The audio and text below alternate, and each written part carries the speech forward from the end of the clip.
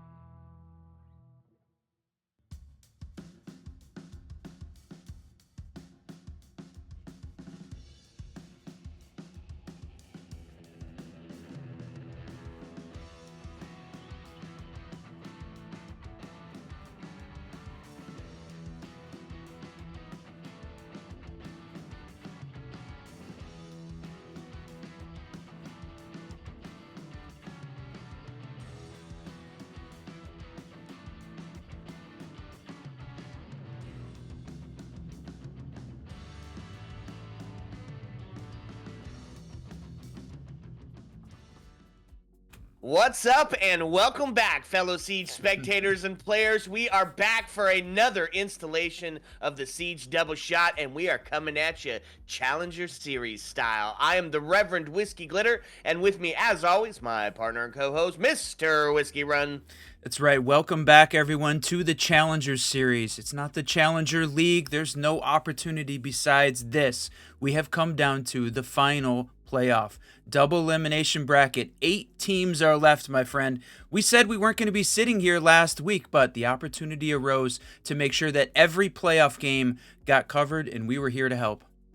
We are so grateful for the opportunity to bring you some more Challenger Series. So thank you to everybody that made that happen and allowed us to bring you guys some more Siege, baby. Let's take a look at that bracket run. You said it. Only 8 teams left in the path to pro, the gateway to greatness, my friend. And we're going to cover 2 of them today. That's right. 2 of the quarterfinals, really all of the quarterfinal games happening today. We're starting off with Revelations versus Flowstate, 2 teams that we have seen on our stream, and on the mainstream, but never together so far. These 2 teams have not played, so this is going to be an epic match. We got to watch Flowstate win versus Turtle Tactics on their way to the playoffs. Revelations, though, we didn't get to see them on our stream at all, so this is going to be a great one.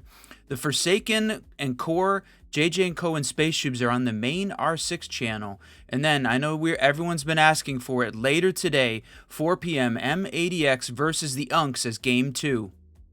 Man, there is so many names in this list of 8 teams going forward, Run, that we just know and love and have had on this channel so many different times. Like, it's really cool to watch all of our friends making their bid to that pro league spot, man. Got to get through today, though. You said it, first game of the day, Revelations versus Flowstate. Let's take a look at those rosters. That's right, and for sure, Revelations is a team that we have seen this combination of this exact roster, maybe not on the Siege Double Shot, but I mean, going all the way back to Outlast Classic Series Season 2, we saw quite a few of these players. This has turned out to be a very good combination. Mr. B, Asian, Kiro Recited, and Mike W. What a stack. They've made it this far, the quarterfinals, into the top 8. Yep, and then on the other side of it, Zim, Glowmoji, Jabates, Center, and Zach Killa. A couple of names that have been featured on the Siege Double Shot a couple of times. They're going to be representing Flowstate in this best of 3. But, you know, Run, we talk about it all the time. We got to find out, where in the world are we going? Where's the battle going to happen? Let's take a look at the bands real quick. That's right. It is a best of 3, no best of 1s, even though most of the games we've taken to get to this point, best of 1s. Finally, we're in a best of 3. And it's to me, very interesting lineup. To have Consulate Lair go down early, the 2 really the newest maps, plus Nighthaven there in the top 4. This is a group that wants to go back to the classics. And starting off on one of my personal favorite maps, I love that we're going to Bank to start.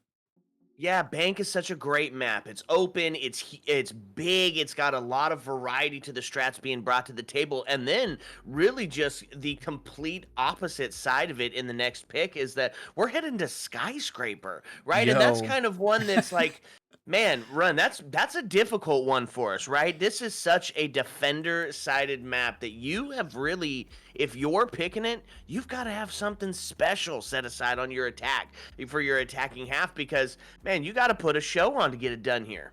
We went back and looked at the stats. I know we were prepping for this game yesterday, trying to just take a look. When we take a look at Skyscraper into the Challenger Series playoffs, the team that has picked it has not won it, I don't think, one time. Because when you pick it, you're allowing your opponent to start on defense, and the team that starts on defense so far appears to have been undefeated in Challenger Series. So I think this is a dangerous pick for Flowstate. They may love this map. They may have the strats, but even if you're a team that can win a few on attack, starting on defense is just way too powerful, and gaining that momentum appears to be the Achilles heel. We've talked about it. It's one of the reasons I love M80X is they always ban this map because it's so one-sided.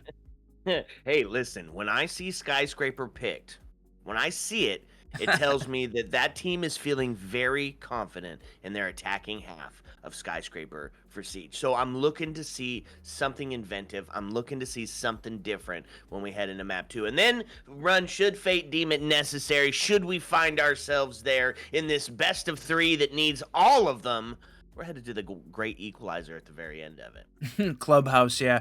I really think that this is a map pool that favors Revelations. Absolutely. I think Flow State is going to have some trouble with the maps that they've got on the table. They're going to have to be an absolutely undenied perfect team here on Skyscraper to even get to that Clubhouse, unless they can put up a hell of a showing on Bank to start us off. Well, and that could be the case here, right? You see Bank on the board, such a huge map. You follow it up with a teeny tiny one. We'll see how it goes. How we feeling, Run? Are we close? Are we good? Are we in? Are we ready? Is it time?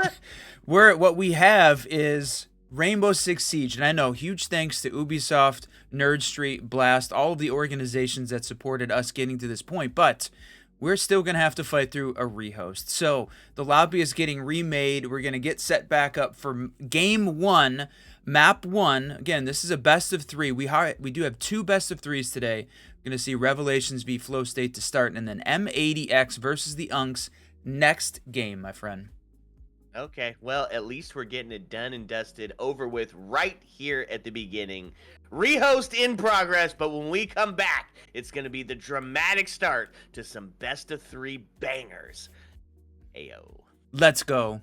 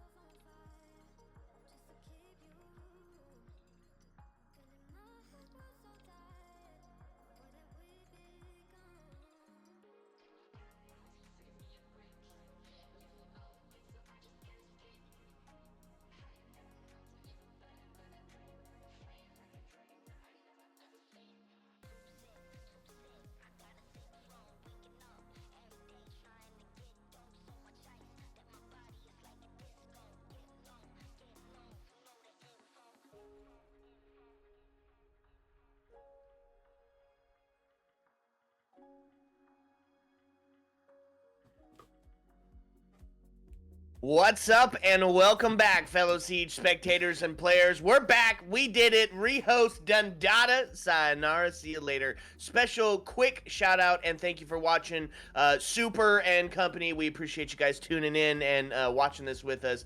Fet, Dapper, your stream, love it. Thank you so much for being here with us. We got some good Siege coming your way today. 2 best of 3s. Starting us out with Revelations versus Flowstate, and then on to game number 2 around 4 p.m.-ish. We'll be seeing M80X taking on the Unks, and that is going to be a spectacular game. This first one, though, promises to be a banger. Huge map followed up with something very close. What are you thinking, Whiskey? Yeah, I'm gonna flash the bracket real quick on stream just because if you were joining us, didn't get a chance to see it earlier. Here it is. We've got the 8 teams left in the playoffs. These are it. The final 8. Only one of these teams will qualify to the Pro League. Come down to that. So you said it. Revelations Flowstate here on the Siege Double Shot. Our second game, M80X versus the Unks. So that game is coming up. The next game, before we finish the day, we will see one of those 2 teams move on to the semifinals. The semifinal game's taking place tomorrow. So all of the quarterfinals today, semifinals tomorrow, both here on the Siege Double Shot and on the R6 channel.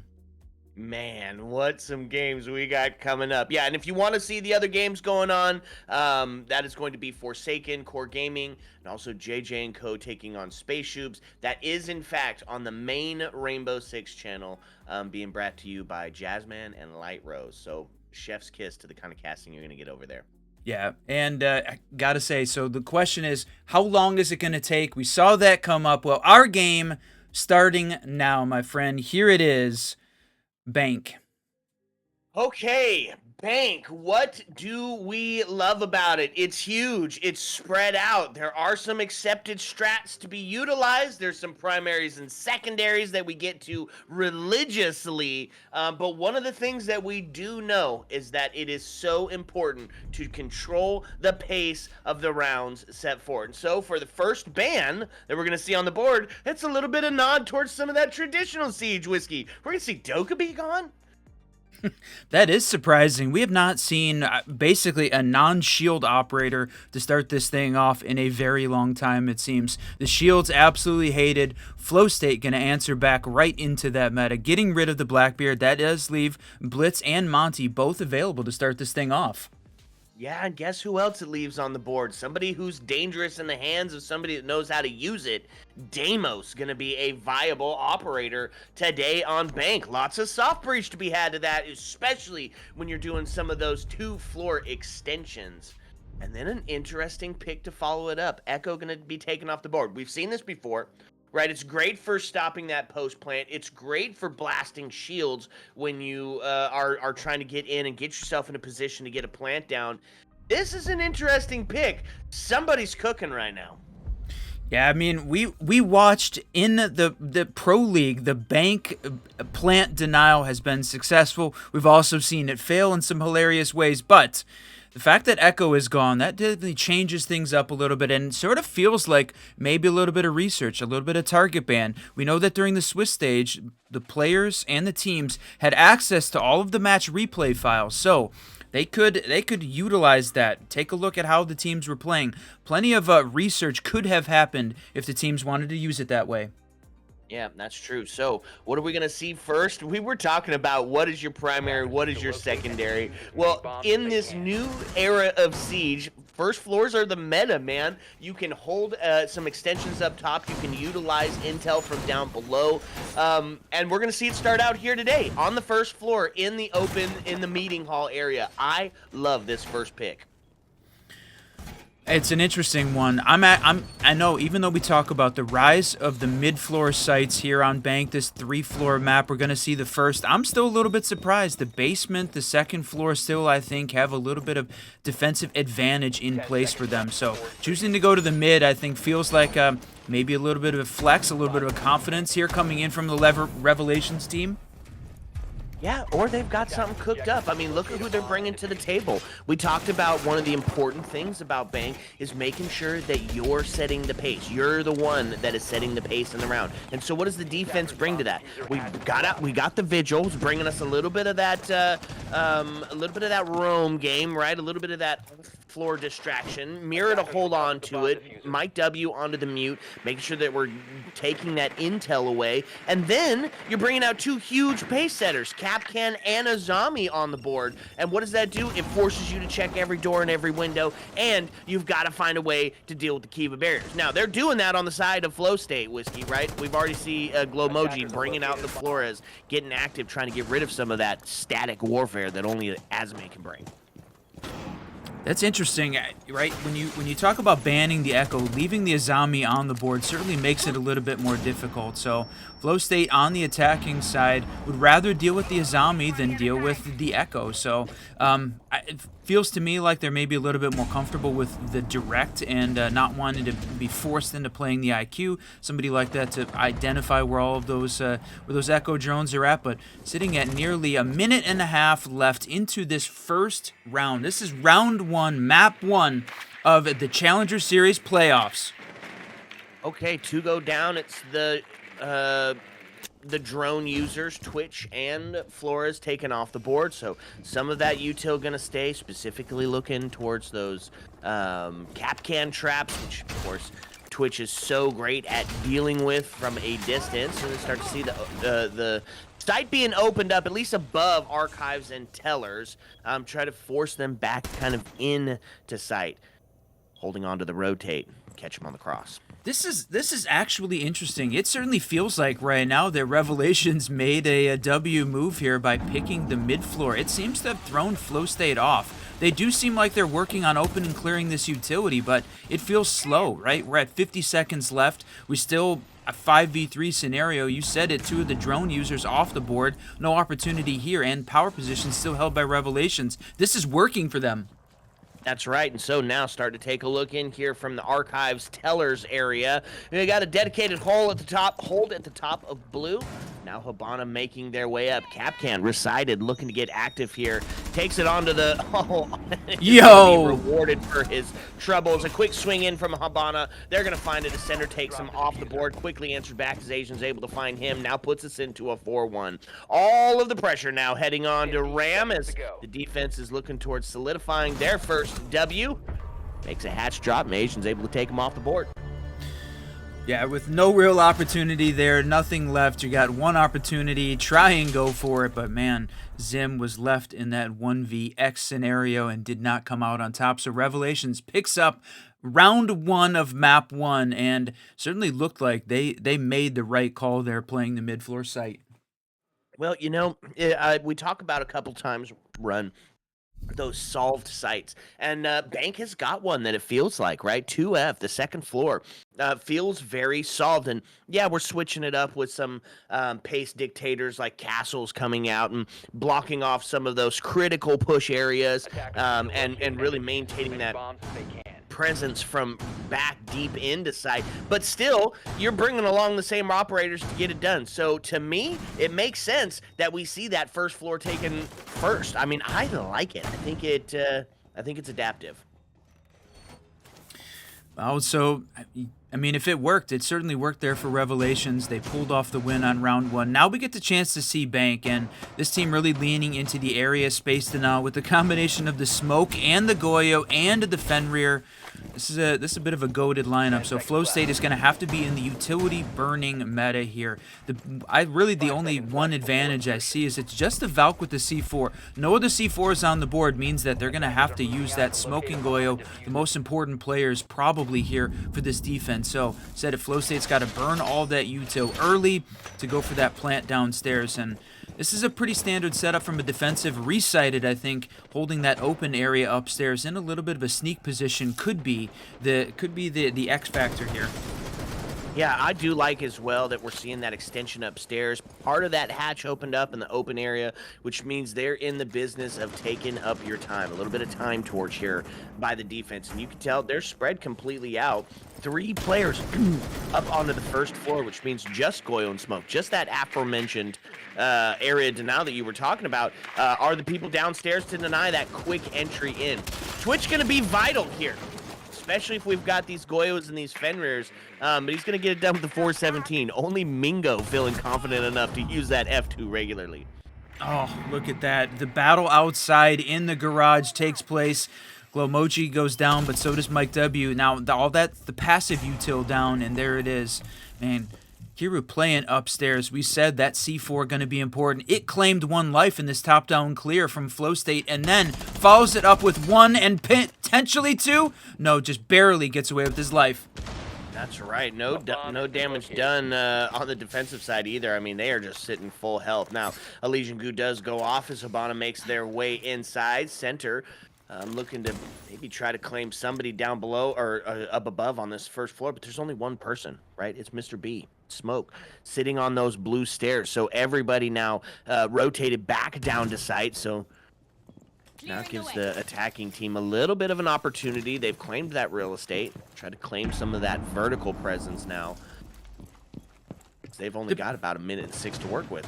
This is the second round in a row, the second of all of the rounds they've played. Flowstate on the back foot here from a player perspective. You're in a 4v3. At least this time it's a little bit closer, but gives Revelation certainly a little bit of an advantage that they can just sort of hang back, take some shots. Boy, how does he survive this battle in the garage? Finally goes down. I was going to say, the answer is he doesn't. He goes down in a hail of bullets, which is just going to leave us into a 2v3. Now, they do take one, right? And so it is closer to seeing this man advantage equalized, but does find himself on they do find themselves with a bit of an uphill battle. They've claimed that first floor real estate. Now they got to try to push some of these players out of those critical push point positions. A quick rotate upstairs. Has seen maybe some action to come here onto the first. Smokes go out from the Capitouts. They're looking to get themselves a bit of a drop, and there it is. Hibana's holding onto it, and then it's a cheeky little angle, but he's going to be dealt with. This resided takes Jabates off the board. They're able to take him right as the plant goes down, and it's down. Easy situation. Well, we said at the beginning that Resighted was going to potentially be that X factor here. I wasn't expecting it downstairs direct with the... Is that with the Bailiff as well? No, he was playing Legion. But the fact that he was down, getting that fight in place, it was the C4 coming out early from Kiru that gave them the advantage, and Revelations just rode that all the way to the end, didn't give up any real estate. Even though they did get the plant down, it was a little bit rushed and certainly not with the cover they needed. So Flowstate goes down 2. It is a little bit of a defensive-sided map. We're early. If you just joined us, this is the beginning, the very beginning of this Challenger Series playoffs. Map 1, Round 3. Yeah, so 2 up, 2 down. Is going to see it. We're going to go up to the second floor for round number 3. And you're right, Resighted, he's been around the community in some of those X-Factor positions. I believe he won that 2v2 Skyline tournament 2 times in a row, back-to-back winner. So he's got some fun titles to his name, and he's proven that he has got that potential to just absolutely pop off. There's a bunch of people on both sides of this roster that can get that done. I mean, that's the great part about it. We're in NAT2. This is the Challenger Series. We've come down to the top 8, the best teams that are trying to find their way into Pro League. For sure, it's going to be names that you know, and ex-pros as well on both sides of this. So looking to see who's it going to be in this case. The thing that we've seen Flowstate from an attacking perspective, they handled most of these rounds top-down clear. That was a little bit of taking advantage of with that C4 from earlier, but this time it's going to be more direct because they certainly seem to favor that style of attack here on Bank. How's it going to manage? Maybe a little bit of window repel. See if Revelation's going to answer back with some of that in the ATM lobby area. Yeah, maybe a little window repel. Yeah, we might see that on the second floor as they attack Bank. Man, well, it seems to be the play that needs to happen. They're going to send in those Flores drones, Whiskey, and start to try to deal with those Kiva Bears and that castle. We talked about him being really instrumental in setting up inside of sight and making sure that you can't just get yourself an easy kill from the window or from that skylight area. Look at that, Mike W takes one with the long angle. It's the DMR. He's able to find that, and that's going to be the main advantage over to Revelation. They claim it early. Bates goes real low health as well, and then it's going to be Zakula taken off the board. So now we're putting ourselves into a 5v3 and a very low health situation on the side of Zofia. Boy, once again, we're in a man down or two man down situation here for Flow State. They're playing on the back foot this entire game to start off with. They're on the attacking side, maybe a little bit more difficult, but I love this Aruni play that Revelations brought out upstairs. This rotate to the top of E3, but then also using the DMR and then opening up those head holes all the way to top square. I love that lineup. Aruni the best to try and hold down this scenario and taking a shot, but loses the battle to glow emoji from a distance. That's right. Recited does find one, however, so does turn us into a 4v2. Those window repels you talked about being so devastating here up onto the second floor, being utilized by the attack, hoping to catch somebody rotating back. Now, a little bit of sound cues. The barbed wire is going to go off, and there's going to be Kira getting taken down, and so that's a little bit closer, except for Recited on the triple kill. They're going to be able to pick Kira back up, and now Jabates finds themselves in a tough uphill climb. 4v1 with 46 seconds left, and they've got a good idea where he's sitting at. Boy, Recited is on fire, 6-1 here to start this thing off. He's finally going to get taken down by Jabates, but the damage has been done in a 1v3 scenario. 30 seconds left, not a lot of options, and Asian is going to be the one to finally finish him off. And what a tight peek here, holding the chassis. Man, that is a great angle. Man, write that one down for the ranked book run. We just get a Kiba Bear, stick it right out in front, and then find the pixel. Seems like a good pro strat. I'm willing to put it in. Damn. Well, Revelations, that's the complete round rotate done. They found one on all of the major sites, and they get to start back on Staff Open. We wondered about whether or not this was a good pick, and it certainly seemed like it threw Flow State off from the beginning. I mean, literally disrupting this flow as they tried to find anything they can do to get a win, and right now, nothing coming up. Well, you know, that's the good part about the first round rotate being over. Now they know what they're looking at for each side. Now they've got a little bit of idea of what they're going to bring to the table. And as far as the defense goes, as far as Revelations, they're just going to run it back. They're just going to do the same thing they did last time. Capcan back on the board, Asian back onto the Azami to really dig in on that B site area, maybe up in stock as well, put some real pressure up top, and then you've got the Mira being brought out. You're denying the intel with Mute and Vigil on that roam game. This worked very well the first time we saw it. What's the adaptation here by the attack? We're going to bring out a little bit of that Chaos Agent run. Ying's on the board. And even though we were seeing Ying banned out like almost every attacking game played during the year 9 at the end of the seasons, right? There was a lot of Ying bans happening because she was such a menace before the shield nerf or buff came into play. Then that really changed up the attacking bans and left her, but teams really didn't start to adapt to bring her in, and you said it. The Chaos Agent, though, this is the right time to make that switch. Try something to disrupt this team, because so far, nothing they've got is working. And I think this is a good adaptation here from Revelation at recognizing Flow State was all about the top-down clear. Mr. B gonna run the Mira upstairs to deny that directly. Man, I'm a big fan of that. Huge extension up top, and there it is. Recided's going to take Jabates off the board. A quick answer back, though. Recided and Asian go down, and so for the first time here, that's huge. Playing that main advantage. Finally, we see them pick up a little bit of a boost here early. They're going to be able to fight more than 2 minutes into the round with a man advantage. Boy, Flow State finally making the adaptation and getting a couple easy or early picks.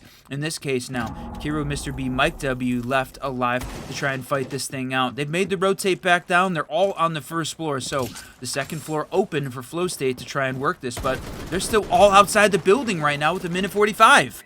Well, that's plenty of time, Whiskey. Here's the thing. We've got some time torch in the hands of the defense. Yes, they've rotated back down. They've given up that vertical. They've got a ton of C4s in their hands.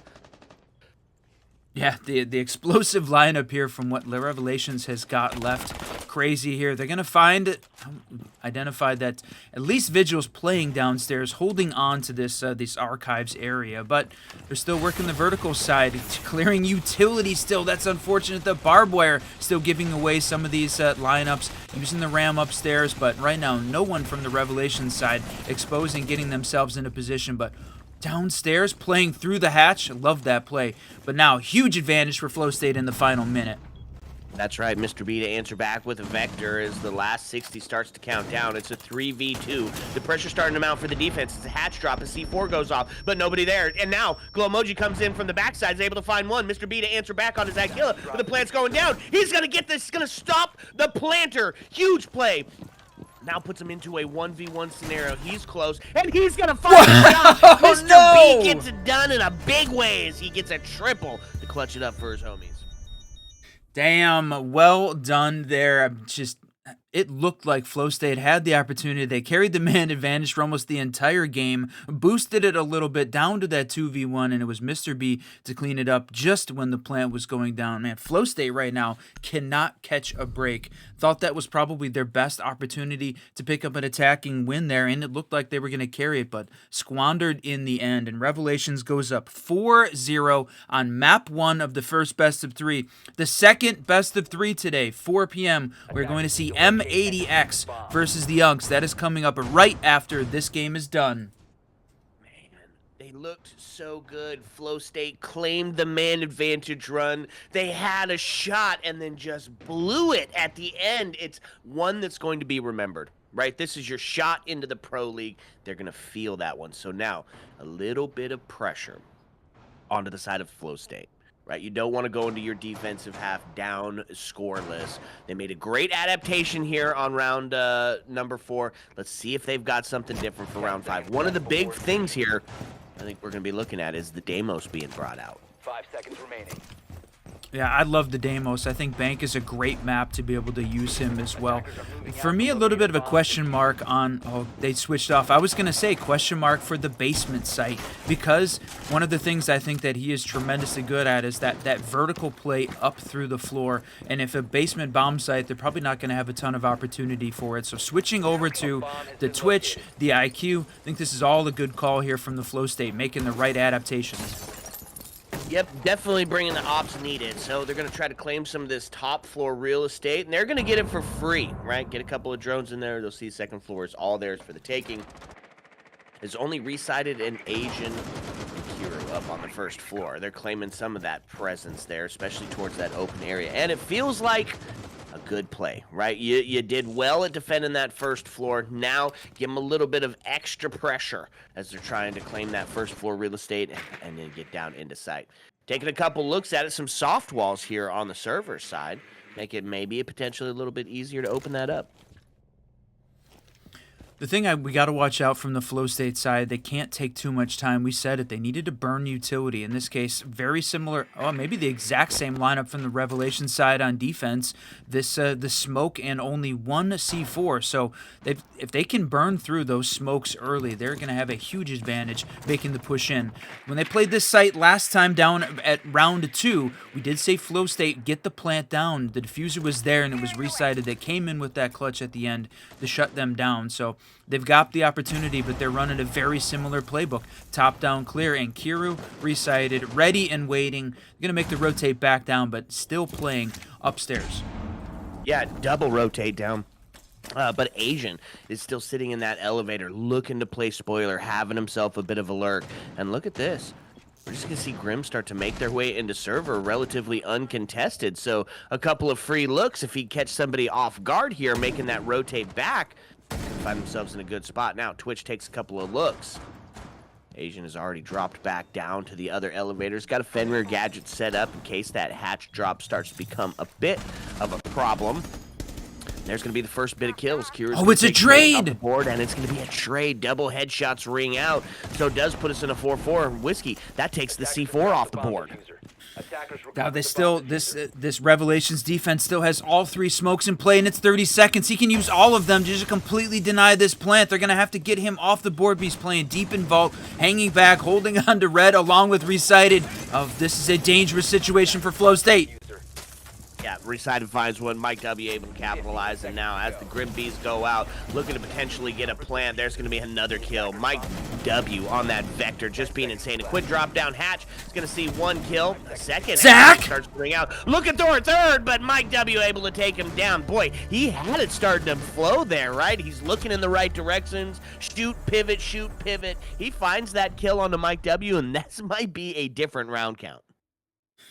He did not have enough time, though, really to make that dangerous. That one was very close at the end, and Flow State looking like they were close, but relying on individual heroics at the end. We see that sometimes it can be successful. Most of the time is not going to work, and does not work there on round 5. Revelations comes up with a victory and a 5-0 start for this team. Man, Flow State, they have got to change up something at this point, and going to the 2F again takes away this top-down clear that they have been really focused on. So the direct play. Now this time maybe we see the Deimos come out, Jabate's showing the Nook. I think those are two great potential picks here.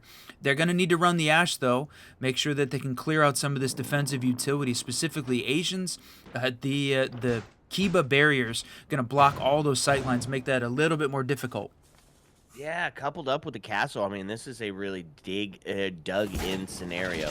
But I like the Jabate's call. I like the Nook play, right? We've seen the King bring this out several times as he'll head in from that garage area, take a quick peek up Marble, capitalize on that first kill, claim a man advantage. So we'll see if that's going to be the case here for Flow State, as they're looking to at least catch one. They need one going into the other side of it. Now, the thing is, though, we've got Skyscraper after this.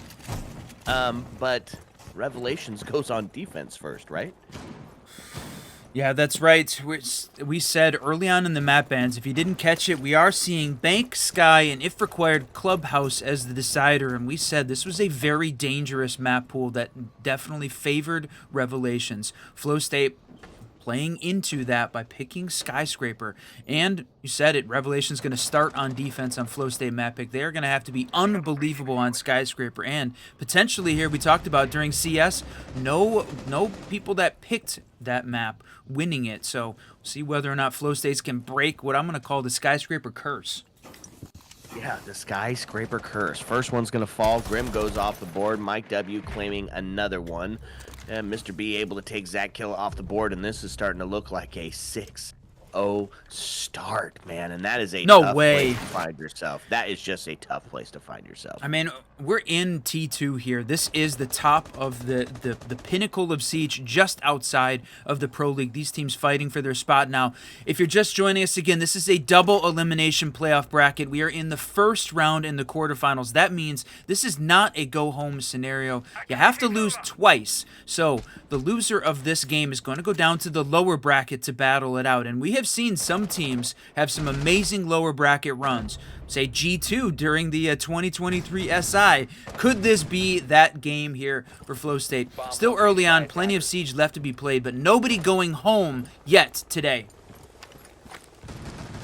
There has been quite a few of those, hasn't there? Lower bracket runs into major wins. I'd be interested to see what that number actually was.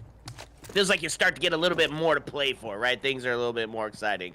4v2. Speaking of exciting, this attack team's got something to try to work out here. Throws in a quick nade, is going to force some movement off that stock, and now Center are going to find their first bit of damage as they're reduced to really low HP. Trying to make a push up here, but it got to deal with the double contest from the stock area. Mike W able to take one down, which means Glowmoji going to be the last alive to try to bring it back for their team, and it's already going to be resided, taking the swing, and that is a 6-0 start. Revelations just showing up in a huge way on Bank defense.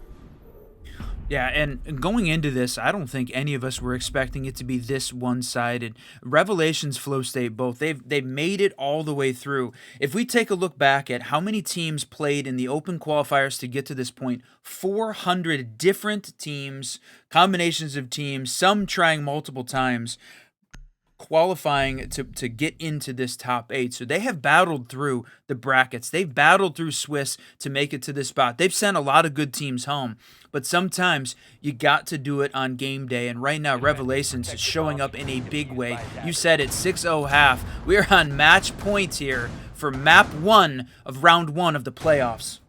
I think it started with a mentality thing, right? We talked about it very early on, Whiskey, is that they were playing, they had the confidence to take that mid-floor play to start us out, and they just cooked ever since, right? They just kept the pedal to the metal. 6-0 on their map pick. Man, confidence is at an all-time high. Yeah, and You know, the question's coming out. How close has this been in a 6-0? Has it been an absolute, just wiping of the opposing team?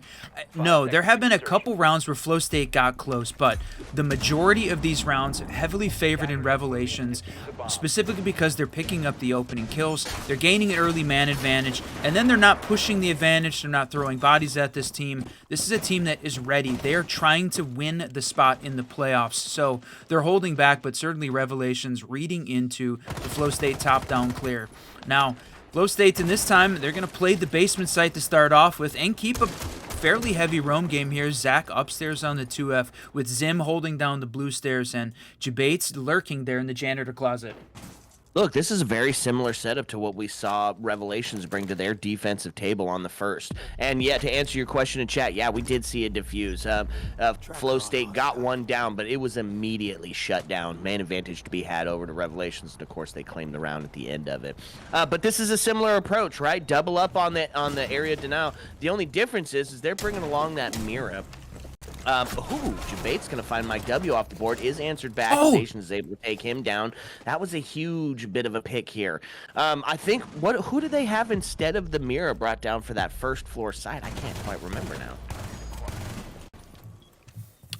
Playing the Azami as the alternative, even when they didn't have... it was Valkyrie. It was Valkyrie. Yep. Man, I thought upstairs we were gonna see Asian and the Deimos go down because Jabates was lurking there in the janitor, but he goes and he takes down Mike W with the buck, gives his position away. Asian answers back quickly and cleanly. I don't know whether or not that's a significant trade there from the Flow State side. You know Mike W sitting at 7-4-4, losing the buck, losing that piece of the vertical, but Deimos can do some of that as well, and gonna identify where these lurkers are at. He still has got one drone left alive. Minute 12 here, plenty of time for the attacking team, and once again, Revelations in a man advantage situation. Not huge, 4v3, lots of defensive assets still in play. Center still has 2 of those smoke canisters and plenty of Kibas on Zim. That's right, and so now they're starting to put some pressure on from the server side. Some of those gridlock tracks go out, so they're going to take a couple of shots, and there's a Goyo that goes down. So still going to have a little bit of time, but the pressure really going to start to mount here for this attacking team if they want to seal it up in that 7-0. Got a bit of a lurk sitting into the garage. This could be that impact play if he's gone unnoticed. He is not. They find him out, they seek him, they take a couple of shots towards the column, towards the pillar. They've got a bit of a pinch here. Still holding on to 2 of those smoke canisters. Still got a C4 in the hands of Glowmoji. So with 20 seconds left, Whiskey, this is feeling like this could potentially be a good round here for Flow State to start to bring it back. And there it is. Asian gets taken off the board.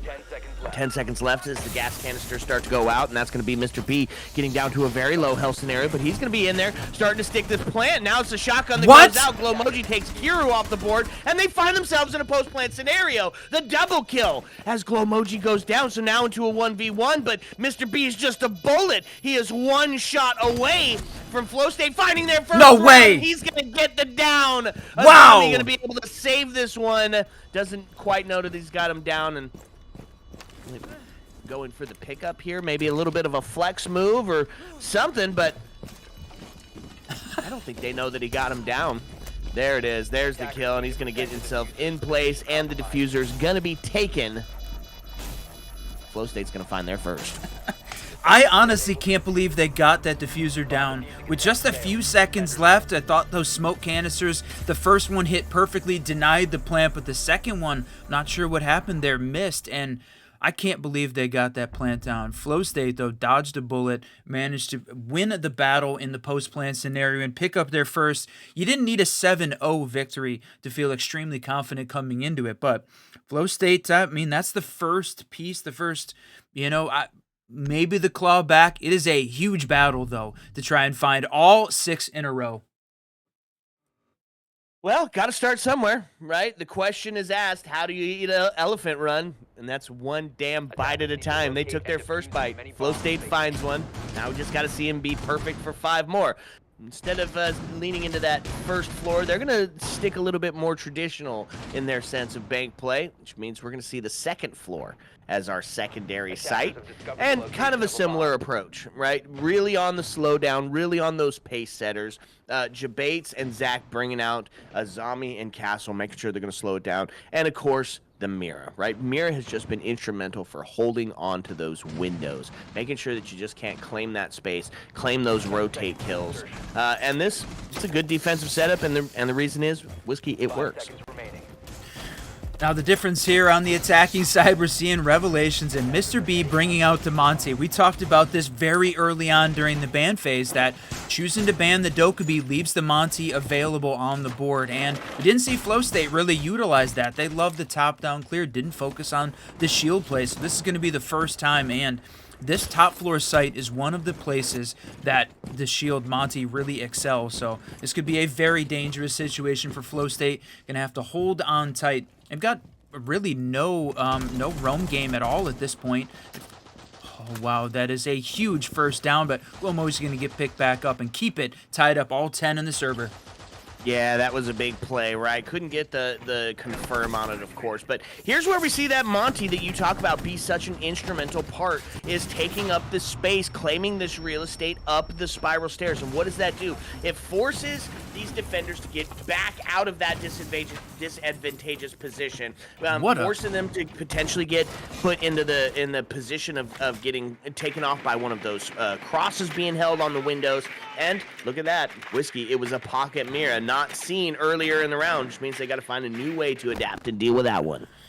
The pocket mirror, but they have nobody E3, nobody to try and sort of block the Monty push up those stairs. That feels like a little bit of a dangerous situation. They're going to have Kira and the Buck come in and put some pressure on that big desk player. So, man, there the mirror goes down as well. This is sort of falling apart right now, it feels like, from the defensive side. Revelations has got all of the assets in play. It's still stacked 5 apiece, but right now it feels like they've got a little bit of an advantage going in here to this final minute 20. All 10 left alive. This has got to be the most we've seen here. Yeah, and as you said, you're going to cast a curse one off the board. Kira's going to find center. That's going to be the smokes taken down, and that's a huge play because Monty's going to be allowed to roam free now as they start to make the push up. There's going to be Mike W finding one off the board. Puts us into a 5v3. 5v2 is Mike W's good for 2. Glowmoji goes down with a well-placed headshot. So now Monty putting the pressure on in the Trump area as they're really starting to force them back. Not much that Jabates is going to be able to do as they start collapsing onto these defenders. That's going to be a flawless round. A 7-1 game. Revelations just looking absolutely dominant here as they in this first bit of the best of threes. Wow, that's it, my friend. You said it. 7-1 victory. Flawless to end it, with Recited coming in at 12-5-1. A hell of a game from him, and Flowstate was really just disrupted that entire game, struggled to get anything going, nothing on their attacking side, and then defense only small signs of life before finally going Revelations' way. That was map 1 here in the playoffs, the very first round. The top 8 teams are left. We've got maybe one more map here, and then M80X taking on the Unks in game 2 immediately following this one. Yeah, coming up, it's a little worrisome, Run. It's a little worrisome, right? Yes, it is. You have to be perfect on your Skyscraper attack, and they did not look perfect right now. And just for some clarification in the chat, yes, GM does mean grandma. That's what they're saying when they're in the chat. They're saying grandma. So there you go. Thank you, John T, for helping. Good match indeed. Okay, folks, we're going to get the next map set up. It's a doozy. It's Skyscraper. It is going to be dramatic and potentially the end of this one if Flowstate can't find a way to get it done. So sit back and relax, because when we come back, we're bringing you the second map. Ayo. Let's go.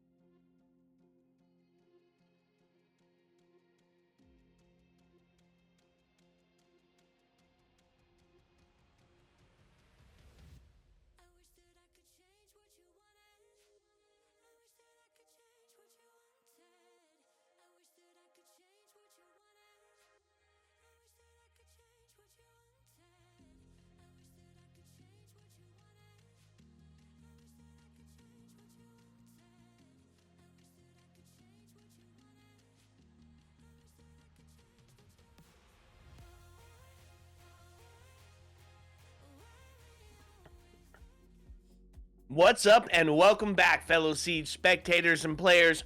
We are back for map number 2 in this first best of 3. The second one, taking part directly after this, is going to be M80X taking on the Unks. 2 stellar games, Whiskey, coming at you right now. Flowstate, they have got to work uphill as they battle through Skyscraper. That's right. And Skyscraper, my friend, starting now. It is time. We are into map 2. Now, if you're just joining us, welcome everyone to the NA Challenger Series. We are down to the final 8 in the playoffs. We said it going in. Revelations v Flowstate here, the first game. Now, I know there was a lot of questions about which games were going to be streamed, who was going to be on the mainstream covering 2 of those quarterfinal games. The other 2 here on the Siege Double Shot. Glad that we could bring that coverage to you. Big thanks to Ubisoft and Nerd Street for allowing us to do that and make sure that all of the games here in the playoffs are covered. So, Revelations Flowstate getting into this one. Man, big win by Revelations on Bank to start this thing off. Flowstate on the bit of a back foot going into their map pick of Skyscraper. Okay, so Dokkaebi yet again going to be that first one taken off the board. Why is this an important pick? Well, because she is so great at sussing out that roam game. She comes with the DMR. You can steal the intel. Getting any of the cams that are up, bulletproofs, defaults, Valk cams, Mozzie cams, anything that is taking a look is disrupted when Dokkaebi's on the board. So, again, going to be taken down. Now, here's the other part of it. We saw Monty being utilized. This time, Flowstate going to take him off the board. Shields are huge for that black stair area, right? Especially getting started is able to take up a ton of free real estate and then catch people out on the cross. Followed up with the zombie and Cade. It's not a bad lineup here. All right, my friend. Yeah, interesting picks and very similar lineup. So instead of the Monty, we're seeing, or instead of the Blackbeard from last game, the Monty instead of the Echo. Probably a better pick, I think, for this map, having the Azami off the board. I don't think Echo played nearly as often. And interestingly, I don't know that Echo would have been a huge part of the way that Bank played out, but we didn't get a chance to see it, so now, Flowstate, all of the pressure is on this team. It is your map pick, Skyscraper, starting on attack, and you are now down 1 map to 0 in the best of 3. This team is going to have to come out absolutely swinging. That's right, Whiskey. And did you get that prediction, too? Make sure that everybody got paid out their points, and we got the next one set up. I know they're saying something about it in the chat. Make sure we get them taken care of. So, let's talk about it. On the defense, Revelations, they had a great run on the last map. Allowed to play defense for the first part of it. It was a 6-0 half, a tough place to find yourself. Now they get to do it on Skyscraper as well, and they're going to honestly lean into some of that same mentality, right? You're bringing out the smoke canisters. You've got the area denial of Goyo. You've got the intel being brought along in the hands of Valkyrie. The only kind of real big adaptation here is that we're going to be trying to keep some of those walls closed where that wasn't such a huge focus during that first bit of play. I can't believe that Zim goes down early again, and the Observer just going in, showing us out on... Boy, the Shrine window, losing that battle early, that is huge. We said they needed to come out swinging. Losing bodies, certainly not the way. And right now, Kira just playing downstairs, being a bit of a menace, and Flowstate trying to identify, search him out, clear downstairs in the basement. Yeah, they brought along the Ace. Yeah, they brought along the Blackbeard. But right now, they don't have anybody really dedicated to help with roam clear. And Skyscraper is a bit of a small map, but one of those lurks could come in and just devastate this team. That's right, and there's going to be the first one taken off the board. Valkyrie going to be relegated to their camps, and that's a huge first pick. Not only do you claim the man advantage, but you take an important C4 off the board. So, well, yeah, I guess you don't claim the man advantage. You claim the equalizer. Now you claim the man advantage. There it is. Take Mike W off the board. And that's huge. Mike W, a huge number of kills and assists in that previous map. And holy cow, we said Flowstate needed to come out swinging. They freaking pull it off on round 1. Well, that's the thing about picking Skyscraper. There's 2 things about it. One, it's a defensive-sided map. Two, if you pick it, you're going to have to attack first. So if you're picking Skyscraper, you got to know that you have got a fantastic attack set up. They've already hit their quota on round number 1. Flowstate has already done what seems like it is impossible and find an attacking win on Skyscraper. Oh, that is absolutely wild. All right, I'm going to have to close up the predictions at this point because anybody's going to change their vote here into Flowstate. You've got another 30 seconds, my friends, to try and get that vote in. But right now, what a big win for Flowstate to start it off. Now, it is, you said it, the quota done. At this point, Revelations can basically win out defensively and then hand off that defensive side to Flowstate, and hopefully they can carry it through. If we're going to see a map 3, that's the way it has to play out. Flowstate must win here on Skyscraper to keep their playoff upper bracket hopes alive. Now, this is a double elimination playoff bracket. This is only the first round. The losers bracket, the lower bracket, going to be taking place partially tomorrow and next weekend. So this is not a win or go home scenario. This is a win and stay in the upper bracket scenario. Attacker's objective is to locate a bomb. You don't want to lose anyways, though, right? I mean, this is your chance at Pro League, right? This is your chance to get in and play with the big boys. You want to win this out and prove that you belong here dominantly. So, don't want to have to make that lower bracket run. On the side of the defense here, they're going to basically run it back with a few bit of changes here, a few adaptations. More into the pace setting operators. Still bringing out some of that slowdown. Kiru being on that Fenrir is a huge bit of play here. And Whiskey, you can tell, look at it, they are spread out a little bit farther right now. That's right, a little bit of a spread out approach here from nobody, interestingly enough, from the Flowstate side, they're all outside the building except for Zim has made his way into reception, but from the Revelations side on the defense, not a huge roam game here. Nobody on the first floor to put any kind of pressure on this Flowstate attack.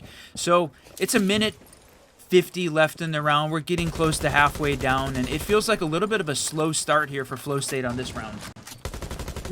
Yeah, one of the things about Skyscrapers, you don't really even need that. You don't really need that roam game when you're playing up on the second floors necessarily, right? If you're able to hold it out. Excuse me, 1 second. Wow, Mr. B taking down the first, and again, Revelations picking up an opening pick. They have been so good at this. That appears right now to be one of the significant advantages that this team has. Flowstate being forced to play in a man-down situation on nearly every round, and so far both of these maps has really put them at a significant disadvantage. That's going to be the thing that they have got to change. Boy, getting an opening pick here and then resighted, shutting down debates, taking another 5v3 scenario, and the number of times we've seen that now between these two teams, too damn high if you're a Flowstate fan. Couple of shots there is going to find recited off the board, which means we're going to get a little bit closer to finding a man advantage equalized here. It is a 4-3 to Revelations, and the smoke canisters start to come out. Still one in their hands to be able to slow them down or stop it. Looking for the C4 play here. Sends one out. Nobody there to really answer, though. Gives the location that somebody's sitting up in Geisha still. They start to put a little bit of the pressure on. Can't quite make their way in here, Run, as they've got it blocked from drum side. They've got it blocked from the stairs, and look at that. What a drop shot! Mr. B off the board, and that's going to turn him into a 3-3, and now into a 3-2. As Zach Hill is able to find Kiru, that's going to make it a little bit more difficult, but with 14 seconds left, they start to get a little bit of damage done. That's going to be the Legion Goose coming out. Blowmoji able to find Asian off the board. They just got to find this kill. They don't have the diffuser in hand, and they do. Center take Mike W down, and that is 2 attacking wins to Flowstate. They have now hit over their quota. They are going to feel real good about going into their attacking half, or their defensive half. Coming back from down 5-3 on top of it, man, Flowstate has absolutely turned it up on this map. There is no way we walked in from a 7-1 victory on Bank to say that Flowstate is going to start off 2-0 on attack on Skyscraper. There was zero conversations happening on our side that said that was the situation we were going to be in. I was honestly worried about the Flowstate mental coming in being down, but their map pick, boy, this is a team extremely confident coming in like that. Even down a 2-man advantage to come back and win. What a hell of a turnaround here for Flowstate, man. They are showing up on map 2. This is why you pick it. This is the exact reason to find yourself up 2 on the attack side of it. This feels real good. Now, the other thing is, Revelations has got a good attack, right? So there's no doubt that they're going to find some sort of win there, but will it be enough? Will Flowstate be able to shut them down enough on their attacking side to get it done? We're going to see the other side now, Exhibition Office being brought out. But here's one of the things about Skyscraper, is you have to claim all of this second floor presence, right? There's that great invisible wall that is the shrine to drum side that you have to make your way past. But it's pivotal. It's one of those critical push points. Hey, Whiskey? That's right, the pivotal push points. And when we talk about pushing in here, center, there's been a lot of discussion about whether or not he was sort of a crutch on shield. It's a favorite criticism or boost here for this man as he plays out the game. Playing the blitz, though, one of the reasons he's on shields often is he's very good at it. Not everyone has got that same level of success running the shield. He's one of them, though, so Revelation is going to have to watch out. Whether or not it's a good pick here, a little bit of a question, but to me, this interesting defensive setup, the main breach basically left wide open, allowing this Flowstate attack to gain some space, but they're taking direct attacks on it, trying to... Oh, boy, the Nomad coming in clutch there, protecting this the blitz push in, and there it is. One! Mike W. Oh. No way, what a shot.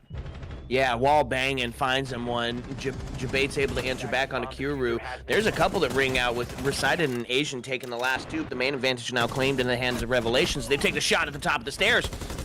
Gets another down onto Zach Killa, puts us into a 2v1 situation as Glow Emoji has to put it on their shoulders. Now starting to make their way into Terrace, but they've got somebody potentially there, and there's going to be the double kills. Mr. B's able to get the confirm.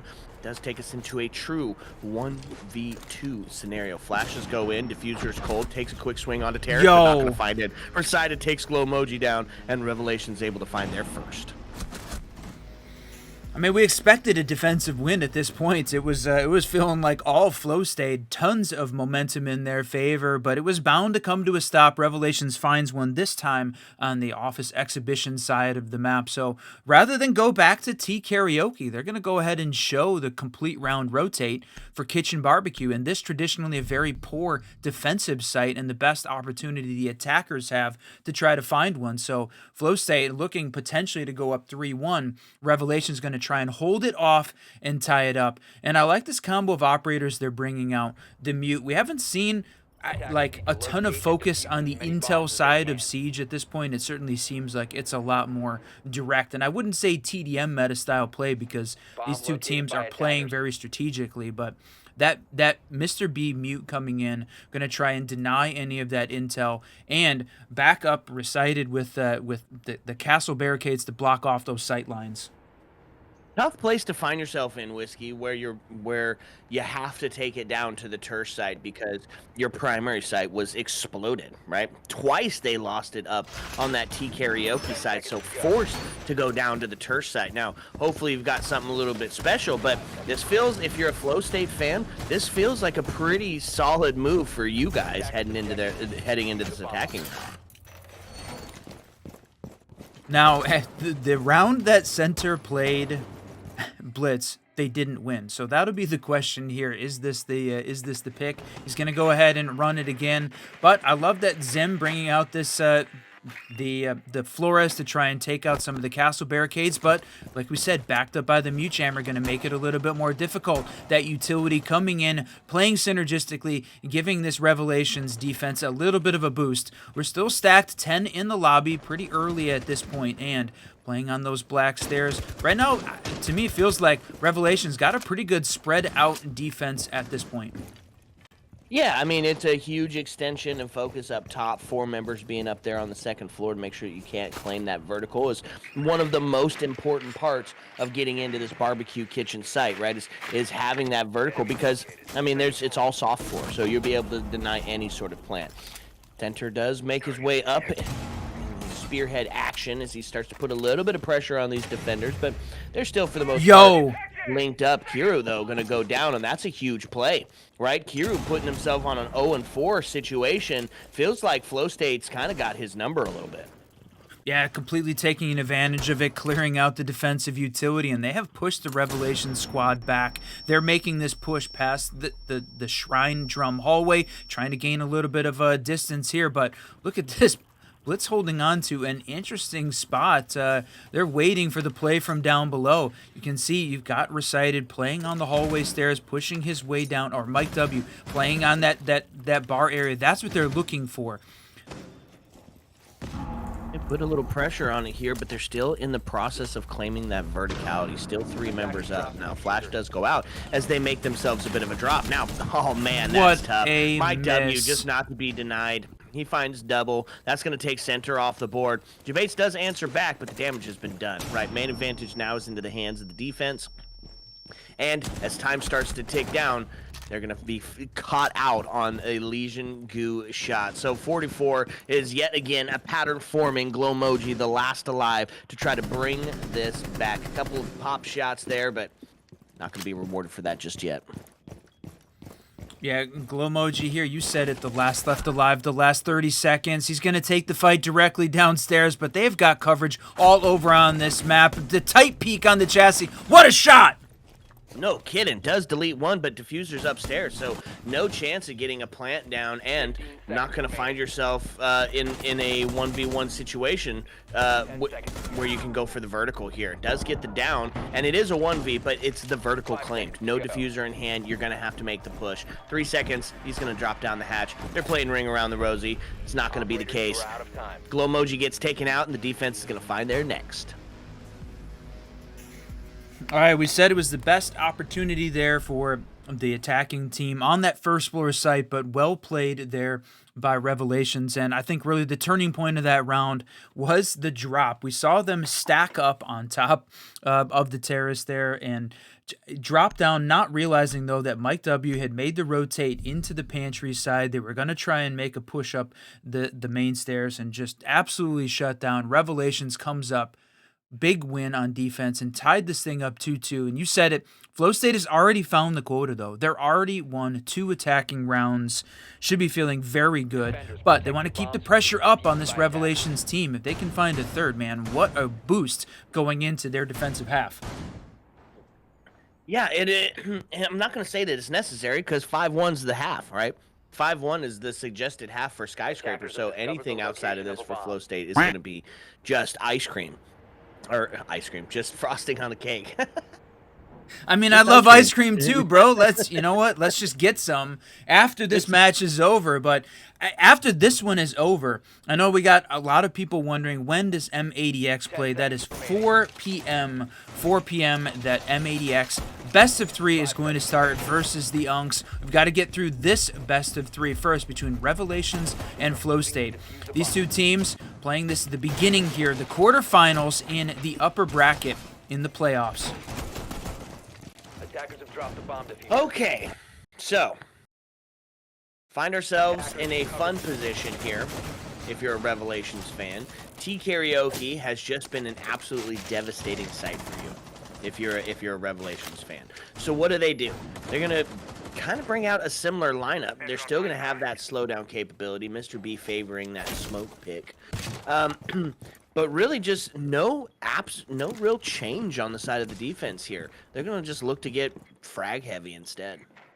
It's interesting that we see Recited and Mike W make that change up as well. Mike W so successful on the Aruni during the bank play, holding some of those long angles. They're going to trade up the roles this time around and have both the smoke and the mute. And interestingly, again, very low on the C4 count from the Revelations side. They're not going to play the vertical. They're going to stay upstairs and try and just directly deny. Generally, I think that's pretty successful from a Skyscraper defense perspective, but this time, so far, it has not worked out in their favor. And they're going to use one more of those Selma charges to open up a walk-in hole onto the Geisha side, and imagine then going to make the push in through Geisha. Yeah, and that's the tough part. You don't want to find... Oh, man, you don't want to find yourself in a vault-in area, but get sandwiched between Asian and Mike W. is going to find Zach Killa's death and a down onto the Twitch as well, which means we're going to put ourselves into a 5v2 scenario, unless they're able to get that confirmation kill as well onto the Twitch. They are. Kier's going to find it, which means, man, real big tough hill to climb if you're a Flowstate fan. not really wanting to just rely on that two scoreline win here on the attack side of it. Now to a 4v1. Glowmoji yet again the last alive. Has to be on pace for the ace to pull this one off. So his flash rings out, takes another couple of shots. Ooh, another little deletion. But Kira able to swing that one back in favor. Man, we have seen Glowmoji hit a couple of beautiful one-taps, a couple beautiful peaks right there across the two maps. He's been in a man-down clutch scenario a couple times now, and it's unfortunate has not been able to come up big. But Skyscraper, that's a tough spot. Trying to play the black stairs, lots of cover, and still plenty of time for the defenders to make rotates, make that a difficult push-up. So Revelation's going to pick up their third defensive win. Now we're on to round 6, the final of the half. Can Flowstate tie this thing up, or are they going to go in 4-2 with a little bit of an advantage? It would be, to me, a little too close to call coming in. And when you are on this map point scenario, Revelations, if they win, they are moving on to the upper bracket semifinals. The loser going to the lower bracket. Man, Run, it feels like not being able to call it. In most situations, 2 on your attacking half feels great, right? It's on Skyscraper. It feels really good. Is it enough, though? Because Revelations has got a great attacking half. So, man, I don't know. It feels like Flowstate might need to take this into a 3-3 if they really want to solidify that third and final map. 5 seconds left.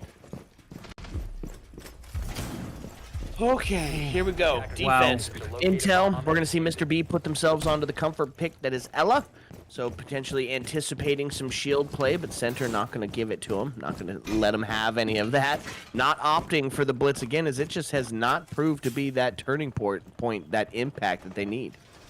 Yeah, even though he is generally considered a tremendous shield player, yeah, you said it's just not working out. I think that's a bit of a factor of Skyscraper, where you're trying to get in the windows, it's difficult to get in the building, difficult to gain space. The shield's sometimes good at that, but it's also a bit of a dangerous proposition when you're having to vault into some areas. And right now, Revelation's doing a great job of having that covered from the defensive perspective. And Flowstate, they have got to get an opening pick, and finally Zach Killa pulls it off. Boy, we have not seen very many opening picks for this team. They've got to ride this wave to another round win if they want to stay alive. Yeah, well, a good way to follow it up. Zach Killa going to find Kira off the board. Decided to answer back onto the debates, but man advantage now is into the hands of Flowstate. That's one of the win conditions we talked about them needing, is to claim another round going into their defensive half, just to really solidify, because Revelations, of course, is going to bring the heat. Zach Killa now down below, looking to claim some verticality up the stairs, maybe put some pressure on anybody trying to make that rotate back. Relatively uncontested, though. Now they're about to take a look towards that repel, the long angle being had by the defense. Time starting to tick down a little bit. You're going to see that battle for the invisible wall starting to ring out as they're putting the pressure onto the Shrine side. If they find this kill, they're going to be locking this one up. I was going to say, all this defense has got to do is hang back a little bit. You can afford to give the Flowstate a little bit of real estate if you keep the Drum Shrine line just locked down. Agent's going to be part of that, taking down Zach, putting us into a 3v3, evened up in this final minute of gameplay. They've got the main breach wide open at this point, so the attackers have got some of these sight lines, but they're all trapped on the other side trying to fight through. Now this time on the Shrine Dragon side. Yeah, and so now into a 3-3, 48 seconds left. It starts to feel very good if you're a defensive fan here, if you're a Revelations fan. Couple of pre-fire shots, but really basically just stuck behind this invisible wall as they try to make the push up towards Shrine. Defense doing a great job of just time torching. Asian able to find Glowmoji off the board, which does put us into a 3-2 scenario now. 25 as it counts down. A quick shot. Oh, what a shot! Going to amount to it for the defense. Couple of pre-fires through towards that terrace area as they're looking at some Shrine play. Not going to happen. Mike W able to claim that, and that's going to be the half, and it's going to sit into the hands of Revelations. A little bit over the quota if you're a Flowstate fan. Right? You see that standard of 5-1 whiskey. They got a shot here. Are they going to be able to pull it off? Oh, man, the question of the day. Again, if you're just joining us, welcome everyone to the NAL Challenger Series playoffs. We are down to the top 8 quarterfinal games. This best of 3 between Revelations and Flowstate, the first game of the day. The second game going to be M80 taking on the Unks. That one's going to start at 4 p.m. The question here is this going to be a 2-0 or a 2-1 victory here in the first best of 3? Revelations is up 1-0 after winning 7-1 in a dominant fashion on Bank. Flowstate looking to shut this down. This is their map pick now. They put up a hell of a good attacking round. Those first 2 attacking wins, round 1 and 2, were dramatic. They were dominant, and Flowstate looked unstoppable at the start. Since then, they've sort of backed off. They have not found the same success. They played a little bit slower. Even though they did get the opening pick once or twice, it is not converted into a round win since those first 2 dominant rounds. They've got their opportunity, though, here on defense now. 4-2 with a little bit of the boost. This is their map pick in a must-win scenario. That's right, and look at this lineup that we're seeing brought out here by Revelations, right? They've got some great util clear as Fuse is being brought on board. They've got the sidelines clear with the Sens being brought out, the Asian onto the Capital, the Glass, and the Intel. This feels like they're potentially going to be going for an execute here, Whiskey. And they were showing that new operator, but unfortunately did not stick that pick. So still having some shield play. It's a little bit of damage done towards Frost as they get out of there, really just getting rid of those Frost gadgets so they're going to be able to jump in, claim some of that space. I love the Fuse pick. I recited 9-4-1, having an unbelievable game here to start off with, running the Fuse with the shield. An interesting pick in this case. The Frost Mat claims one, but holy cow, the action. Wow, no kidding. Bunch of trades ring back and forth, and Mike W and Mr. B able to bring this back into contention for their team here as they've claimed that man advantage, looking towards Geisha, and still got that shield to contend with. So now as it's starting to kind of creep in on them, that's coming from all different sides, and the plant is going down. So really just a bunch of pressure being put onto the players here. The defense. What a miss! No way! Decided off the board. Mr. B answers back, and Mike W able to take Jabates down, and that's going to put us 1 away from the match point scenario. What a huge miss walking into karaoke. The planter on your left. He looks right. Goes for the shots in the corner, but the planter jumps up, takes him down, man. What a huge miss there. That you're going to look back at that VOD and just shake your head. It may not be the turning point in the series. It may not be the turning point even in the game, but boy, that was a pivotal point. And Revelation goes up 5-2 as we head into round 8. Flowstate a bit on the back foot. This is their time to shine. T Karaoke should have been a very dominant round from a defensive side. Yeah, you're right, my friend. That was a tough one if you're a Flowstate fan. That's one you'll look back on saying, if we would have won, you know, man, a big if situation, my friend. A big if situation. So run it back. Flowstate thinking that they've got the play, they've got the key, they've got the answer here for this T Karaoke side, and it's really going to be a lot of similar things. We're going to see that. Area denial in the hands of Smoke. Goyo on the board, really playing into that long distance and hoping they can hold some of those critical push points with the mirror being brought out. Of course, Glowmoji onto that Malusi. Coupled with the Legion, going to really provide some slowdown specifically for this Mr. B, this Blitz, who's going to be getting aggro. And this is what a wild start to this game, man. Flowstate coming out so strong, looking so good, and then struggling a little bit after that point. So 2 minutes now, first 20 seconds down. We're still seeing a little bit of defensive utility, but now this attacking team making their push up, and you said it, Mr. B going to be a bit of the linchpin here, the more direct side. Kira bringing that buck, favoring the buck for sure, and then Asian. We talked about the Deimos being so good at playing the vertical up from below. He's already downstairs in restaurant getting ready to try and make some of this vertical push up, but Jabates going to take him down just as we were talking about him. Caster cursed off the board. Yeah, that's a tough pick too. The Deimos gone. That's a pivotal one. As the attack is making their way up, they've claimed some of that black stair real estate area, but some damage done here.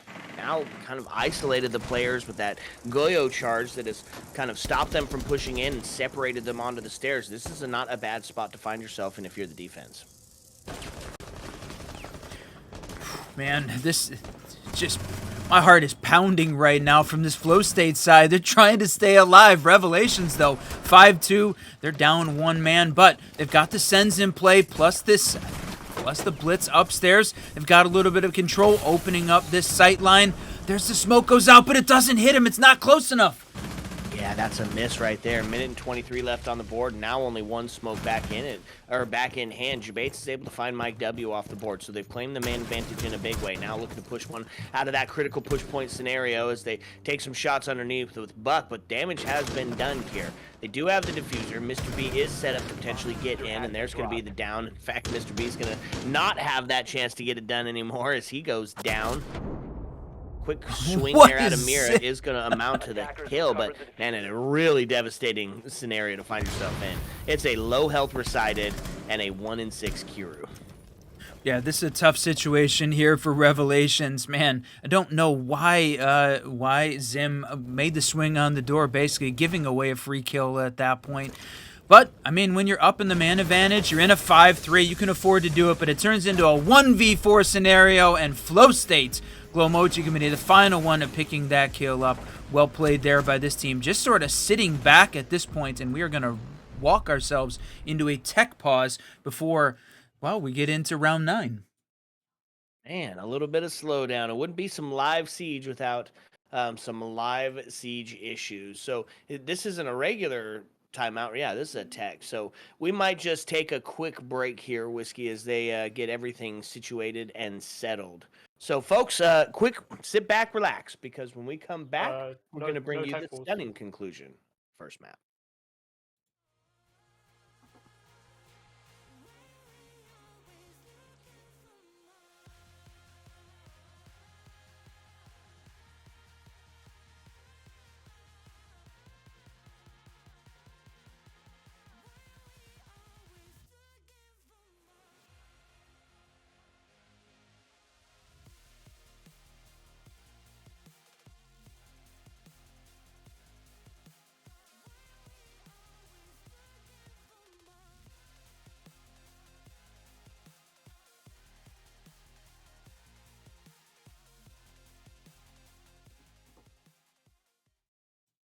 Okay, what's up and welcome back, fellow Siege spectators and players. I guess there's a little bit of a mistake that I'm not sure.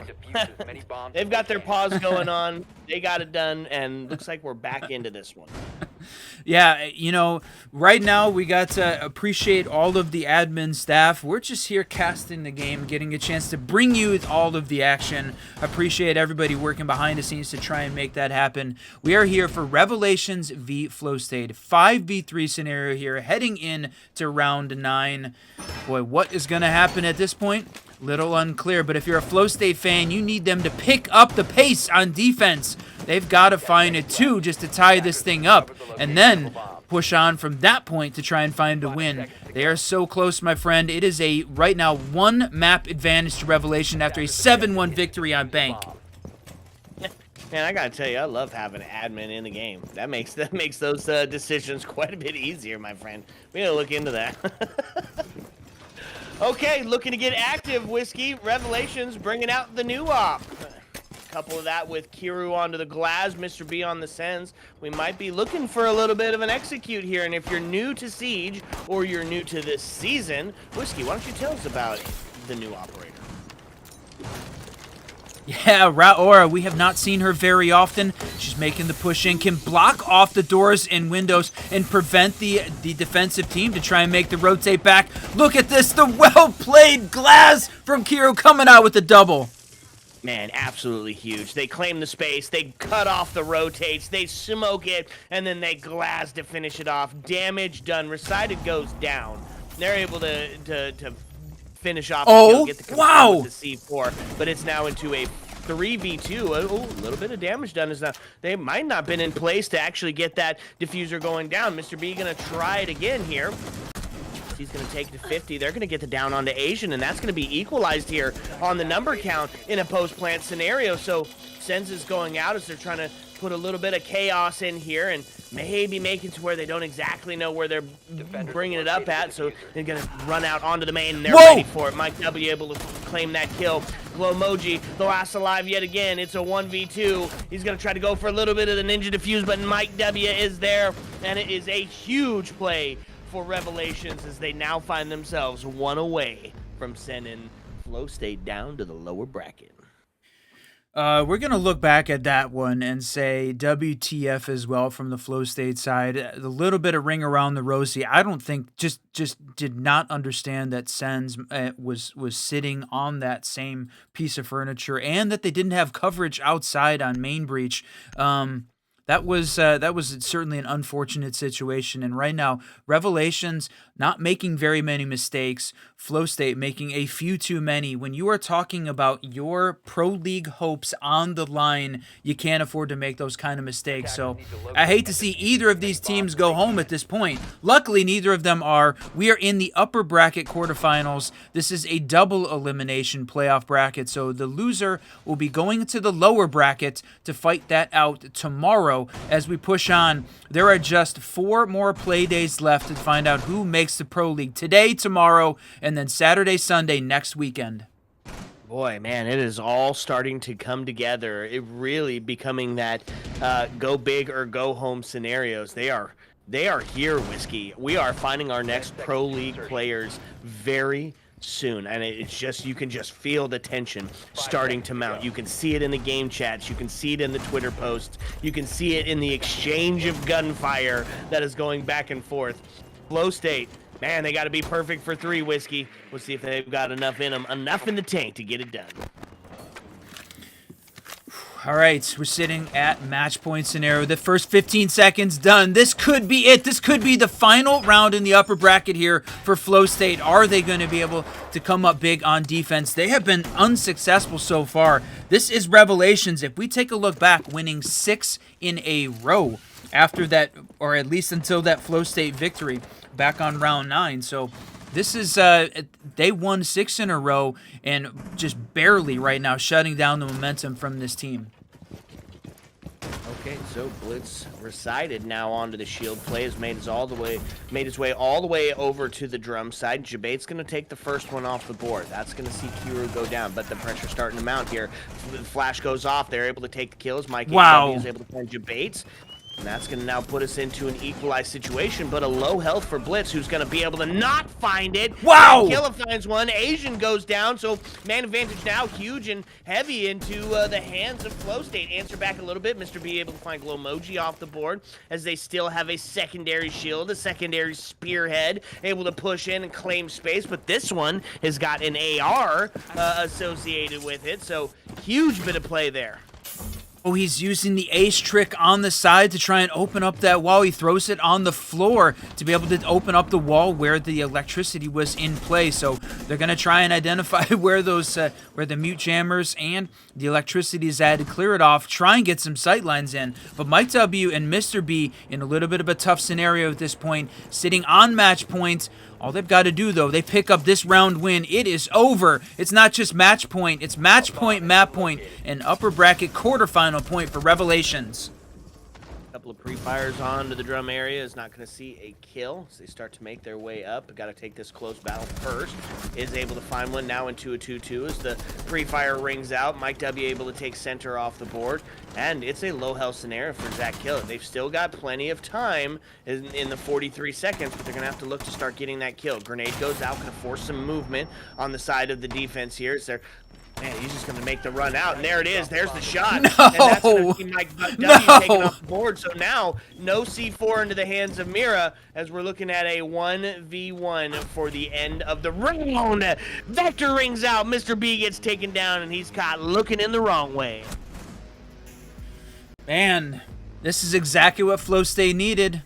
They needed to turn it up. They have taken advantage of the timeout at this point. That little tech timeout, that tech pause that we had happen. Flowstate has turned it around from that point. We were at 6-2. Flowstate has come back and answered with 2 defensive wins. Revelation continues to sit on that match point, upper bracket quarterfinal point here, being up 1-0 for Flowstate. They have got to be perfect for 2 to try to push it into that 3rd map. Oh, boy. This is a roller coaster of emotions. Flowstate had to be perfect for 2. They find 1, or for 3. They find 1. 2 more needed to stay alive. Their hopes and the dreams on the line. And they're going to head back to the T Karaoke side to try to get it done. And they're going to really lean into that area denial whiskey. This time, we're going to see Rooney making the play out here. And that DMR, you know, can be absolutely devastating in the hands of those that know how to use it. I love that play, and really, she has got feels like a significant boost here in the defensive meta with the change in the sights, and really, Rooney seems like she has made a huge comeback in terms of her defensive play. More and more, the top teams and the top players working her into the defensive setup. Certainly between these two on Bank and Skyscraper, she's been a huge part of defenses on both sides of the map. Yeah, no kidding. Back into the shield play here for Revelations, and Mr. B gonna bring out that new operator once again, and we saw that be very impactful, right? They sealed off Terrace, they were able to claim space, and then let Glaz go to work on some smoke plays. They didn't bring the Glaz this time. They did stick the new op though, or one of the new operators, as Strikers on board. Yeah, it really feels like the recruit replacements coming up in a big way. A little bit more, certainly, as teams have gotten more used to how they can work those ops into the lineup. And to me, for sure, a little bit more play than I would have expected in general. So they're being impactful. They're making the play. And you said it, Raura playing Mr. B, playing the new op. How is she going to change up the way that this round is played? We're down to the final 2 minutes here on round 11. Again, Revelations on versus Flowstate. They've got to be perfect for 2 to force OT. Yep, now claiming a bunch of space as they make their push into Shrine. They still have Jabates, who's looking to play spoiler down in the house lobby area, that vector, which has proved to be quite devastating, right? He's done some really incredible plays bringing some of these rounds back. He's looking to play that again, a little bit of a lurk downstairs. A little bit of damage done onto Rooney, but nobody worse to wear for this one. All right, minute 20. We're past the halfway point. Flowstate, we're all stacked. 10 is left in the lobby. It's only Zim that's lost a little bit of his health at this point. So right now, they're working on setting this piece of it up. You can see from the defensive perspective, they basically all stacked up over on the T Karaoke side of the map. Revelations making the push in, but this is typical Skyscraper. You still had 3 players outside the map trying to make their way in, and Mike W picking up a huge first kill, and then Kiru coming in. Another 5v3 scenario for Flowstate. That's right. Asian taking off the board, though, is the answer back. Jabates that had the play. He's going to find what a double trouble as he takes Mr. B down as well. Now the flash is coming out and a shotgun in the hands. Jabates on the triple. Recited able to take center down. Now puts us into a 2-2. Oh, man. Mike W goes down as the DMR is able to find one. So now it's some pistol popping capabilities needed here as they find one. Now into a 1v1 scenario. Is Jabates on pace for the ace here? I know he found at least He's at 3 or 4 of those. He's at 3K right now. It's the 4K! Break out the barbecue sauce for that 4-piece. Jabates keeps this round alive off the bit of a lurk play. No way, Flowstate, keep this thing rolling. Man, that's 3 in a row for them on defense. We said they needed to be perfect, and they have delivered. Boy, what a huge round from Jabates, the captain of this team, to keep them in it. Flowstate trying to stay alive, and we said it, they have to. All of the pressure is on this team. Revelations is on match point and series point, upper bracket quarterfinal point right now. They've already won Bank 7-1 and in the lead. If we want to see map 3, which is Clubhouse, Flowstate is going to have to win this next round. Man, it is all coming down to the line. Flowstate demonstrating that they belong to be here, and so now they've got to get it done on the tough one. The Tersh test. It's Barbecue Kitchen. You're going to see a little bit of a switch up here in the strat, right? You're going to see a lot of people heading up to the second floor. Verticality being, it's so important to hold on to this site. And what did they bring to facilitate that? It's the castle. He is the extension king, and he's going to block off some of those critical push points as they try to claim some of this real estate. Oh, holy cow, my friend. You said it has been a roller coaster, but right now it has been all on the Flowstate side, but the back and forth in the rounds. Flowstate is certainly playing a different game than they did on Bank. They got dominated on Bank, not just in the score line, but during the rounds as well. They had maybe one or two that were close. This time, they're battling to the end. We're seeing the 1v1 battles at the end of it. Flowstate one round away. If you are a Revelations fan, this is it. You need to shut it down now and try and avoid OT while Flowstate is on a roll. That's right. And first step, if you're a Revelations fan, is you got to take out Jabates, right? He has just been instrumental. If you're looking towards the other side of it, how does Flowstate get this?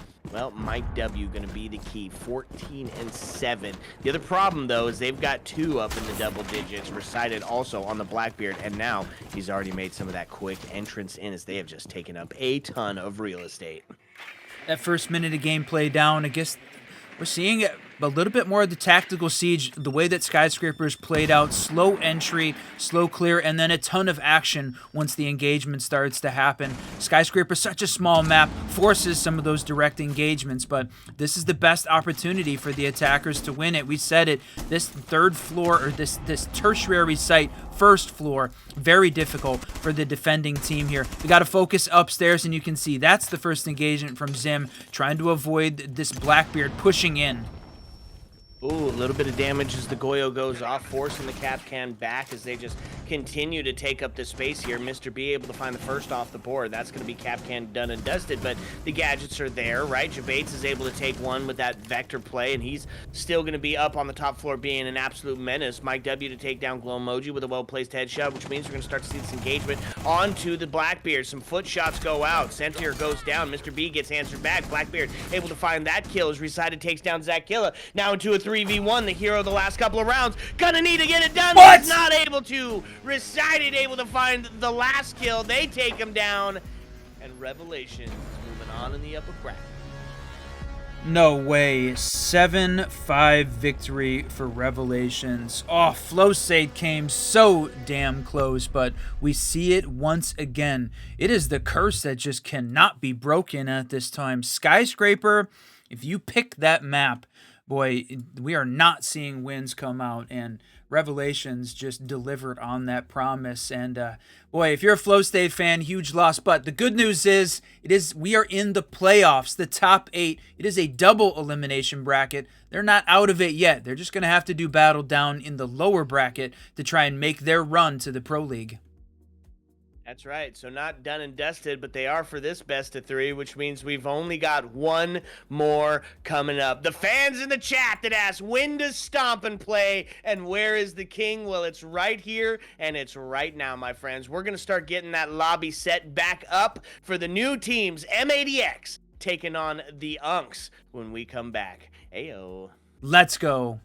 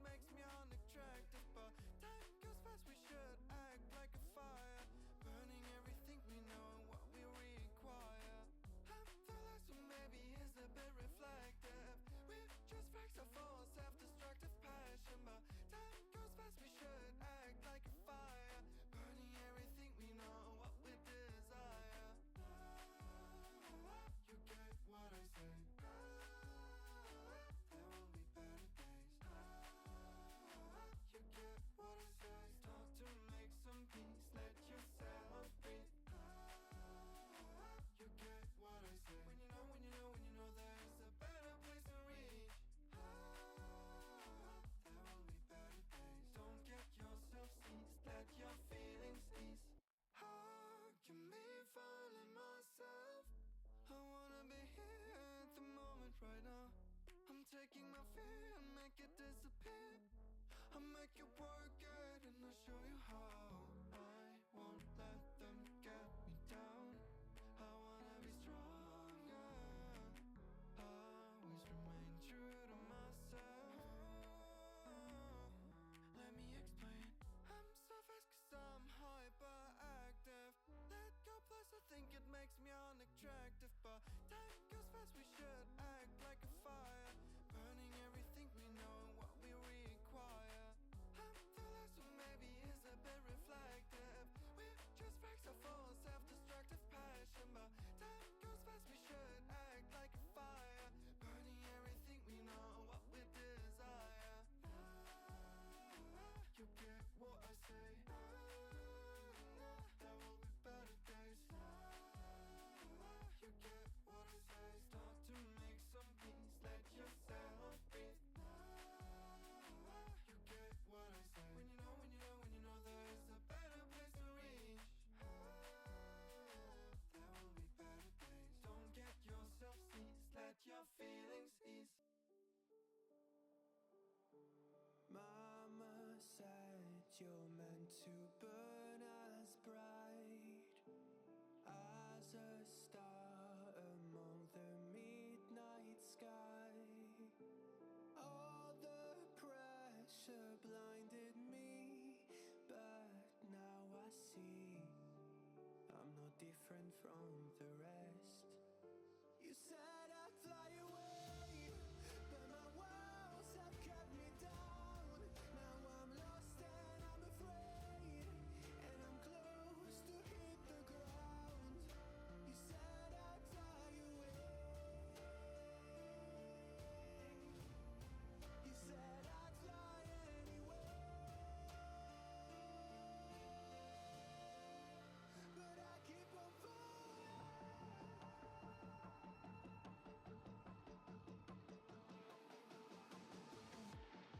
You said I'd fly anyway, but I keep on falling.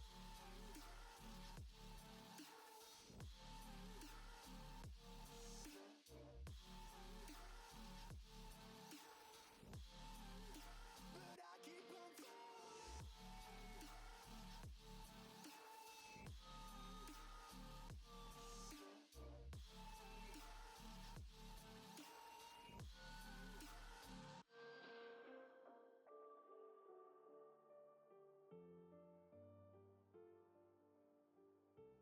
We're all searching for that open door.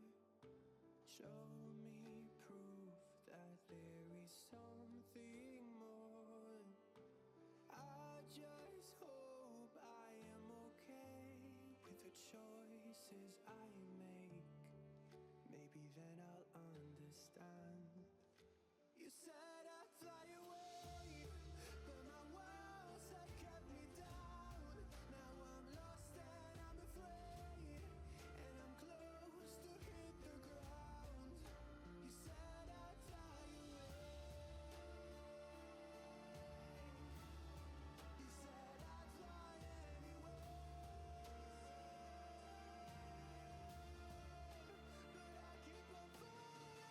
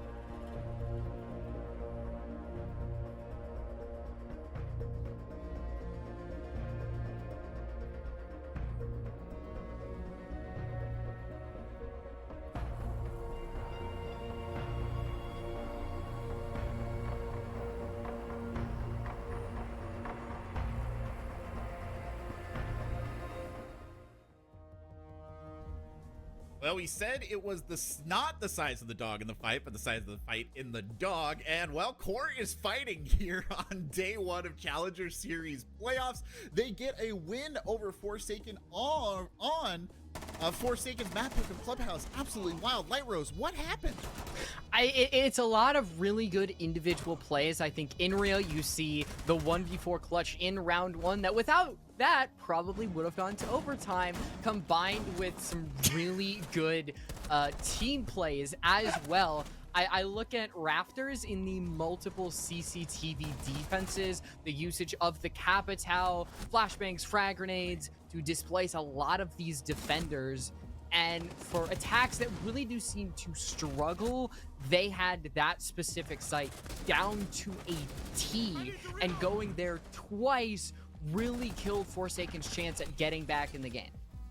I think it was kind of what we saw a little bit on Cafe, except now replace the Monty with utility, where it's not really the actual gunfight that's being taken, but rather the utility surrounding it for Core that matters most. And in that case, the Raptors util was great. The Capital bolts were constantly in action, the Grim Bees as well that were being brought out by Core. I mean, I think it was Forsaken actually a lot that did that a lot, but mainly the Capital. And that's kind of the thing from Core. So when you have that utility, we're seeing a lot more ease for these picks to come into the way of Core. Forsaken just kind of gave them up quite often. Yeah, they really did. I mean, it often felt like these fights were kind of happening almost in slow motion. The teams would move very slowly, and then just suddenly, bam, everybody is fighting or dead, or you'd get a triple kill right at the start and go crazy. I mean, this is only the second time that Forsaken has dropped a map so far. Looking ahead to Chalet, Light Rose, do you think this weighs on their mind that they dropped Clubhouse here against Core? Or, I mean, they're former pros, do they just shrug it off and GG go next? I think it's a bit of both. It's something where you tell yourself that who cares? It's a map loss. We still got this. But it's in the back of your mind. It's like, damn, we lost a map to these guys. What are we doing? It's crazy because we realized that Forsaken beat M80X in the 3-0 to get here. Merc was playing, and he was the coach. And now they go up against Core, who has their coach in for Moses. And it seems like Forsaken kind of get gifted these things. They get gifted the win over M80X. It still was a very close game. Maybe with Franklin, they would have won it. But now they lost a map, their own map pick, with Dirty in for Moses. We both expected everything to fall apart for Core, and yet we sit here on map 3. We do indeed sit here on map 3, and let's get that map going. See if Core can pull up a big upset here on day one of Plans. Thank you again, Core back. Man, what a guy. Map 3.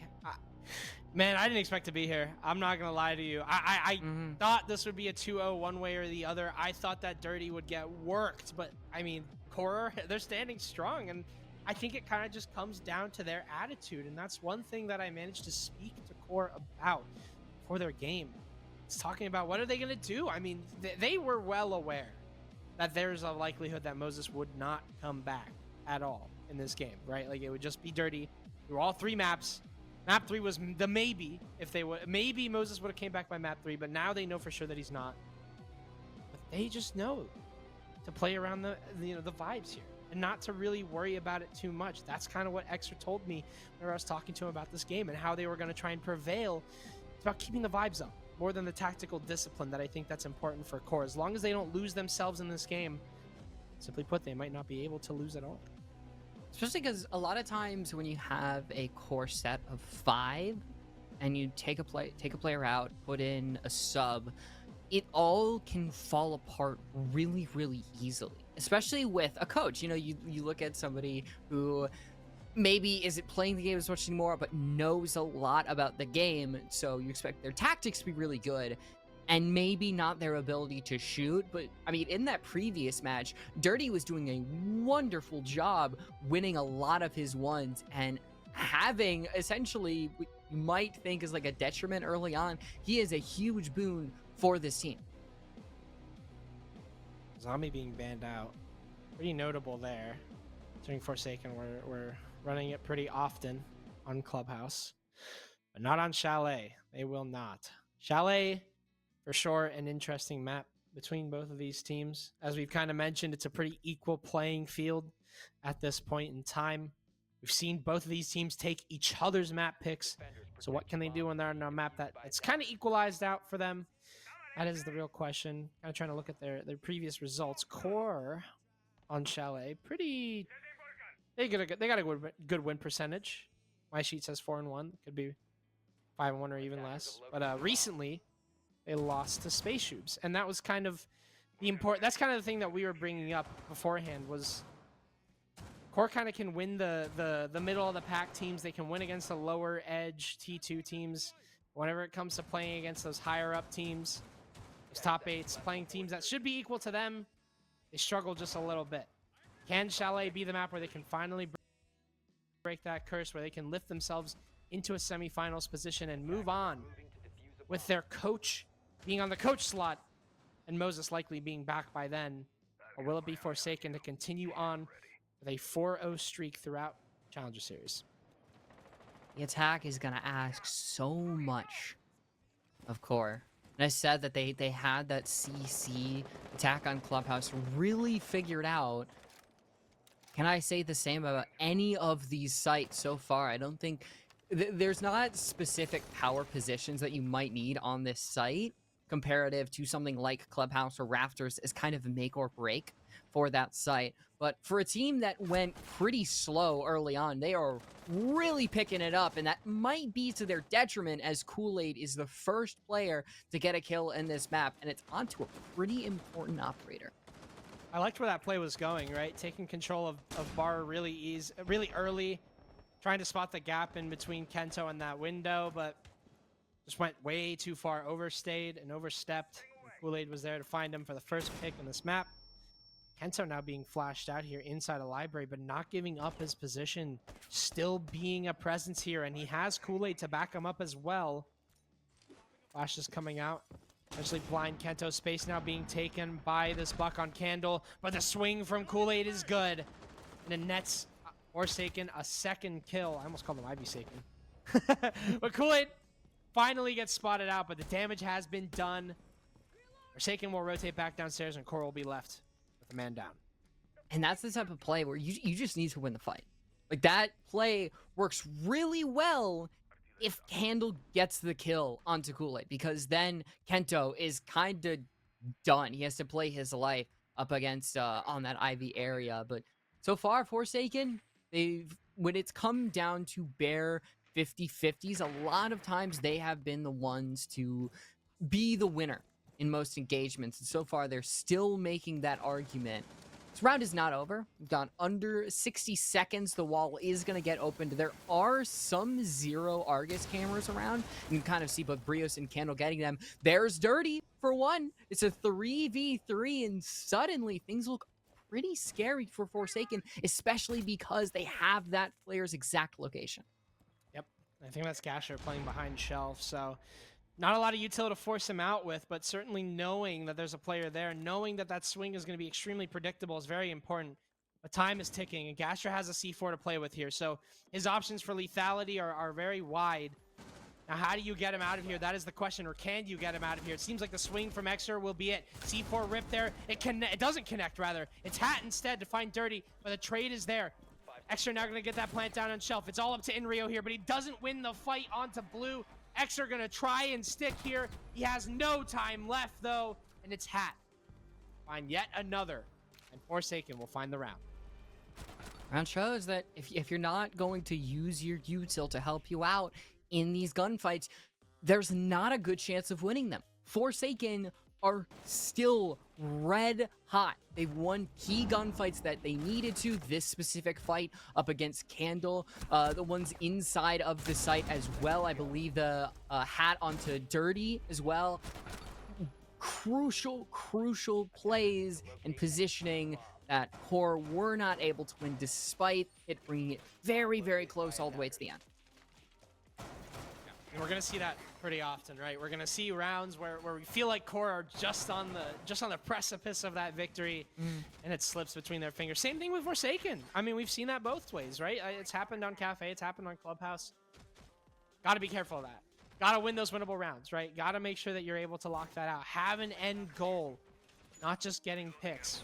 I think that that's the thing. Both of these teams recognize the importance of the early and mid game, especially between these two teams, right? Like, this is a series that is very aggressive.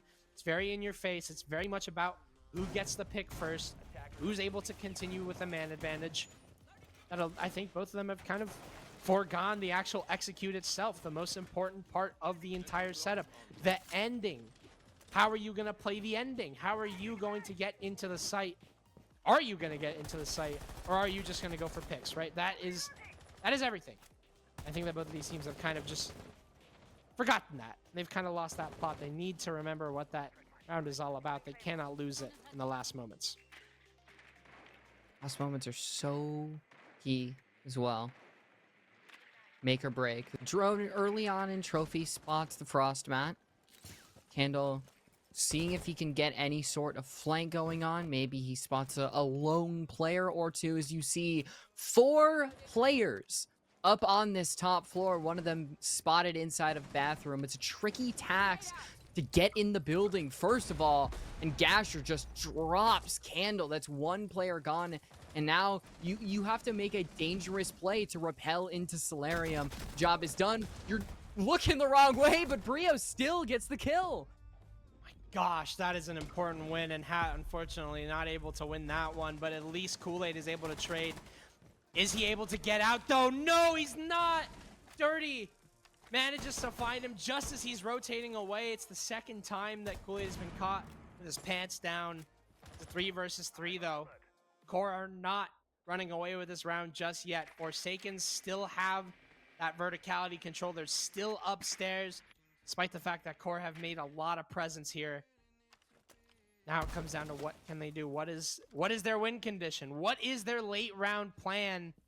Seems like they're not going to worry about these top 4 players. It seems like it's just going to be that plant inside of dining that they want, or sorry, inside of kitchen that they want to get down. And it might not actually be that difficult. I mean, they can just get in through that rotate, and as long as they don't get killed from above, this round could be smooth sailing. But here comes Kento on the flank, walking down Solar. As that plant starts to go down, Kento's timing is very good. Spots both players inside a kitchen, manages to find the plant, now gonna go for the swing. He's gotten dirty now, finds Brios with his back turned. And suddenly Exer's alone. Again, it's following up on the rest of the round that is so important, and that Core have completely foregone. Everything was going in their way, but that execute was just not enough. These minor things.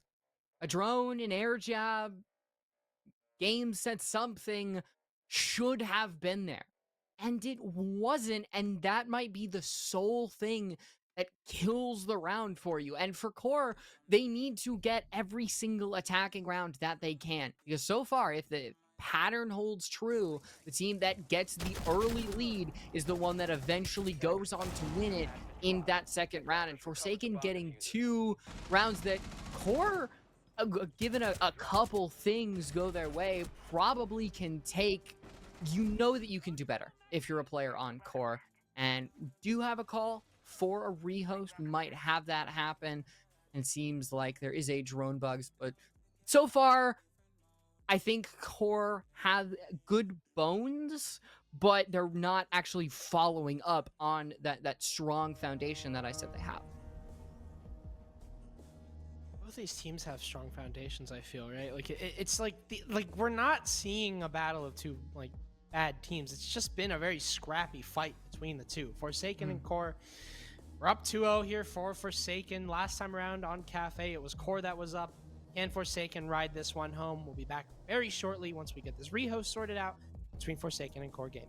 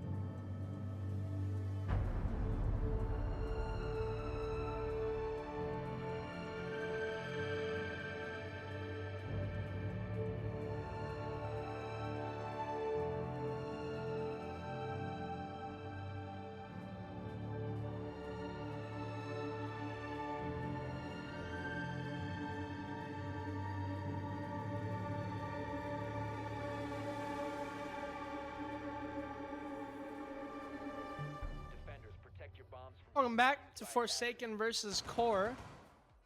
Very quick pause there to sort out just a typical issue, and we are back with what has been a very unpredictable series, I think is the best way to put it, V. I think there's really no way to determine where this is going. At this point, the waves have been crashing into this game for Core. They are down 2 rounds on this attack for them. Their attacks have been they've been on the struggle bus for them. Let's see if they can improve moving in this next half.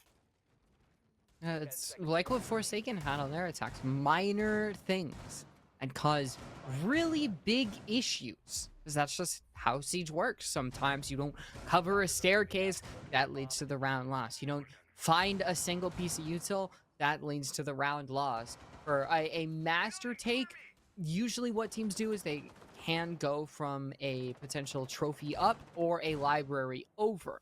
So we'll see what angle of attack Core want to do.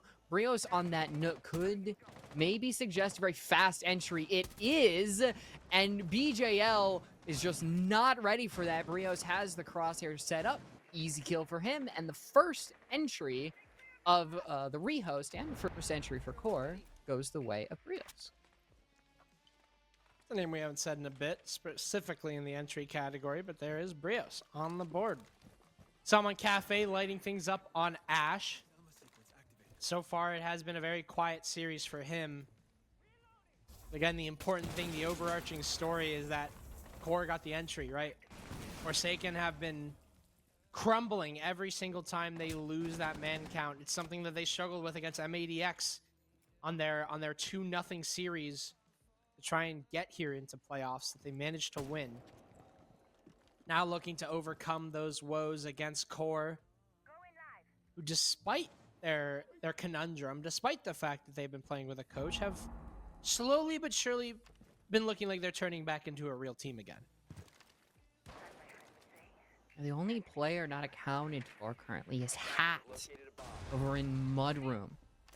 He was angling to see if he could hop out the window, but we could see a very late library stairs rotate, which means there needs to be a flank drone set up or somebody covering that.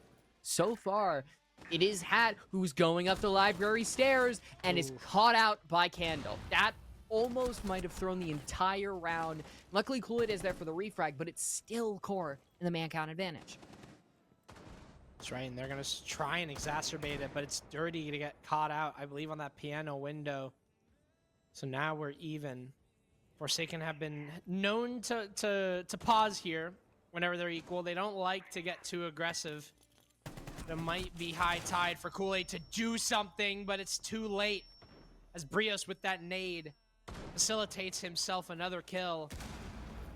With 30 seconds left, Gasher and Kento are left alone. Gasher has a C4, at the very least in pocket, to potentially play that denial, but it seems like they might not even need it. As Kool-Aid gets 2, drops Brios, it's down to Inrio. Where was the coverage for that player inside of Piano? Kento just gets away with it, and he wins that round for Forsaken, once again via weak execute. That doesn't even feel like a minor mistake. That feels like a major mistake. How are we not accounting for the player inside of Piano? That there wouldn't be at least some player entering Piano or watching it from the breach, anything like that. Nobody was even contesting Kento. Those are huge things that maybe if you're not warmed up and you're on map 1, you haven't read into your opponent's playstyle yet. Those are mistakes you make, not in a map 3 where Core clearly know what Forsaken can do, and they have to account for all of these things. They don't, and it leads to yet another round that slips through their fingers due to these mistakes. It's really poor from them. And it's just been the great equalizer at this point. Is who's slipping up the most. Typically with Core too, I mean, their info has been pretty good. I didn't really expect that he misplay out of them, considering that their info is more importantly, their executes again have just been so difficult for both of these teams to try and get going. It has been a challenge for sure. Now Forsaken are, well, oh my god. One of them maybe off that body. I'm assuming someone nearly tagging him up. Half HP to his name, but yeah. Back to the point, those executes are going to be very important, and seeing these key mistakes happening at key moments, it's just not great. But moving on, Core trying to establish themselves upstairs. A nice little run out there from Kento, but not able to find anything. It's Core just looking for an entryway, whether it be through the top or through the bottom. You know, not really worried about players roaming up on that top floor.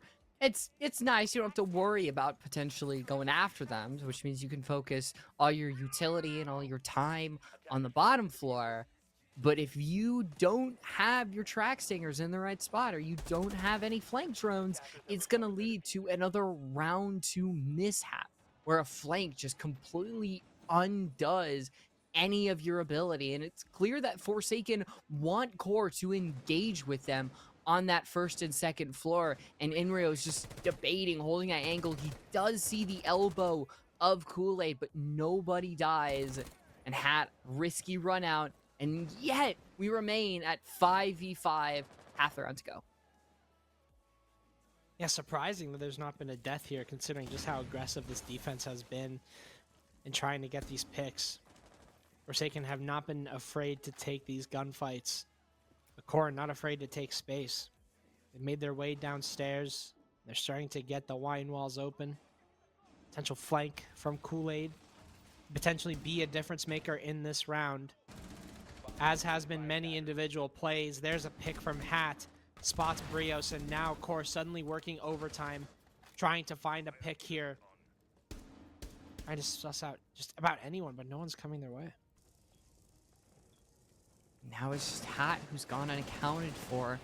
Don't know if they even know he's here, as Gasher was spotted thanks to the Kawan Hive launcher. And Hat, who's been a difference maker in a lot of these rounds, could shut it down completely. Definitely know where he is. Equalizer is there. With 30 seconds left, it's all going to come crashing down in an instant. 2 C4s used, neither of them land. BJL the last to fall.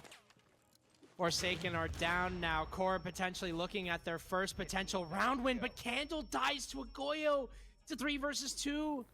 That hatch presence upstairs as well, a potential problem, but it's not opened up. The plant's now going to start to go down for Xer, who's on very low HP. Can anybody find a way to win this round? It's a swing from Kento, and it's just as simple as that. He makes the cross happen into Pillar and is able to swing the player on the plant in time. The hatch flank was not successful in the slightest, but it is instead the swing from Kento to win it out. Forsaken, living up to their name, 4 to their own. And Core, not a single round found on this attack just yet. Doesn't even matter really if the hatch flank doesn't work or not, because it's the feeling of pressure. That's phantom pressure. Yeah. That all around Core, you could feel the oppressive nature of Forsaken. Hadn't really worried about Blue, hadn't really worried about Snowmobile, and even the player inside of Connector as well, they hadn't taken care of. And that miss right there leads to the loss of a round. Core making the same mistakes, have the same issues, and it doesn't seem like it's the same issues that were plaguing them on Cafe. They're almost minor ones that as players, that's what they're struggling with. Not as a team, but missing shots, missing players, missing utility like frag grenades, doom their entire team. So it's not something I think you can fix in a break. It's something that each individual player has to tell themselves, I am going to do better. Individualism, I think, has been key here. Those individual gunfights have been so important in this game. Teamwork has seemingly come second in some regards, but again, we're seeing the same thing out of Core. They get like 2/3 of the way to the finish line, but just can't cross it. Typically not how your race works. You DNF at that point. And DNFing indeed is what is happening to Core. Not a single round to their name. These executes have basically been non-existent from them. Anytime that they happen, they're just immediately shut down. And honestly, it's just because of ease. I think that Core aren't really actually pressuring bomb site all that much. Once the execute comes down, we're not seeing a lot of utility, not a lot of vert. Even some walls are staying shut. That red wall was completely sealed off by the time the round was over last round. Just an example kind of what's happening with Core. They can get everything else done, but once it comes down to that execute, things get very, very dire for them. Now using a lot of utility to clear out some of the defenses from Forsaken, but nothing just yet. Yeah, they get the shield, but they don't get the BP. The frost mats are still there. They're worried about a lot of these things on the second floor. Twitch does not get the Zotos either. So the walls are going to stay closed. And time is something I think you have to worry about now. A minute 10, Zotos are going to waste even more. The second floor is gonna get open. Remember, this is not the site. The site is kitchen, and I think Exer and the rest realize that they have to get this wall open, but that's requiring control of the top floor, which they don't have. It's once again going to be an extreme collapse on a site they don't have control over, and that oppressive nature of Forsaken is still going to be felt all over. And thanks to the tuber out canisters, that wall doesn't get open until 54 seconds are left in the round. Oh, and the nade, yeah, didn't get the Kaid either. Things are going from bad to worse to even worse. But now Core just get two.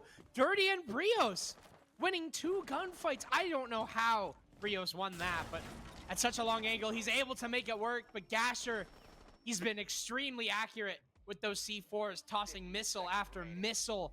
And it's going to stall out Core even more, which is something they can't afford. But now finally making their way into the site. Extra going to start to get that plant down, but Kool-Aid is above. He gets rid of Brios, and Kento finds Dirty. What can Exer do but try and get that plant down? It's only going to be a matter of time for one of the players on Forsaken with a name starting with K to get that kill, and it's Kento to do that. And Forsaken are trouncing Core. Even though the gameplay might not show it. Man. I guarantee you that scoreboard at the top will probably show it. 5-0. We're back on Cafe, where it feels like Core have no control over anything. Even when they get these kills, Forsaken still have site control. They have time. They have utility. There's so much that Core have to deal with, that when they go to take care of something and maybe they succeed at it, it costs them so much. Time is once again a huge killer for Core, and without site control and honestly just anything, they're rushing in and getting fed to the machine that is Forsaken.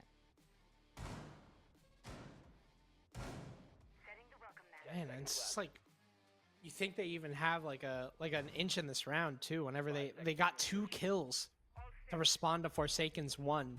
Putting this at a 4 versus 3, right? Like starting to move towards that slight, but that clock, that 6th man that I feel like Core have just been constantly ignoring, came back to bite them. They had about 30 seconds left in the round at that point to try and to cobble up and execute. They got themselves into master, at which point all that really had to happen was for one player to just walk over to the hatch. I think it was Kool-Aid, and just start playing that round out from above. That's exactly what happened. Just retook upstairs and the round was won. Forsaken now potentially looking for a 6th as Core. Not sure what the take is going to be here. They have the ace to open the wall, and not a lot of wall denial to work with as well, so that might not be too much of an issue here for Core, and that might save them just a little bit of time. And that run out from Hat gets Claymore. BJL gets spotted next. Not sure what was going on over there, but both Hat and BJL will forfeit their lives. Take those. Do what you can. You still haven't killed Kento. Somehow we haven't mentioned that we're 5 rounds in and Kento hasn't died. He has 9-0 currently, and he's flirting with death. I say that he eventually is killed, his first death in round 6. Just shows you how strong Forsaken have been in this entire game. Dirty is dropped, leaving Gasher in the 1v5. He cannot confirm onto the player. Instead, it just seems like he's going to have to hope. Might actually be trying to look for another one. Brios gets frost matted. Not over towards bathroom. He was wrong about that call. Thought that the frost mat maybe was the player inside a bathroom, but he was wrong. Swings out into the bathroom and loses his life. So there is a round for Core. They get an attack done.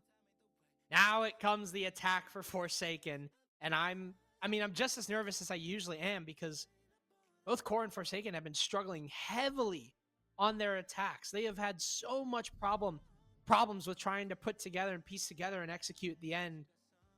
For Forsaken, if they get stalled out by any amount of util or even an opening pick for Core, we could be seeing even more problems start to develop for them.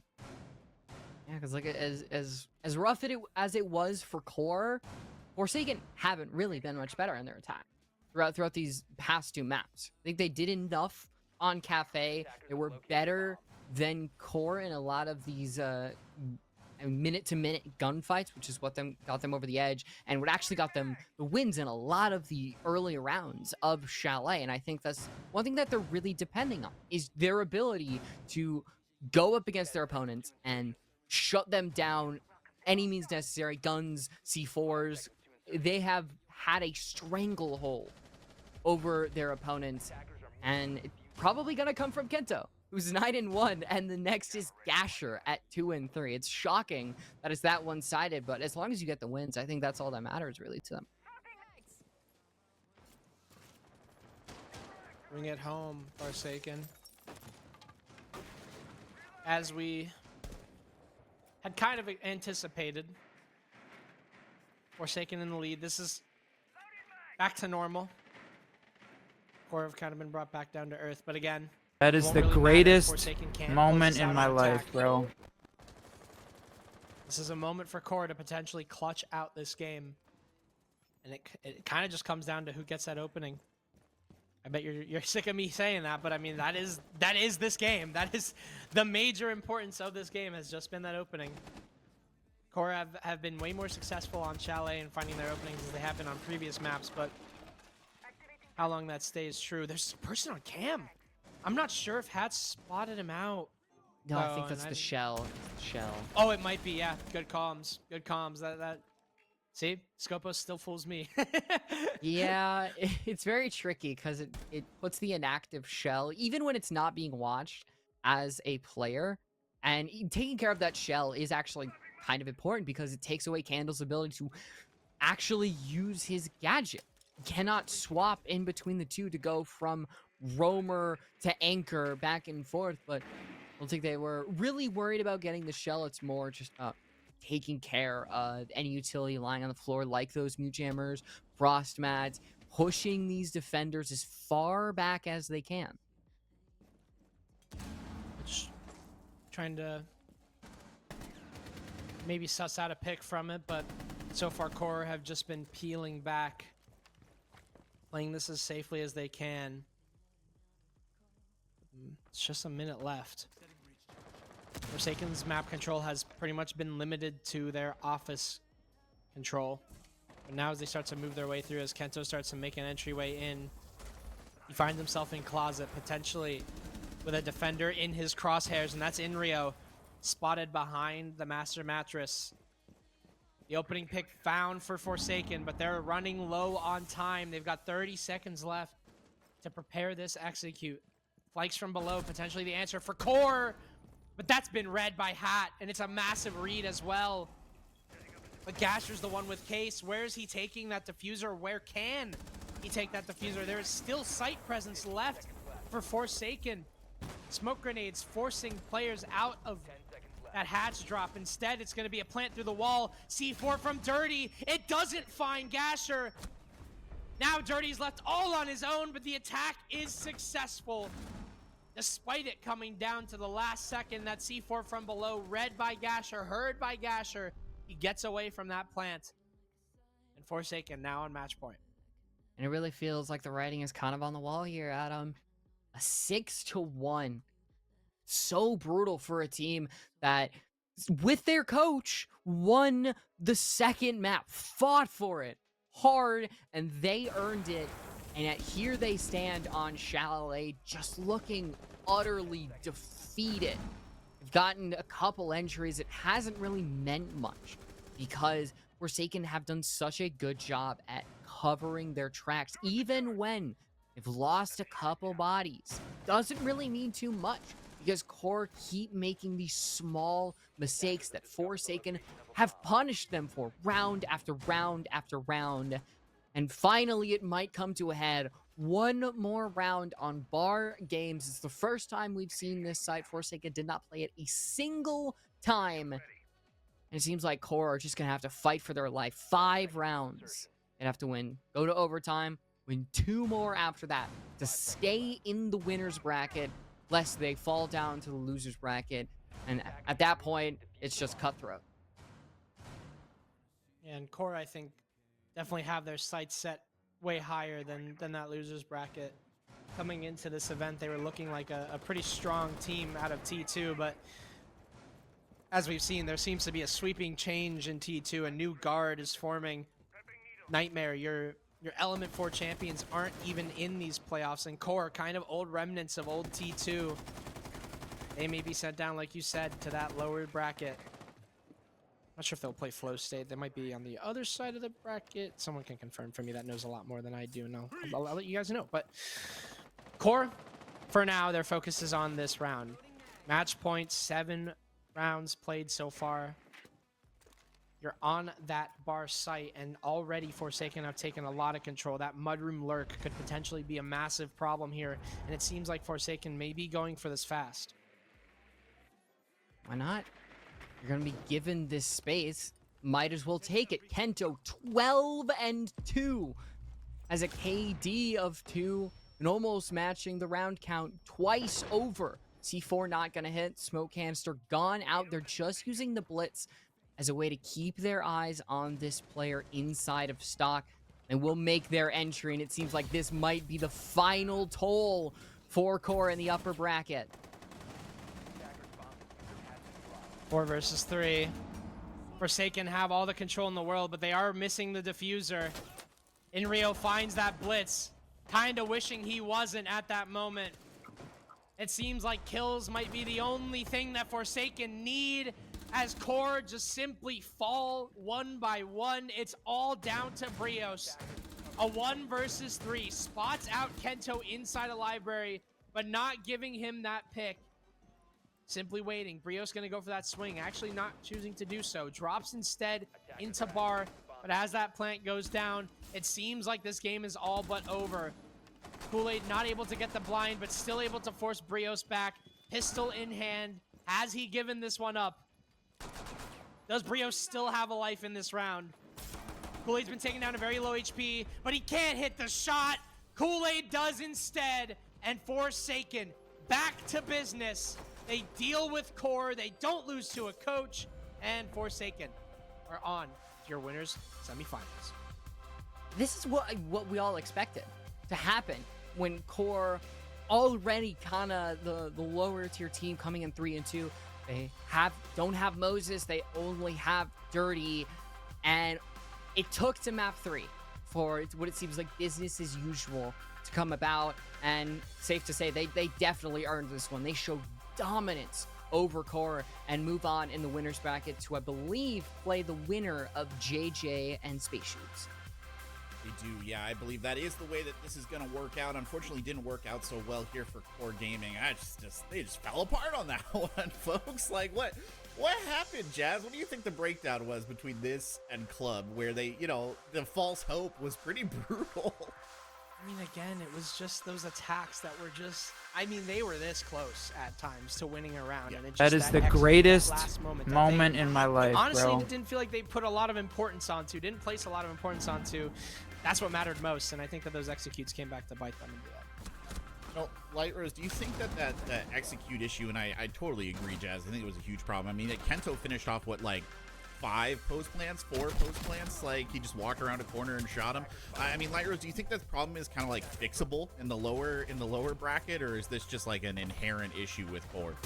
I think it's definitely fixable. These are players that have been in here a long time, and whether it is individual, like I said during the game, or it's something to do with Moses being gone, them not linking up in the comms, that not being clear, this is something that in that lower bracket they can definitely fix when they're not going up against the potential favorite to go to the NAL. You know, in a retrospective, right, and Jazz, you mentioned this a lot, right? Like playing with the coach. Forsaken didn't lose to a team that had a coach, right? Do you really think that Dirty's presence in the roster today was that big of a difference maker, or is it maybe a little bit overblown? It's just more of a holistic core issue. I think that Dirty had some presence in this game, right? Like, I think he was playing the game, and he was having some moments where he was like, oh yeah, Dirty actually just won the round for them. But that was long gone, right? Like, that was Clubhouse. We're talking map number 1 and 2, where we saw just that tiny bit of impact out of Dirty, where I think if you had Moses, if you had someone that was pushing your team forward, who was able to kind of see the bigger picture and realize what's going on with your executes, he would have been able to call that out. I don't think that Dirty, in that position is too experienced to handle something like that. And I think that without Moses, this was 10 times harder than it should have been. Yeah, no, I agree. I mean, do you think, Light Rose, when they bring Moses back in, they're looking at one of their lower bracket matchups, right? It's going to be, I think we said JJ and Core, Space Shubes. Do you think that Core wins that? Do you think that they can push it forward? Is it going to make that much of a difference to have Moses on side? The difficult part is that whoever they play, they've lost to before. Yeah. And this is with Moses in the lineup.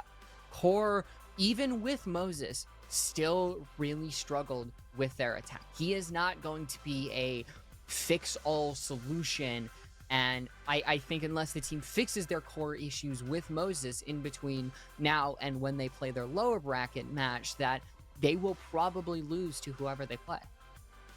They very well might. It looks like we have our winner interview here on standby. Dasher, welcome aboard. Congratulations on your win. Let's pull him up here. Hello, look at you. Hello. Welcome back, by the way. How does Thank it you. feel to be back in competitive Siege after, 2 years in the wilderness? This big day for you. 2 years and nothing changed with the weather. I love to see it. No, it's great to see you back, and it's great to see you performing. Before we get started, I've got a direct request from Crow for a question. He's very invested. He wanted me to ask why you dropped Exile for Slimy Nick in 2022. Ah, man, we're getting personal off the rip. I mean, sometimes teams, the players don't mesh. Like for example, like this team, we played 2 quals with 2 players, Jabates and Zach, and they went to a different team, and both of us qualled. Sometimes like people don't mesh, and that's just how it was. Joking aside, or ancient history, let's put it at that aside here. Do you guys on Forsaken feel that you're a team that can really take on the top players of NAL? Like, if you did get that spot, do you guys feel comfortable that you'd slot in perfectly well? I mean, absolutely. I mean, Hat made top 8 with OXG. I won a Pro League stage. I mean, we have the experiences there, and I mean, we want it. We're grinders. We're still talented. We're not washed, despite the allegations. I mean, we know we have what it takes, so we just gotta go on the server and prove it.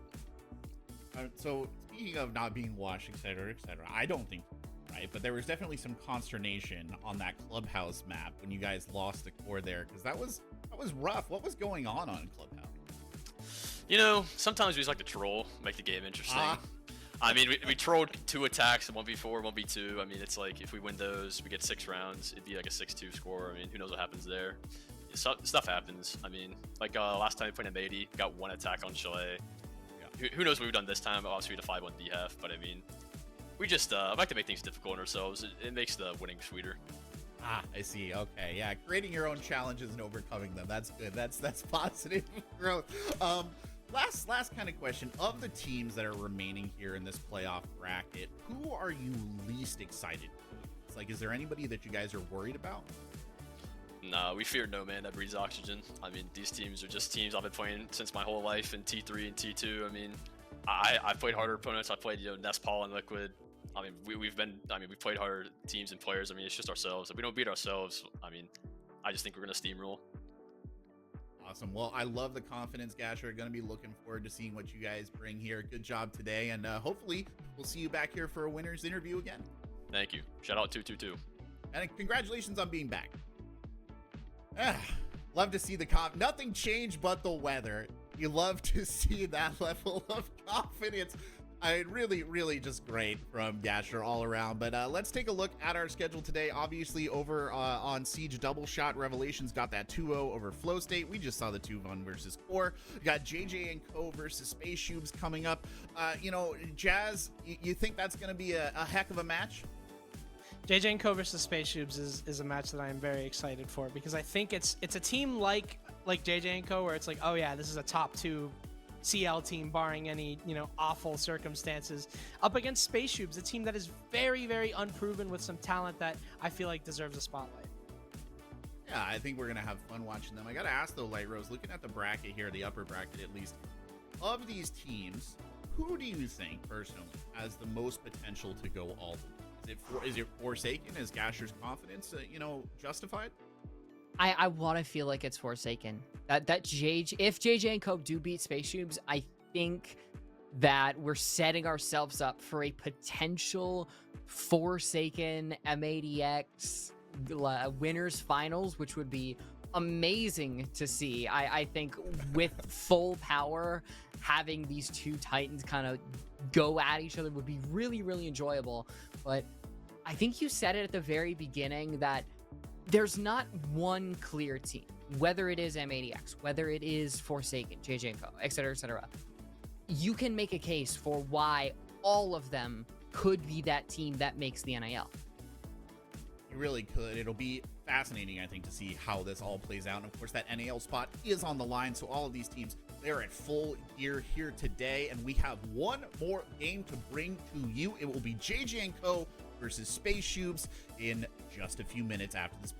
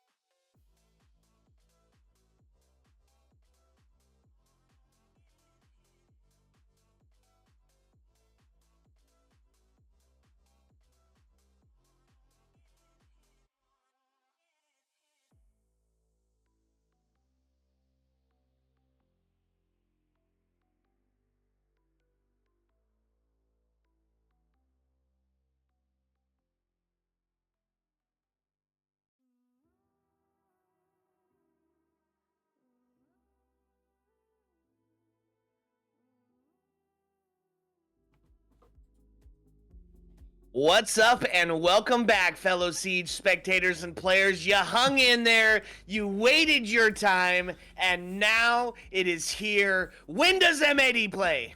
Well, it's against the Unks, and it's right now.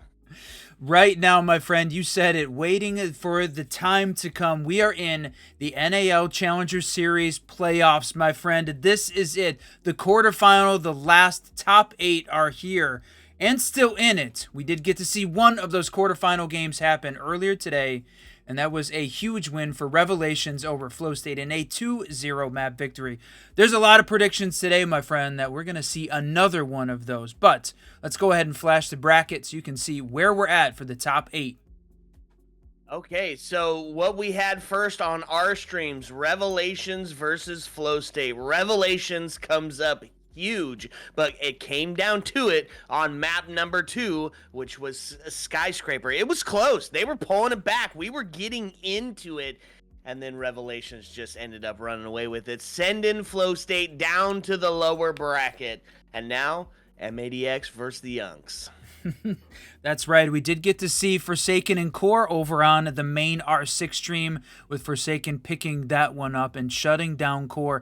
JJ and Co versus Space Tubes up on that channel as well. But the big battle here, M80X versus the Unks. Now, we have got to see M80 13 different times throughout the Challenger Series here. The Unks making their first appearance. Yeah, we've been kind of your one-stop shop for all things Stompin' and M80X, watching them make their bid to the playoffs here, or make their bid to the Pro League, excuse me. But this is a team that you've seen before on the Siege Double Shot as well, the Unks, right? Including Engage, Bless, Zolaris, Ions. We watched Ions drop that 20 bomb at the Butler LAN, which we watched that happen live. So plenty of history between these teams. Now, here's the fun part, though, right? Run, you were talking about it pre-show. There is a lot going on between this matchup right now. Yeah, and I know there's a lot of excitement going, but Ions dropped a 30 bomb on that Butler. 30. That's right. 30K. It was 30. Yeah, so geez. this is an unbelievable opportunity here, but I think the big storyline, and for fans of M80X and the predecessor before being picked up by M80's Academy, this was the Bands Coast team, and Bless playing for the Unks was replaced by Stompin' on this roster. This is a little bit of a grudge match between these two teams. From Bless, the direct quote is, "The king shall lose his throne." Those are bold words from a team coming in to take on M80X. Oh, man, many have stepped up to do it. Few have gotten the job done, but Run, it's all gonna start with where are we going. Let's get the story of the battlefield as it gets set up for this best of 3. Quickly off the board, you can see it. Bank and Cafe gone, Consulate and Chalet to follow, which means our first 2 maps of the evening are Lair and Night Haven Labs. This is significant. Oh my God. This is really, it's hard to understate what a crazy matchup this is from a map perspective between these two teams. We have seen M80X play Lair and Night Haven several different times. We saw them win it 2-0 versus Run and Back, this exact starting pair, Lair and Night Haven. The crazy part, though, is the Unks coming in. They have won Night Haven and Lair versus 3 different teams in Swiss. Karn & Co., Run It Back, and Relentless both 2-0'd those 3 different teams on a combination of Lair and Night Haven. This is, I gotta say it, Unks is a good Lair team. They may be a great Lair team, and they're up against M80X, which is potentially the best Lair team. This is going to be crazy, my friend. Yeah, and kind of a fun stat line, right? The last couple of times that we've watched Lair play, hasn't there been some weird aces that happen? Yeah, the opening ace from the... Well, now here's the question. I think it was on when M80X was starting on attack, but there's been an opening ace versus M80 every time. The difference, though, is they have closed out that map and won every time. So round one does not define this team. They are in it to win it, to make it to the Pro League, and one of the best at it. The Unks fighting for their spot, though. We are in the quarterfinals. This is a best of three.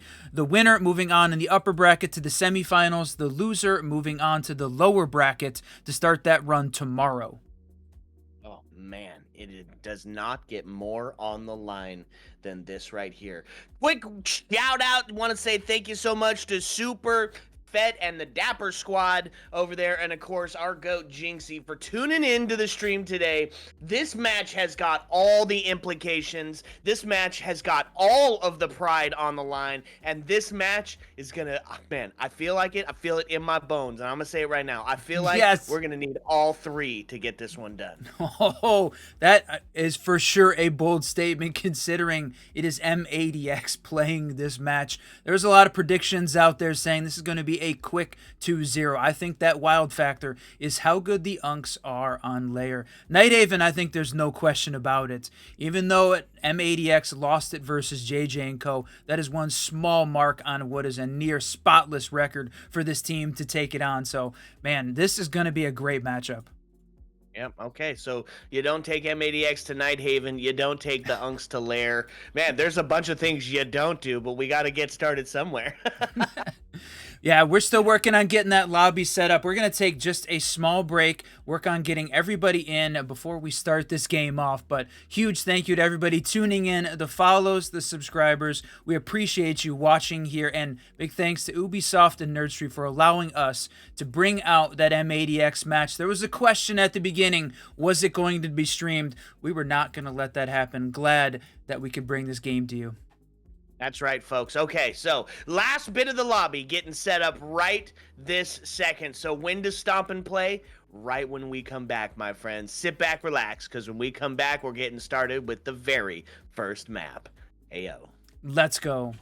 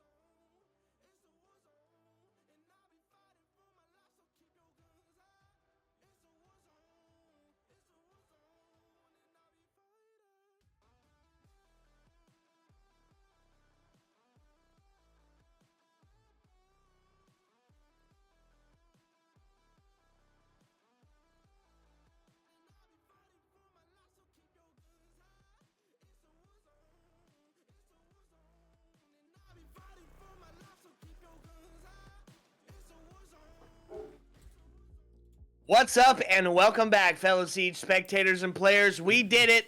The lobby is ready. The last best of three is starting today, right now, this second, and we're headed to Lair to get it done. Whiskey, What do we love about Lair?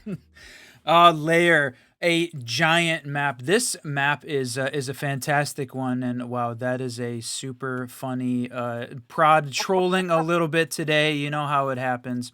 But M80X coming in big. This map is a huge 3-floor map, tons of space, opportunities for the lurk. I know you're always saying it. Show me the cav, show me the crazy play. I want to see it.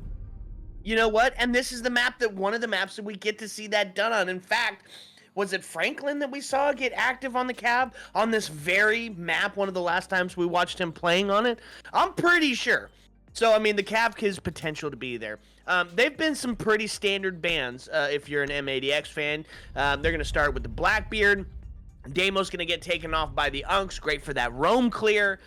Great for sussing out exactly where your extension is at and then firing through that soft breach to claim it. If I had to guess, I would say we're probably going to see the Valk coming up here. And, good question. Who's the third?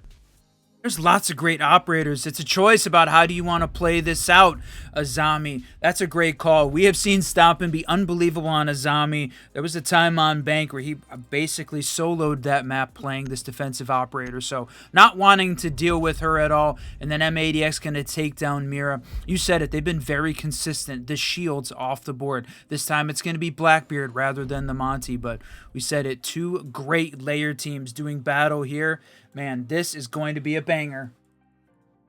That's right. Okay, so start us out. We're going to take it up to the second floor, a little master office, a little R6 room. Kind of not, I won't call it solved by any means. This is Lair. It is the great unknown at this point. But definitely the site that you see picked a ton, right? This first set, this first site, this first test. What are we going to see on the defense to get it done? Well, we're going to lean into that area denial. You're going to see Stompin play the smoke.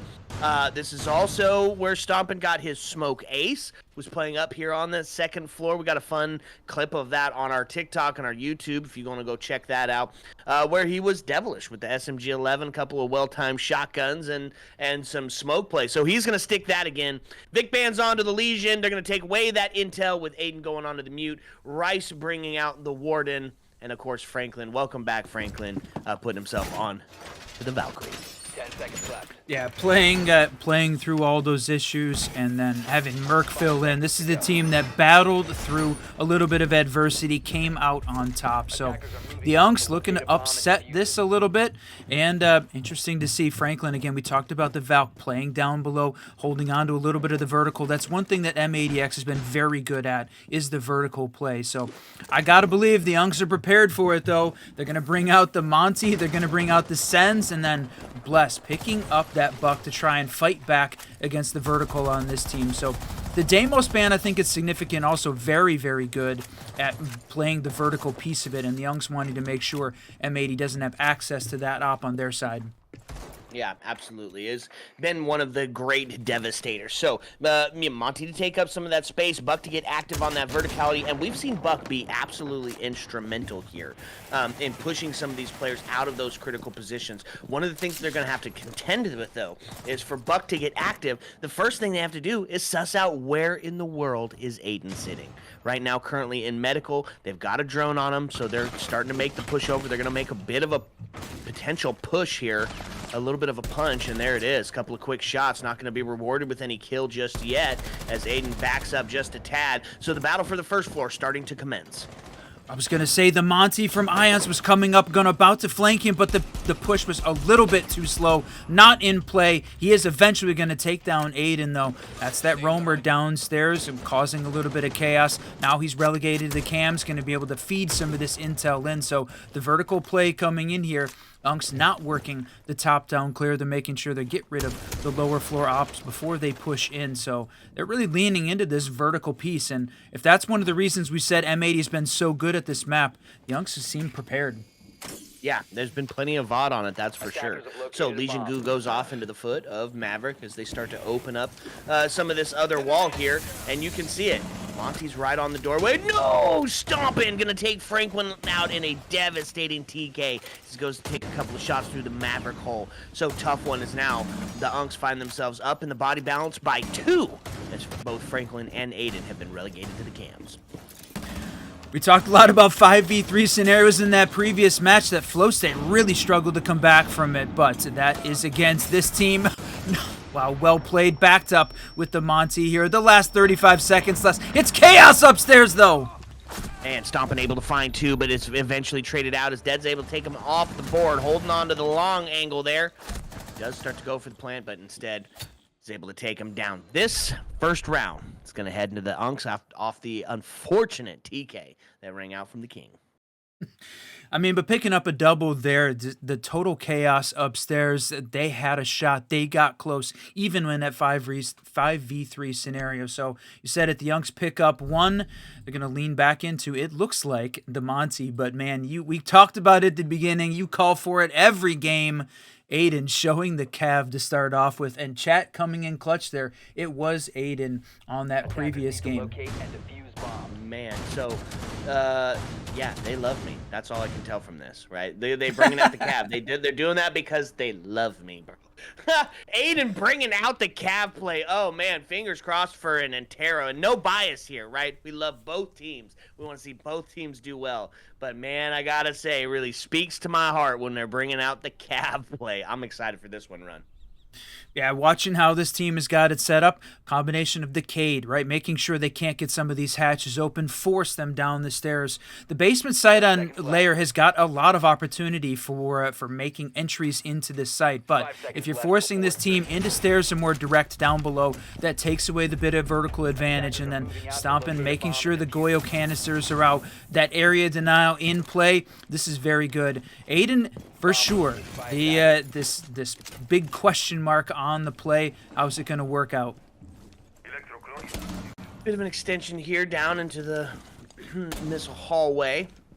Just making sure that they can hold off some of this horizontal approach here. Oh, unfortunate. Zolaris going to find Aiden out quickly as they sussed him off the board, and that's going to give them an advantage over to the Unks. Yeah, no chance for the Cav to be effective on this one as they're able to suss him out. All right, my friend, 2 minutes 19. We're first 40 seconds into this game. That first opening pick, but man, that was some great drone work there by the Unks. Whether or not that's going to work, I think it's got a lot of potential here. We talked about how big this map is. It was just good work there by the Unks to find it. In a 4v5 scenario, though, this M80X team's still dangerous. So we got this working. I love the bringing out the Brava to try and steal some of the gadgets. The counter here, in addition, we talked about not having any of the roam clear. This time they're bringing out double with both Bless and Ions. Yeah, Stompin' able to find another one. That's going to be the equalizer here on the body balance as they find themselves in now a 4-4. They have claimed that first floor real estate. Every single defender now back down into the basement as they start to open up a bunch of this soft breach, right? And they got a couple...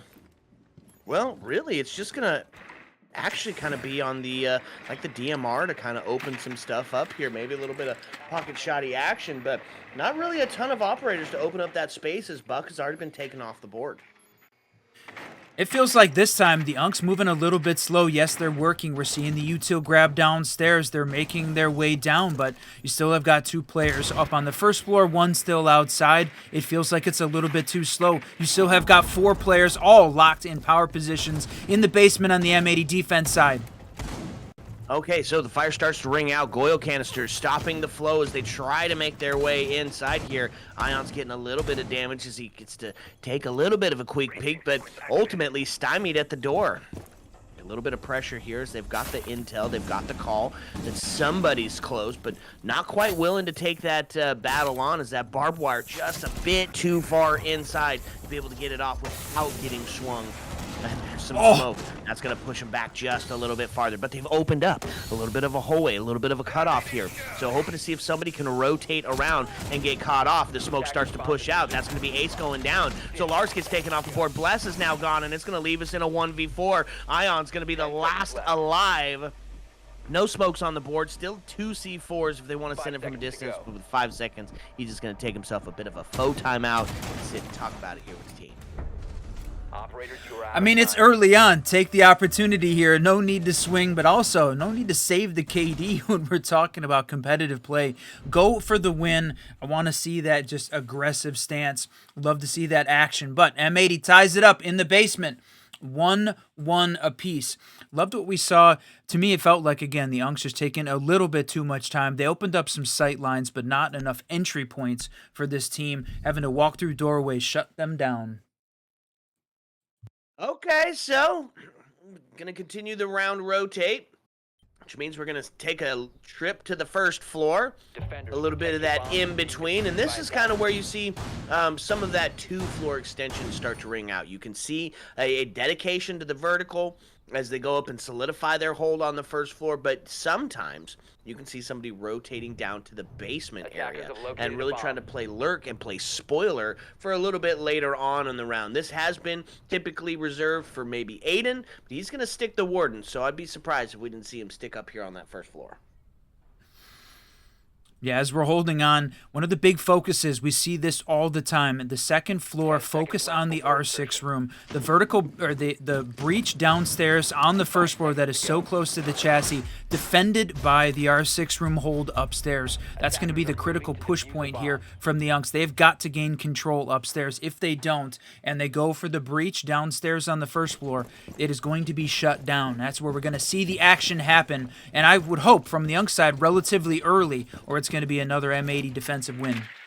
That's right, and they've got some operators to do some quick action here. Dead puts himself onto the blitz. We've got that flank cut off in the hands of Gridlock, and of course a dedication to getting things opened up. Mav and Ace on the board. So already starting to take up some of that second floor space. We're going to see that first bit of engagement here. Potentially Franklin or Stompin taking on this blitz play. It's going to be Zolaris to find Franklin off the board. That's the mute done and dusted, which means the body bounce going to go back into the hands of the Unks. So they claim themselves a little bit of that man advantage.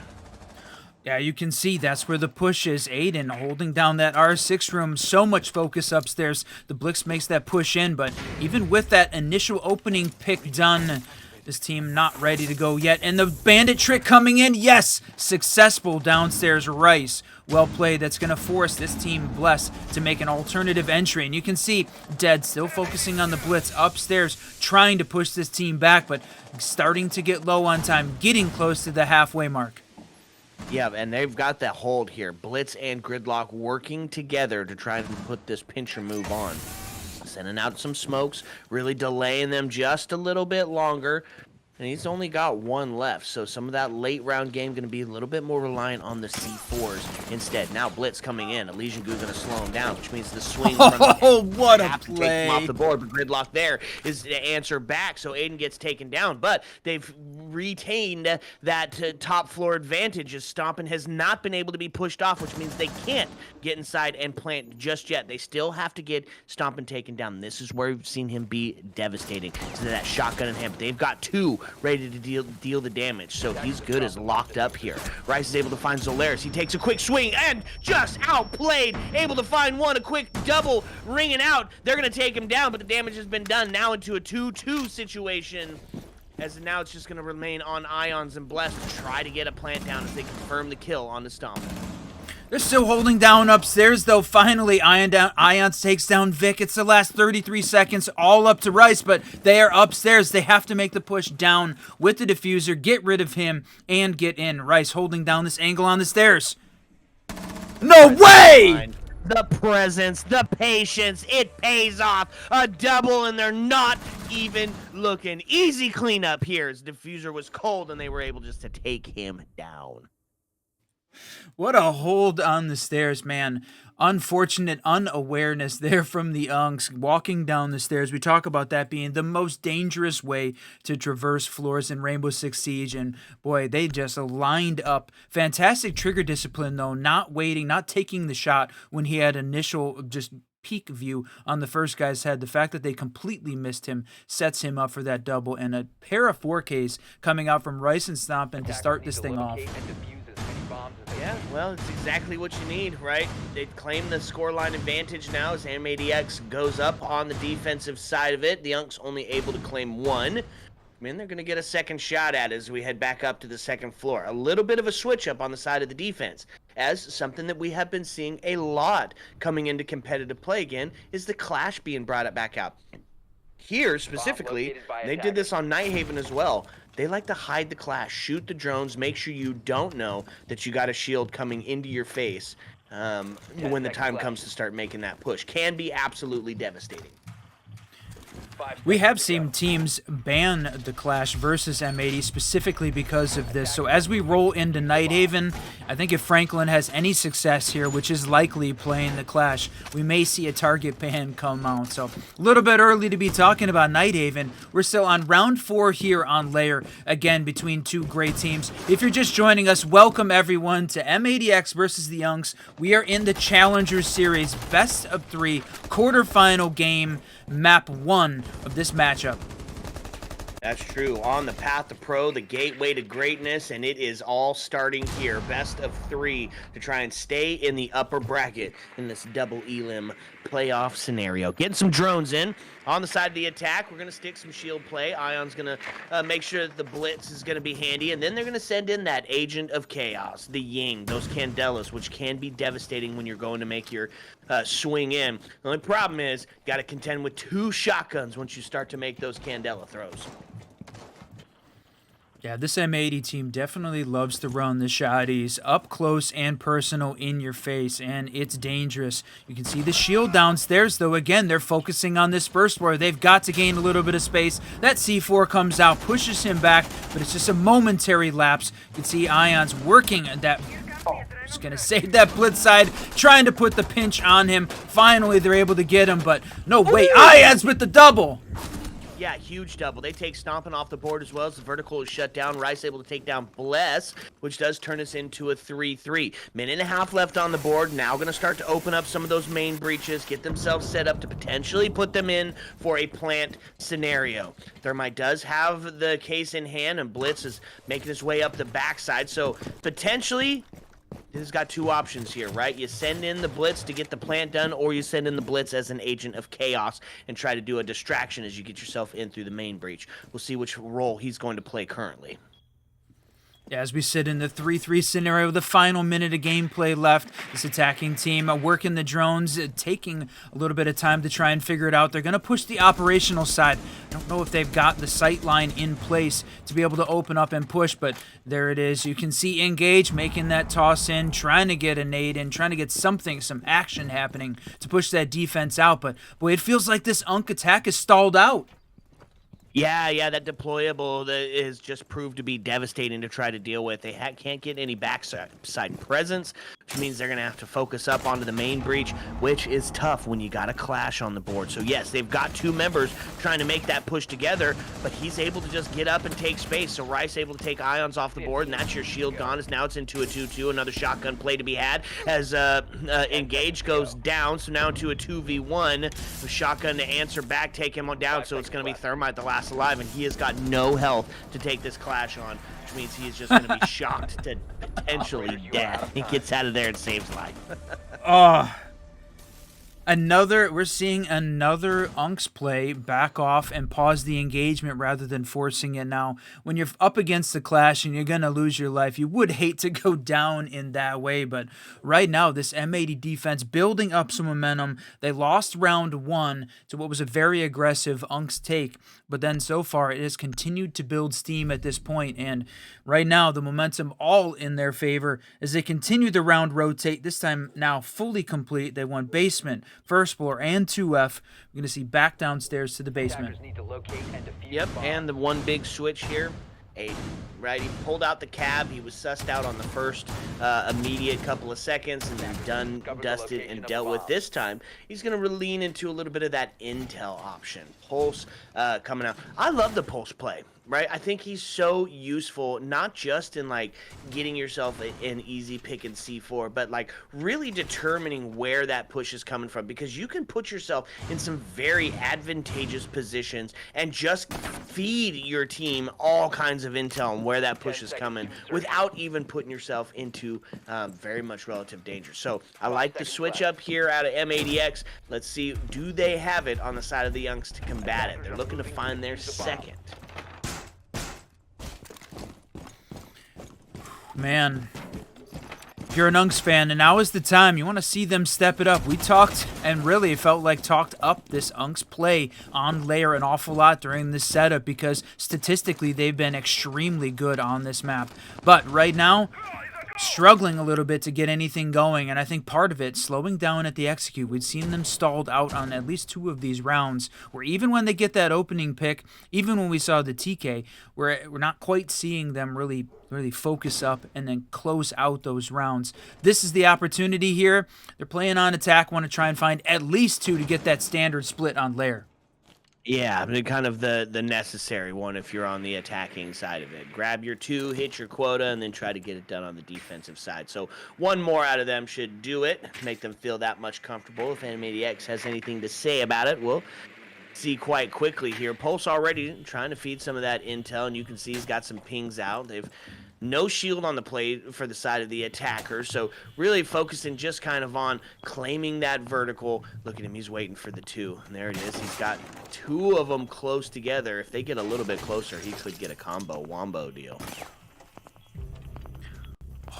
Are they going to walk in? No, looking like they're going to take a step back from that direct engagement. Ions with the double taking down Stompin' too. Man, we talked about him picking up that 30K early on in that Butler land round. He's picked up 6 and 2 currently, top frag on his team. We talked about Bless being, the grudge match here, but Ions might be the guy to watch. That's right. Okay, so he claims 2. Main advantage down to the hands of the Unks. They look to try to claim their second. A couple of shots onto the doors. Going to see Aiden go down as Zolaris is able to take him with the 417, which means it's all going to be onto the shoulders of Rice and Franklin as they look to try to secure this last 60 seconds. Now they just got to get a couple of kills and hold out, but in a 5v2 seems all but impossible. Start to hit onto the Goyos, and what a shot. Rice is going to get the 1 tap onto Zolaris, and a quick shot onto Cade is going to put Franklin the last alive. Anna's on the triple kill now as Ace does go down. So now put into a 3v1 situation. He's got to deal with he's got to deal with a post-plant scenario. They blocked off the door. The Goyos kind of forced the rotate, but both doors, Whiskey, have been blocked off. So now looking towards that main breach, you're going to see some damage done, and they're going to claim Ions with the 4K is going to break it out, and that is going to claim their second round and put them on the standard split arena. Wow, Ions with the 4K. Man, we said he was potentially the guy to watch. He's showing up when he needs to, and he absolutely needs to. This M80X team's so good on layer, but right now, the first little bit of crack in the armor. We saw a 3-round complete sweep of the round rotate there in the middle of this first half. Now, Unks are adapting. What do they need to change up in the play? If Rice hadn't gone down in the middle of sight, those 2 Goyos would have blocked off and been the winning game there, but Unks using that against the M80 team as they try to retake in that post-plan scenario. So back on this first floor site, you can see Rice setting up for that main breach, and again, most of this team heading upstairs to set it up like it is a second floor site. Going to be all of the action again focused on that upstairs side. Yeah, this is a big round for either team. Is kind of is going to tell us how the next few rounds are going to go, right? Standard split. We're talking about if you're favoring the attack half, 4-2 feels pretty good. Hiding that clash again, making sure that none of the drones are going to suss him out, which I think is, again, the right play. But if the Unks come up 3-3 here, I don't know, Whiskey. I'm feeling pretty good about their defensive half going into this. Now, the thing is the other side of it is M80X. They are an incredible attacking team. Very well coordinated, very good at gap spotting, very good at taking advantage of mistakes. So almost needs to be a 3 if you're the Unks. Now there's going to be Aiden taken down in a Rule 1 break. You run, you die, and he pays the price for that one. There was a little bit of siege timing in there for that one as well. He was looking for that angle, had the hole in the door, waiting, but the Unks Zolaris just taking a little bit more time before approaching that door. And as he runs away, able to see right through that hole that he made. So unfortunate loss there for Aiden to go down. It's the opening pick again for the Unks to try to even this thing up in a 2-0, but it's a shield-on-shield battle. Oh, man, and yeah, you're going to start to see Blitz not get the advantageous scenario there is that electricity is able to just force the shield aside. If there was somebody else playing it, they could have shot him in the feet or any number of places that have been opened up. But instead, going to force him back in that engagement, main advantage still into the hands of the Unks. All right, this minute 45, we're getting close to this halfway point in this round. Again, we're playing that first floor site, but all the action happening upstairs. You can see Stompin' and Franklin and Vic all holding down power positions upstairs. The smoke's coming out, trying to slow this down. It is a 5v4 scenario. The Unks have got all of their assets in play. They're trying to make a push in, but currently stopped, stymied by this team upstairs. That's right, and the smoke canisters ring out as some grenades are trying to push these players back just a little bit. This engagement onto the Clash really going to be the big set of impact plays here. So starting to make the push up here, and oh, there he is, sussed out, forcing them back, forcing the gridlock out of this battle, which means that the shield going to be left on Slowsome, kind of on an island. And there he is, taken down off the board as the shotgun from Stompin' rings out. Now puts us into a 4-4 scenario. Bless goes man advantage over to M80X now, but answers back as Ions is able to take Vic Bands down. Stompin' takes Ions down. Rice to find Zolaris off the board, now into a 3v1. It is all going to be engaged, left alive, alone on an island to try to bring this one back. He's going to have to look for individual engagements, but as the Legion goo goes out, his life starts to drain. They know exactly where he's at, and the Clash is coming over to say hello. No. And just make it Oh, incredibly no. difficult. He is going to die to the electricity because there's no way he lives these next 21 seconds. He's running for it. He's booking it.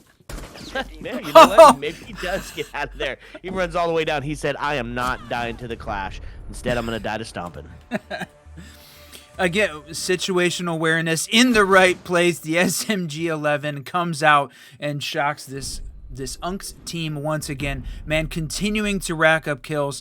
3K coming out from Stompin' on that round, shutting them down. The 4-2 standard split as expected here on defense on Lair. Now we get the opportunity to see how are the Unks going to handle defense on what a map that we really hyped up this team. Are they going to live up to the hype? Are they going to get shut down by M80 on map 1 of this best of 3? Yeah, this will be the big test here, Whiskey, right? Is how do they respond to an aggressive M80X attack? Well, who are they showing right out the gate? They're showing Slow Down City, not afraid to play the Clash on their side of it as well. I don't believe, where's the Clash at? Are they hiding the Clash or are they keeping it out in the open? Can't quite tell. I think they're keeping him out. Oh, there he is. Yeah. Well, either way, I mean, kind of have to expect that something like that is coming. Yeah, they're hiding him back in the corner, looking at me, shaking in his boots. Man, no better representation there of what it's like to play against M80 than shaking in your boots. Clash shows it off. Now, the question is, right, what level of engagement is he going to have? How is he going to play this one out? Ion's making the switch and bringing out the two-brow. We see a lot of two-brow bans on defense because his ability to change up the way that the game is played, slowing things down, making it a little bit more difficult for the attacking team to get some of those sight lines in play. But, man, right now, you take a look, Stompin' is at 6-4 and 5. There's a crazy amount of assists on the M80X team across the board with Aiden, Vic, and Franklin all contributing there. That's wild. That if they're not getting the kills, they're contributing to this. Part of the reason this is a little bit of a dangerous team. 14 assists, mind you. They've got 14 times where they have helped each other get that kill going, which is crazy. Okay, so taking a look, they've sussed out the deployable shield. They sussed out the Clash play. And they brought along a little bit of help, right? Capital bringing on that fire and that smoke to potentially push them out of some of those critical push point locations. We'll see if it pays off here in the end, though. But Rice back onto the striker. Favoring some of that new recruit play. Actually, it feels pretty equalized on both sides of the board here with who was brought to the table. Aiden's been struggling a little bit on these opening picks. We've seen him go down 2 or 3 times, but says that he's playing a little bit aggressively. This time, playing as the Capital, needs to keep himself alive. Doesn't push that angle. I think good trigger discipline there as now they work on getting some of these first sight lines open from the operational side. They're going to have to deal with this Dead's Clash and then also try and stop and burn some of this utility, both from the two-brow and the smoke early, and it's starting to get late. They need to step up the pace. That's right. Now Flash goes out, but Clash, being that immovable force, is not going to give up any of that space. They have to bring out some of those potential grenades to get the job done. Maybe a little underneath play. Sen's starting to put it down, but they're going to take some of those gadgets off the board as the two-barrel rings out, and there's going to be Franklin to find one stomp and a answer. Yo! As both the Clash and the Cade go down in that last exchange, still man advantage now into the hands of M80X as they find another. Bless goes down as Aiden's able to take him. Looking towards the door, a C4 that rings out, but nobody there to answer it as Aiden's able to take Zolaris down, which means it's going to be Ions on pace for the ace. Instead, it's going to be a flawless round for M80X as they are just very well coordinated on the attack side of things.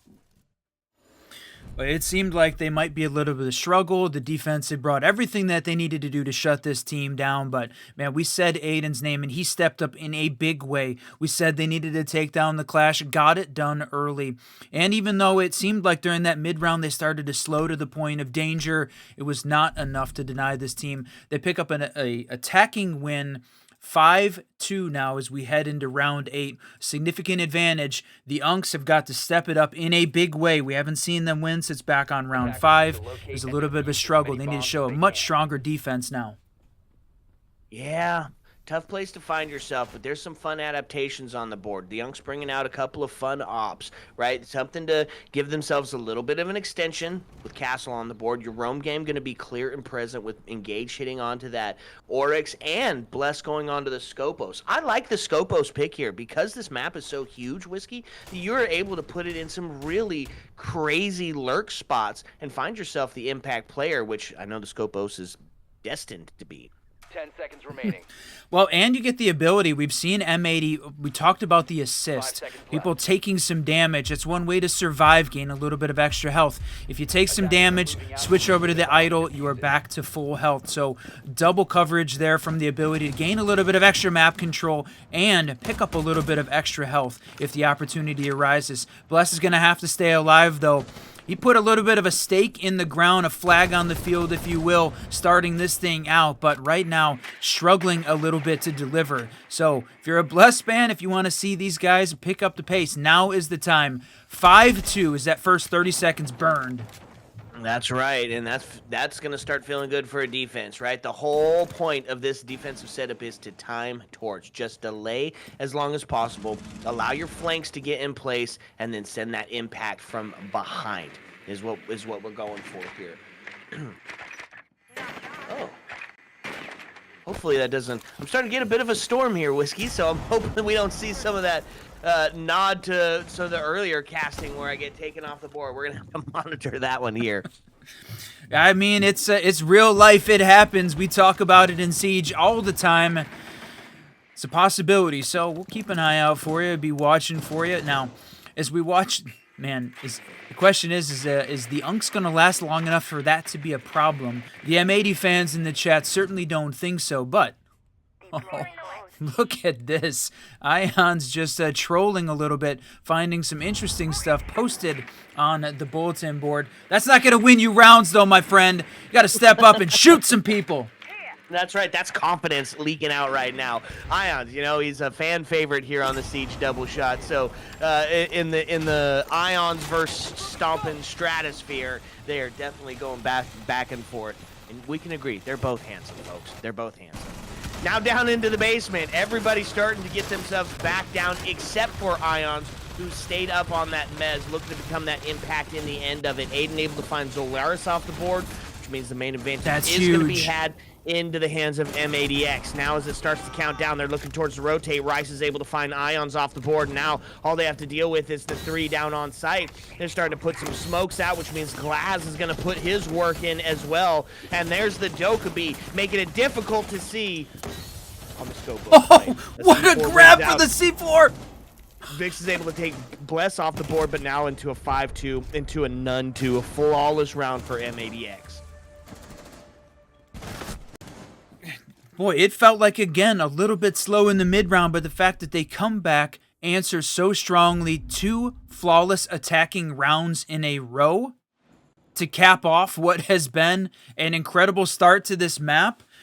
We've seen the Unks. I mean, you can see it on the scoreline here. They picked up 2, but it was followed up by a quick 3-round win in both cases. Now, we talk about the timeout buff. The team that takes the timeout, we say maybe 60, 70% of the time, wins the next round. The Unks absolutely have to, because we are now on match point here in map 1 of the best of 3. Yeah, and this is on layer, right? This is where we expected the Unks to have a little bit more of a presence. Going into Nighthaven's going to be tough, and the Unks is a good Nighthaven team as well. The problem is M80X is a great Nighthaven team, so really got to make your mark on it here. We have to see the Unks be perfect for 4 in a row and bring this one back, or man, I don't even want to talk about it. I want more Siege today. This is it. I mean, we're seeing all of the quarterfinal games being played out today. That's what we're getting to see. 2 here on the Siege Double Shot, 2 on the main R6 channel. Tomorrow, we will see the semifinal games happening, and then the lower bracket battles that result from those semifinal games taking place tomorrow. So that's what we have got in store for you. But first, we've got to see who wins this quarterfinal game, and right now is looking very much M80X sided on the original map. We talked up the Unks on layer. It's time to deliver, boys. Can you do it, or is M80X going to shut them down quickly? Okay, so on the side of the defense, doubled up on the area denial. Smoke and Goyle being brought out here. Double up on the breach, keeping those walls closed. Cade and Bandit being brought out here. And then a little bit of something for the shield play. Press bringing out the Legion. So really looking to dig in here. This is a static warfare setup, meaning that they want to hold on to as much of sight as possible. Take away those cross angles being set up. Take away your ability to catch somebody rotating, and just hope and pray that the walls stay closed, so you have to force yourself in through the doorways. This is exactly what they're trying to set up here on the defense, and they've got a good solid start to that.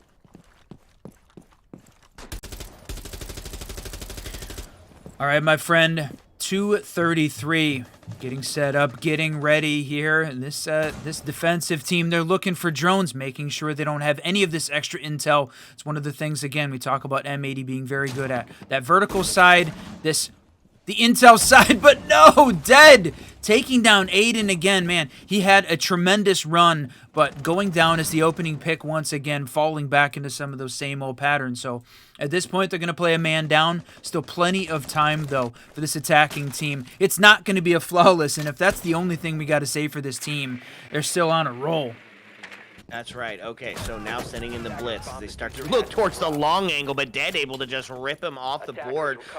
Toasted, Dundon, a man advantage now into the hands of the Unks as they're looking to claim another round here. Takes a quick swing as Vic Vans is able to take him off the board, but answers back. Hines taken down, stomping as the Vector rings out, so now it's going to put it into the hands of Vic only. He's the last alive, and he's got to be on pace for the ace to get this one done.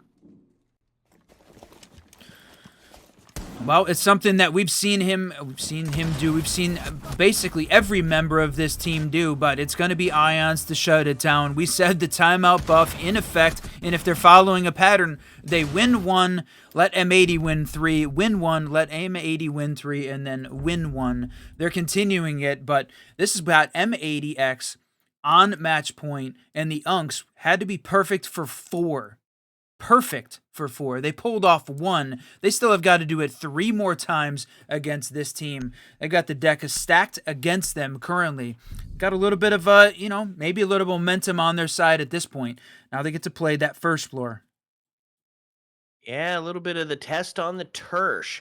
Lean into some intel. Valkyrie going to be utilized, but still really just wanting to slow it down. One of the things about heading into this Tersh site is you take vertical, and then you open up that main wall that looks in towards Bomb located by attackers. That looks in towards the B site there, right? Once you get that opened up, you've got very little area that you can actually control. So if you claim the vertical right above it, you can plant off the desk. It's a relatively safe plant, and then it's a retake scenario for the defense. So what do they have set up against it? Well, you know there's going to be some vertical, and they're bringing out the Tuberau, which has been really just kind of the impact player as far as keeping those breaches closed and and delaying the time, forcing run that 20-second meta.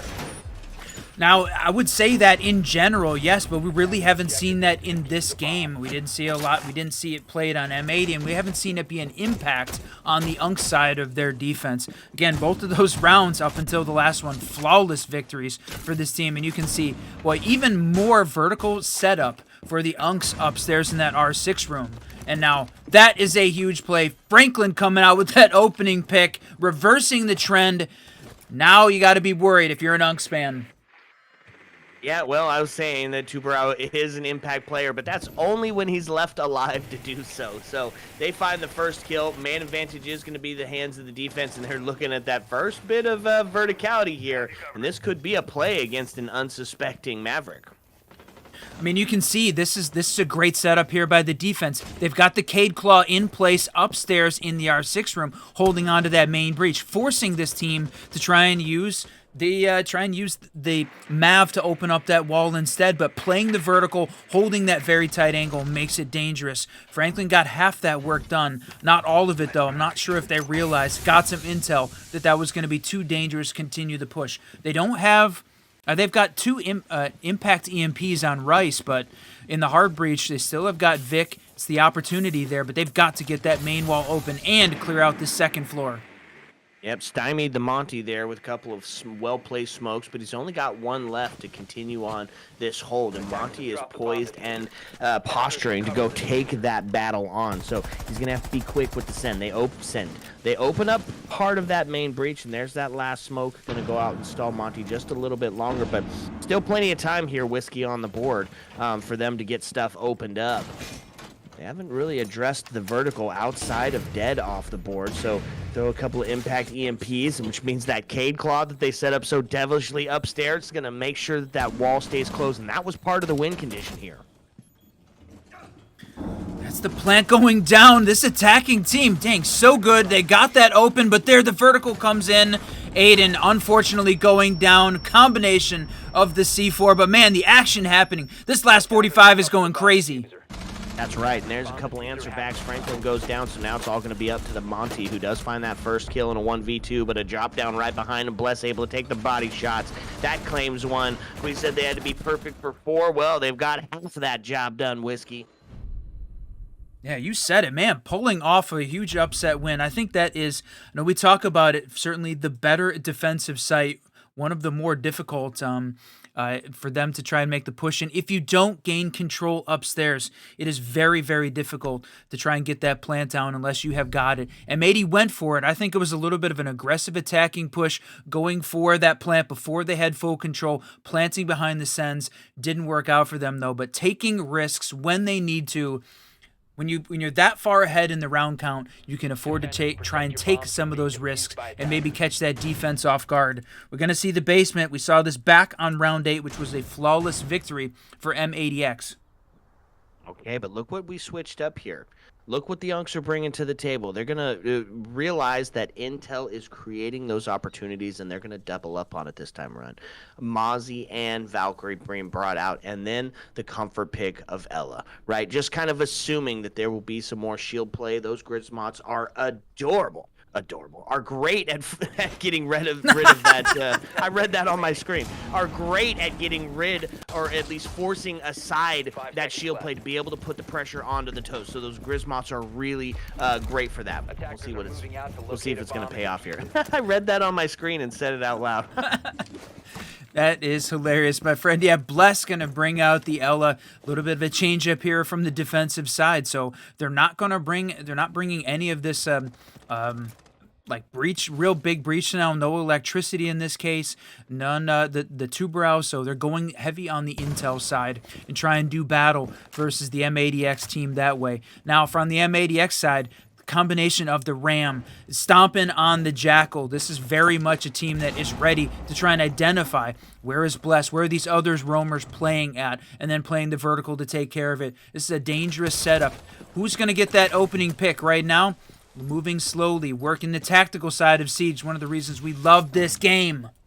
That's right. And you can see, too, that complete investment into the roam game as only Dead is down there on the basement in the actual site. So now getting droned in, we're going to see Rice start to put the pressure on as they've spotted out the rotate, know that somebody could be there quickly to answer should he get sussed out. And down the hallway is exactly what they're looking for that exact thing. That's going to be Rice taking off the boards. They're able to find one. The P10 Roni ringing out and claiming a life. That means the man advantage back into the hands of the Unks here, as all they got to do now is hold on and play for a double. Stomping, not to be denied. The King is able to find two, which reclaims that body bounce into the hands of M80X. And so now with 1:30 left on the board, it's going to start to feel a little bit of the pressure mounting for the defense. Takes a quick look towards the door, but not able to capitalize off, which means Stomping going to put himself on the rotate.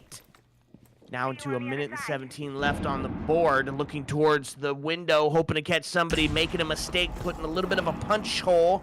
Nobody there to respond, which means we've hit a little bit of a slowdown. Yeah, a little bit of pause in the action, but again, we're on match point in this best of 3. There's 59 seconds left. If M80X wins this, they move on to map 2. A triple coming out from the King. And that's right. And then Franklin able to claim one, Aiden able to find the second, and M80X going to find the first map in this best of 3. Oh man, and now the Unks have got to take M80X to Nighthaven. Let's sum this up in one word, and it was clinical, my friend. M80X brought out the TED Talk on how you're supposed to take on Lair. Man, we talked about how good this team was on Lair. Really, both of these teams, very good Lair teams. But today, when it mattered in the quarterfinal upper bracket game, M80X was just better and pulls out a huge victory. GG's to the Unks for making it all the way to this point. But got to step it up in map 2 if you want to fight in the upper bracket side. The good news is, for fans out there, neither of these teams going home today. This is the quarterfinal upper bracket game. The loser going to the lowers. They have to fight it out. Again, those semifinals and lower bracket games happening tomorrow. That's right. Okay, so it's a best of 3. Map 1 is over and done. M80X is going to be taking on the Unks on Nighthaven Labs when we come back. So sit back and relax, because when we do come back, we're bringing you the second map. Ayo. Let's go.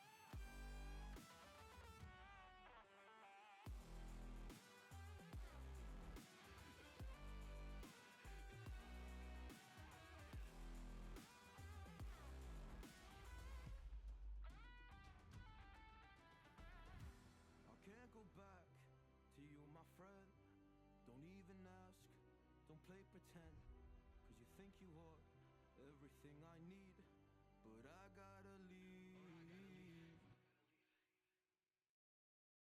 I'll be there when the lights don't shine. I'll be there in the sleepless nights. I'll be there, make you feel alright. I'll be there, I'll be there. I'll be there when the lights don't shine. I'll be there in the sleepless nights. I'll be there, make you feel alright. I'll be there,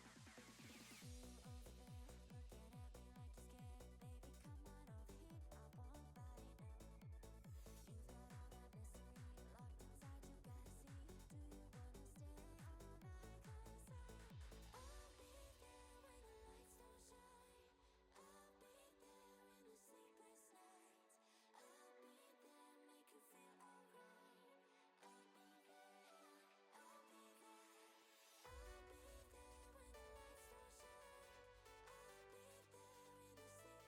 be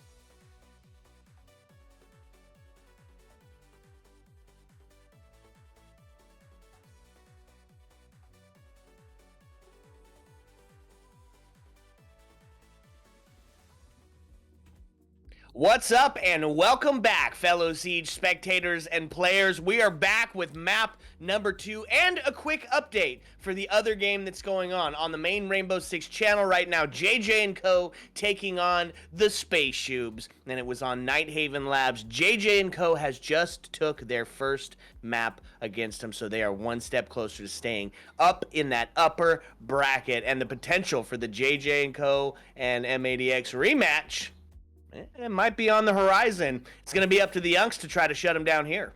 Yeah, that's right. And it is time for Nighthaven on our own feed. This is it, my friend. Nighthaven coming in. Now, we talked about back in the day, early on in qualifier number 1, JJ & Co. did beat M80X on Nighthaven. That's the only time we've seen them lose this map. So they have shown a little bit of vulnerability, but since that time, they've been perfect. So JJ & Co. continues a little bit of mastery, it sounds, on Nighthaven. So that'll be the big focus, whether or not that map makes it through the map ban phase, if these two do end up meeting in the future.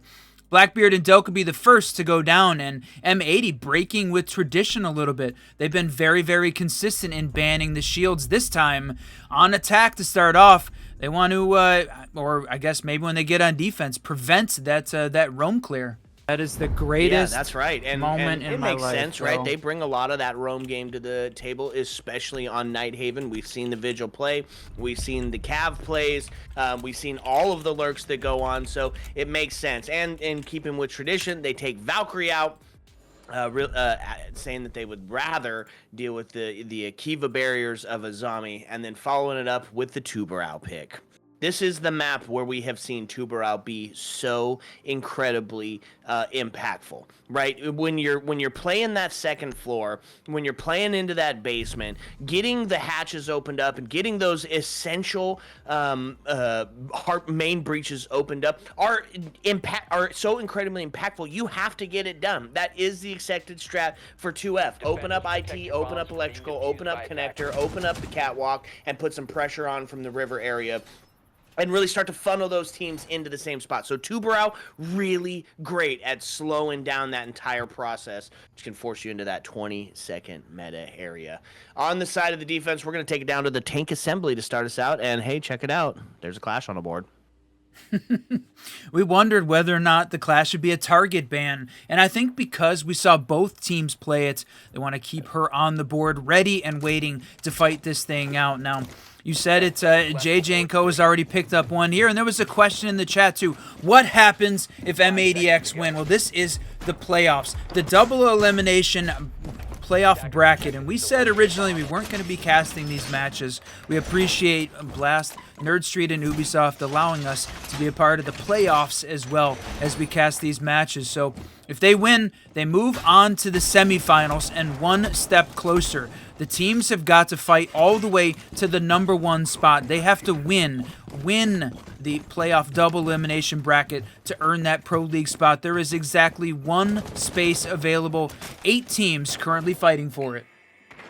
Ooh, man, when you put it like that, feels like it's all on the line, my friend. It's going to be a shield off here. Rice put themselves onto the blitz to try to take on this clash, and then the other operator left alive and devastating in the right hands is going to be Deimos. He's outside, feeding intel on exactly where that Legion's playing at. He's sitting in control, and they're going to start to put the pressure on him now from above as well. Whoa! A couple of hits. Wow, Bless just barely sneaks out of there with their life. Yeah, like we said, Bless, putting a little bit of statement out there early on, but not delivering on this one originally. Almost loses his life to the vertical play from Aiden. We talked about how good this team is at the vertical play. The Unks kind of feeding into that a little bit, starting off on the basement. Bless, the first recipient of some of that damage. No opening pick, though, in the case. If you just joined us, welcome everyone to map 2 of this best of 3 in the quarterfinals. That's right. Okay, so they claim some of that space is now Stompin' and Aiden have made their way into the second floor. Big Bands put themselves on the first, along with Rice, who's starting to posture outside of that cargo stair area. Maybe get the hatch open, put some quick pressure onto it. Now they're opening up this entire floor. This is where we're going to start to see that fish in a barrel situation start to ring out. A missed C4 is going to be down low, and so is forced out of that critical push point area as they're just getting forced back farther and farther. At 55 seconds, this final minute, and Vic, you're going to be the opening pick there on taking down Zalaris. So that's the mirror. Her utility's already in place, though, and right now, this attacking team, they've got tons of second and now all of first floor control. All of the defenders rotated back down to the basement in those power positions. It's about to get crazy. We're getting into that 20-second meta. There's the plant going down. That's right, in and dusted. Franklin's going to find the kill onto Ions, which means it's going to be a classic retake scenario. Dead's found off the board, which means it's going to be Goyo and Bless alive in a 2v5 post-plant, and it is just bullets from everywhere, Whiskey. Not going to be enough to get it done. Aiden able to take Engage off the board, which means Bless going to be the last alive. He's going to have to live up to his namesake, and instead, it's going to be a flawless round for M80X as they are back on Nighthaven. Man, when we talked about the map bans early on in this game, the fact that both M80X and the Unks have had tremendous success on these two maps, Lair and Nighthaven, the first place we were going, we saw the Unks win back-to-back double victories on Lair and Nighthaven versus Karn and Co. and Run It Back. And M80X did the same thing versus Run It Back. So maybe that was a run it back problem, but the fact that both of these teams have had so much success here meant that we were going to be treated to an awesome series between these. M80X takes map 1 in Lair more decisively than I think we thought coming into that match, and they've started off with a flawless on attack. That's 3 flawless attacks they have had versus the Unks just today. This is a very dangerous team, and even though the Unks, they've got some momentum behind them, they've made it into the top 8, they've got their work cut out for them, and now all of the pressure is on this team. You know what's crazy is that M80X did lose this map, right? We talked about that early on in the pre-show. They did lose this map, and then they proceeded to run it every single game afterwards, saying, I dare you to try it again. And they have been absolutely unstoppable. So, on the side of the defense, they're going to take it up to the second floor. They're going to try a little bit of adaptation here, a little bit of that static warfare that we talked about earlier, where they try to hold on to every single wall. The Bandit and the Cade being brought out here, and the Mute, and the Clash. So really just an investment on keeping these walls closed for as long as possible, and then using some shield action once they finally get them open. Oh, wow, look at this play of the combination of utility here, all being focused on this second floor, using the mirror, using the Cade, or using the bandit charges, making sure that they couldn't get it open. It took an extra 45 seconds, but it's done. Now the connector side closed off by the Cade Claw as well, so the Unks coming in with a little bit of utility here late, but the damage done on the IT side. That wall is opened up. They've gained a little bit of control, but man, Aiden, after that 3K on round 1, with the Deimos, really putting the pressure on the Unks. That's right, and he's firing off a couple of pop shots. He's going to take a few more, but nobody the worse the wear for this bit of exchange, and they're going to try to hold on to it. Gabe going to try to do a little bit of tricking here as they look to potentially try to keep that connector wall closed up, and it is a pivotal piece, and they're looking deep here. We've got a deployable to play off of and a couple of C4s should they get a little bit closer. I think the big one, though, Engage, looking to try to stop them with that shotgun, and it's up close and personal. That's right. I thought we heard that. I thought we heard the thermite charge go out. He still has got one of the exothermites in pocket. They're trying to get this wall open, but Rice playing down below, playing the buck again. So good on this op. There it is. The thermite coming out. They're going to open up this wall. Cade tricked. I don't think they're going to catch it. No, I don't think so, and that's one of the reasons you bring along both the hard breach for this situation. It's played out similar to the way that you see that club gym bedroom setup. Now they're going to use those grenades to force him back. That goes to the deployable, gets taken down, and that's going to be Zolaris as the first kill. Stompin able to take him off the board and claim his first kill, and they're going to push up. Rice to find one. Stompin finds a second as they put themselves in. Stompin goes down in hell of bullets, but it's now all down to the Clash, and it's going to be the drop down. And no way. Because Stompin didn't get confirmed, they're going to find 2 flawless in a row, bro. Downed, but not out. Man, 2 flawless attacks. We said it earlier. That's the 4th flawless that we've seen against this team. Man, the Unks may have dominated Lair and Nighthaven early on in the Swiss stage, but once they got to the playoffs and came up against the absolute rock that is M80X, they're getting bashed against it. Rock meet hard place. It's a 2-0 start for M80X. The Unks have got their work cut out for them, but now it's going to be their first bit of test, right? Their potential to get it done. The test on the Tersh, if you will, Whiskey. What do they bring to the table? Wait. Huh?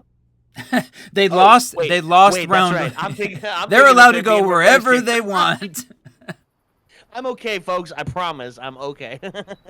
Bring it. Find it. Where are you going to fight us at? It's going to be in the basement. M80X so far shutting down everywhere. Not going to play the Tersh. I think that's a good call because right now if they can't find success either on the basement or on the second floor, that first floor is going to be even more difficult against a very, very good vertical attacking team here on the M80 side. So what can they do? Well, I mean, right now everybody on the team has picked up at least 1 kill on the M80 side, so no real particular strategic point that they need to focus on. But if I had to pick, I'd say you got to shut down the Deimos. It was the guy that made it very difficult for the Unks to try and force a little bit of the retake and then take down that shield. Rice playing on the Monty this time, so rather than ban out the shields, they're going to use them to their advantage. If you want to talk win conditions, let's just say the Unks need to get a kill, right? They currently are sitting 0s across the board. So I think that would be a good place to start, is get that first initial kill. Damn. I mean, that would be, that's just saying. It's going to help, for sure. So they get some drones out going as they're going to start to put some pressure on this first floor area. You can see that they did go for that extension upstairs for that first floor, or for the first floor. This castle's being utilized here, but Monty's starting to make the push in. They're definitely looking to get active here quickly and forcing these defenders all the way back down site. They're doing a little bit of battle upstairs, but Franklin and Vic combining to unfortunately take down Ions and Bless. Ions, one of the top players in that last map so far, struggling here to get going on Nighthaven. And in a tough place, so now the man advantage, now a little bit of that mental chalk, and you've got to deal with all of this extension, or they don't really have to deal with all of this extension util, because they're going to force these players to come up and try to take this engagement up top. You have to get some kills to equalize here. Can't just let them take this space. So they're starting to get a little bit of frustrated on the side of the Youngs, right? They're trying to find that first opening kill, and here's going to be that first look at it, and there it is, Nomad. A bomb has been located. Jesus. That's going to be engaged going down. They're looking to try and find one there. Franklin does get the confirmed kill. A double. There we go. Finally got the first kill on the board as Dead is able to take Stompin' down, but it's a too little too late scenarios. Franklin's on the triple kill. Does put us into a 4v1. Tough position to find yourself in. Can he pick up the 4K? Will he get it? Oh, so close, my friend. But yeah, Stompin' being that first one going down, finally picking up a kill. Boy, that is a serious problem here for the Unks. They just managed to find 1, 2, and there it is. Well, I mean, they did the first part of the win condition. They got some kills on the board, and that's going to be the big pivotal step one, Whiskey, is getting the confidence, knowing that you can take these gunfights, that you can win these, that you can isolate these guys and get yourself a decimation on a single player, claim that man advantage, and then start to play on the trade game. Man, a 3-0 start here. I was wondering whether or not we would see an Unks timeout at this point. We saw them be successful in picking up 2 rounds after their timeout previously on that previous map. I think the problem is I don't know that they want to wait. You know, you don't want to use it too early, but against this M80 team, the way that they're playing Nighthaven currently, I don't think you want to wait too long. Yes, you might need it more on the attacking side, but if you're only going to have a 1 or 2 round opportunity on attack, it's going to be a too little, too late kind of a scenario. Unks, all of the pressure is on this team. M80X is already up 1 map to 0 after dominating there on Lair. This is it. If you want to keep in the upper bracket, the Unks, they've got to force map 3. Right now, it is time to step it up. That's right. Here's the place you need to get it done with, and so they're going to switch it up a little bit as Pulse going to be put onto the board. Ions is going to hopefully play into some of that intel, look to get active towards that C4 play, and he's going to, I hope, play spoiler down below. There he goes. He moves down to the CC stairs, and then he's going to be trying to stop them as they come into those main breaches.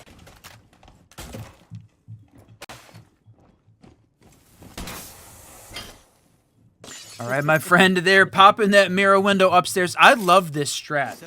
I love this using the mirror window on that main breach. Makes it difficult to try and attack. Look at this. You can do the combination of, you know, tossing the C4 out. You can use the impact EMPs or the impact grenades there to stop the aces from coming out, and well defended. They do get this open up a little bit. Stompin' playing the ace, working this slowly, burning all of this util coming out, and look at that. They go for the peek and Stompin' wins.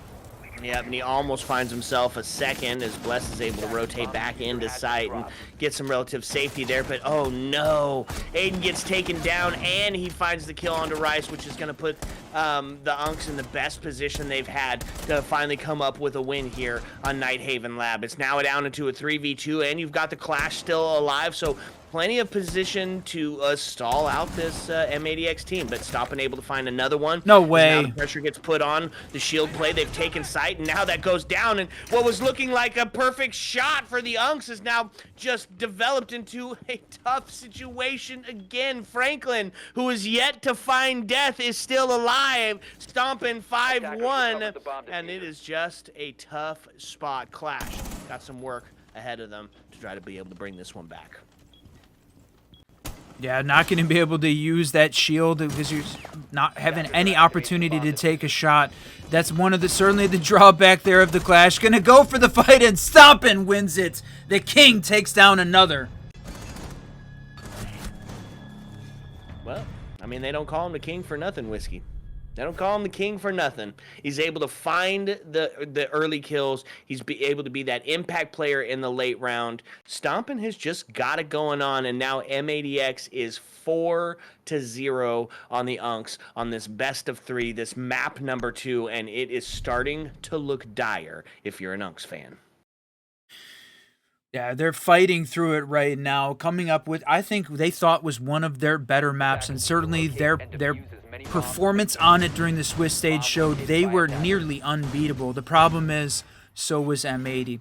And the thing about it is, we talked to Stompin' at this point, 6-1-2. Franklin, 7-0. Coming back from adversities, missing a game, having Merc step in, and then coming back in a huge way. on this second map of this best of 3, man. He is absolutely on fire. This is his map right now. This Franklin stomping combo owns Nighthaven. Yeah, absolutely. 10 seconds. to go. Okay, so trying to find that first W for the defensive seconds side for the remaining. Unks. What becomes the win condition? Well, obviously, Franklin's got to see his first Attackers death, are heading out right? to They've got to defuse the take bomb. him down. He's just proven to be unstoppable, even in that support role, even on the Thermite. Step 2 is finding Stompin'. Once those 2 win conditions are met, if you have that body balance in place, I think the Unks start to solidify their first one. We'll see how they're going to try to get through it on this one. It's slow down city as far as what they're bringing to the table. Plenty of C4s, got some of that extension util in the hands of Castle. A little bit of intel as well, opting for the P10 of Mozzie. It's not a bad setup here. Yeah, they've got all the assets they need in place. Now, here's this question. What is it? We need the Unks to change up their play style too. We talked about it jokingly that they need to find a kill, but the fact that Ion's one of those players that is so good on this team, we have seen him be devastating online and on LAN, just not making any progress right now. The quick shot comes out, not going to happen. That thermite charge though is going to open up this, and I love this vertical angle, holding. The C4 comes out, not going to hit, and not going to stop the thermite.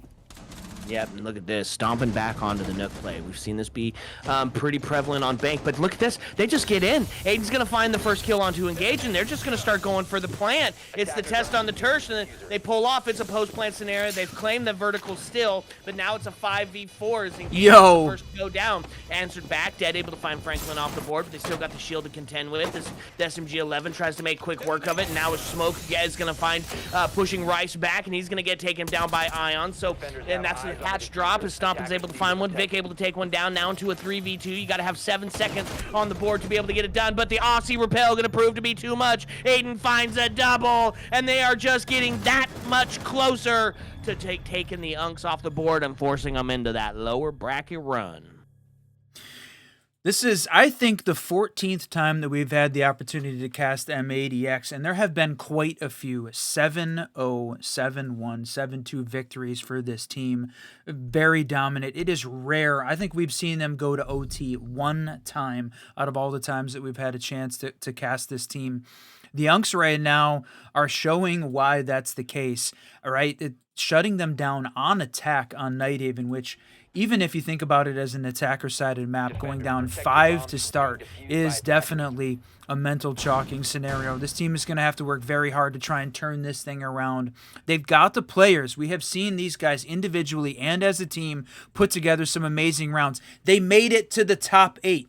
We had 400 teams fight through the Challenger Series Open qualifiers all the way through the top 16 in Swiss to make it to this spot. They took down some great teams on the way. The problem is they never ran into M80. So, man, like you just made a great point. You said we've casted these guys 14 different times, and Nighthaven has been a present and clear part of it. How many times have we seen that exact plan? That exact one that just went down. They look for that early entry kill, they spot the gap, they push in, they plant, and then it's just over before you know it. Like that same exact play. They've done that like 10 times, and it still is just too difficult to deal with.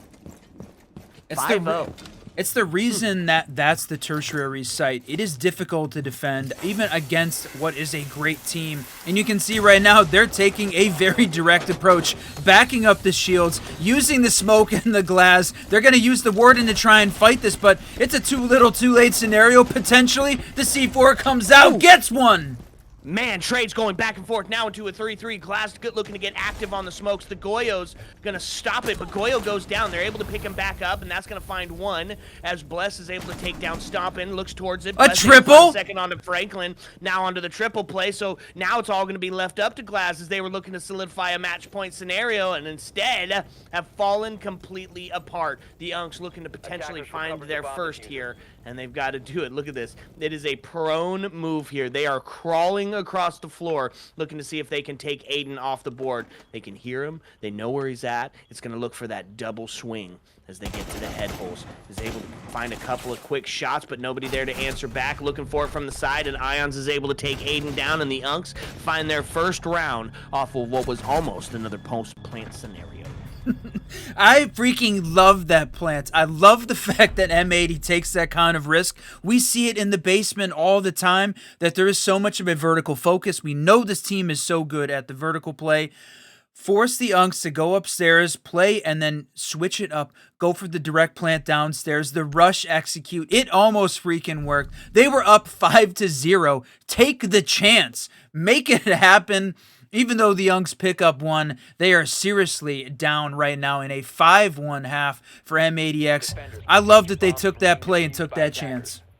Yeah, me too. And you're right. Yes, this is the bless from Old Man's Coast when they had Corrupt. And even funnier, Samosa narrator, he did in fact not win these.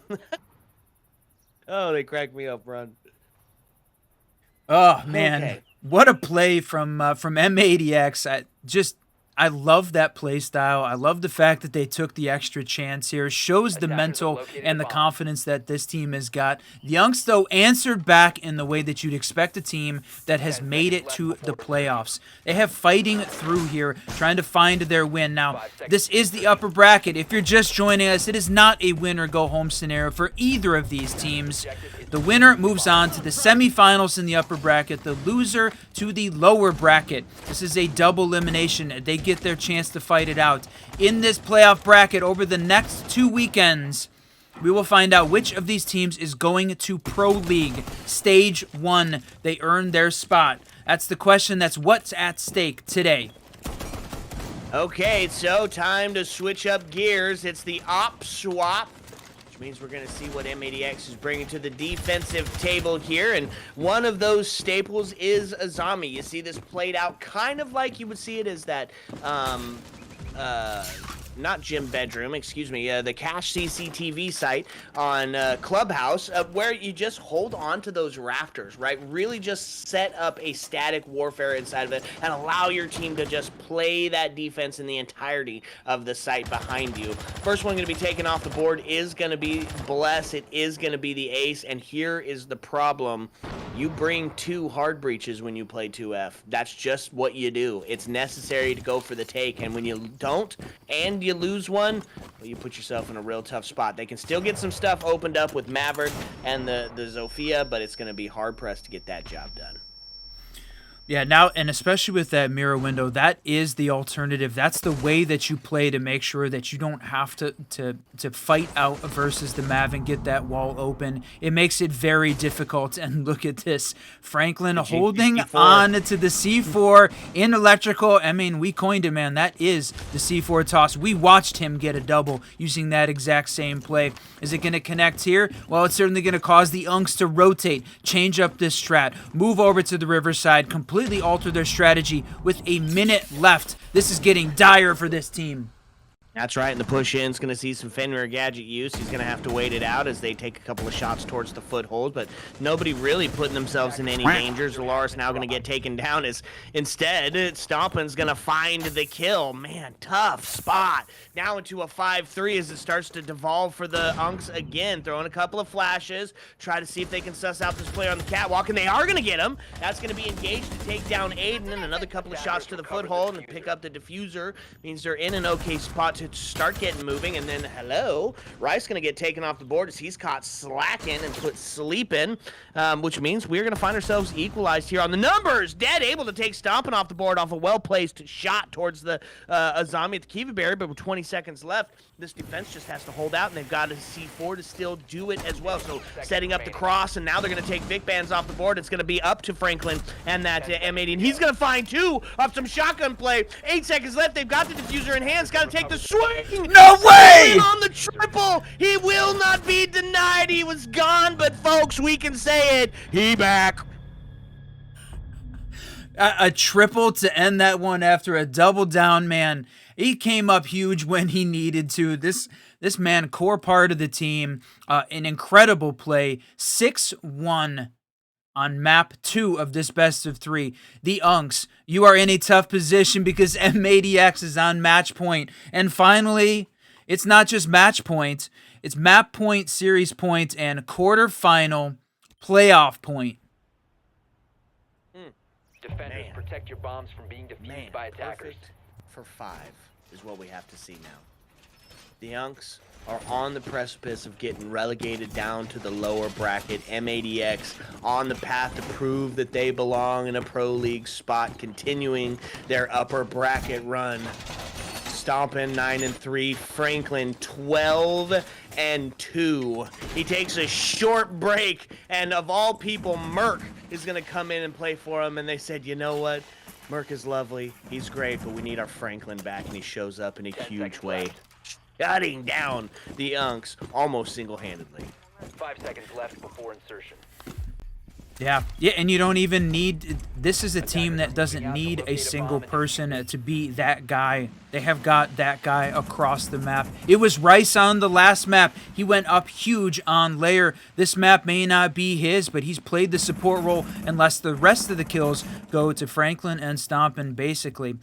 They have got this thing covered. Now, from the Unks side, man, it is time to step up. It's a team of guys that we know. It's a team of guys that have made this fight, but luckily for them, no one's going home, but it's going to be done for the day. M80X going to take this quarterfinal win unless the Umps can find a way, you said it, to be perfect for 5 in a row.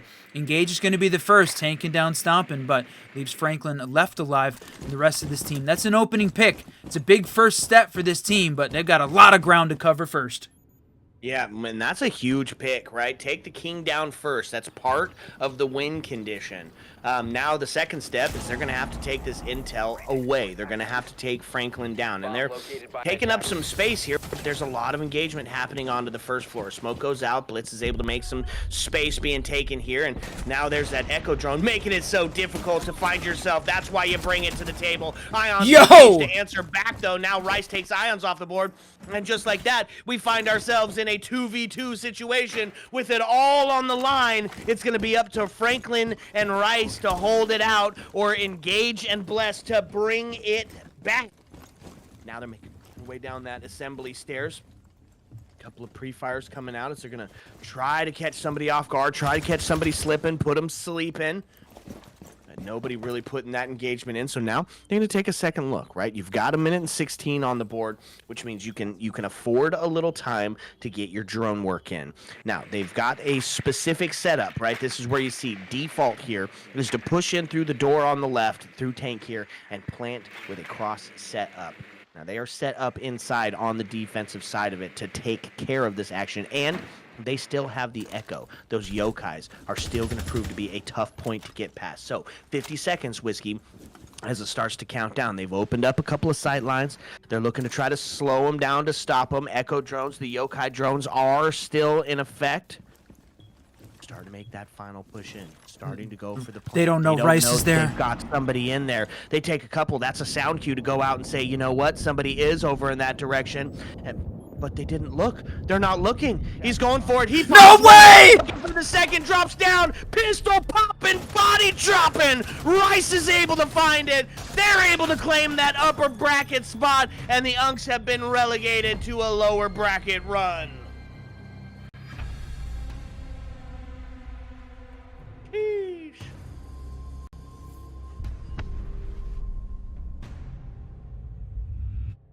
Oh my Lord, Whiskey. That was insane. They had that on lockdown, my friend. Just didn't know that Rice is playing behind the crate in assembly, thought he was in the wrong place, and the trigger discipline coming up huge. That is twice that we've seen that close out rounds for M80, and just overall a hell of a performance for this team. They may have lost 7-1 to JJ & Co. on Nighthaven back in Open Qualifier number 1, but that was a month ago, and the progress that this team has made on stream in front of everyone is incredible, and right now, you said it, semi-finals bound. Big GGs to this team for making it. Man, and now the Unks relegated to a lower bracket run. Now, we've seen a lot of people pull off some incredible wins starting from the lower bracket. That's where the pressure's at. That's where it's go big or go the heck home. So, man, just some more Siege going to be coming at you for that, Whiskey. That's right. And again, huge thank you. I know we've got some big content creators watching along with us. Jinxie, appreciate you out there. Fet Super as well. And for everyone that stays with this stream as well, supporting the Siege Double Shot, putting in all this donated time just to bring the games to you. We love the game. We love this team. And the fact that we're getting to see the T2 scene make the comeback, teams fight for Pro League, man, it just can't get any better than this. I love this game, my friend. Yeah, absolutely. Absolutely. They're asking real quick in the chat, Whiskey, to see that bracket one more time. You got a second to throw that up for them?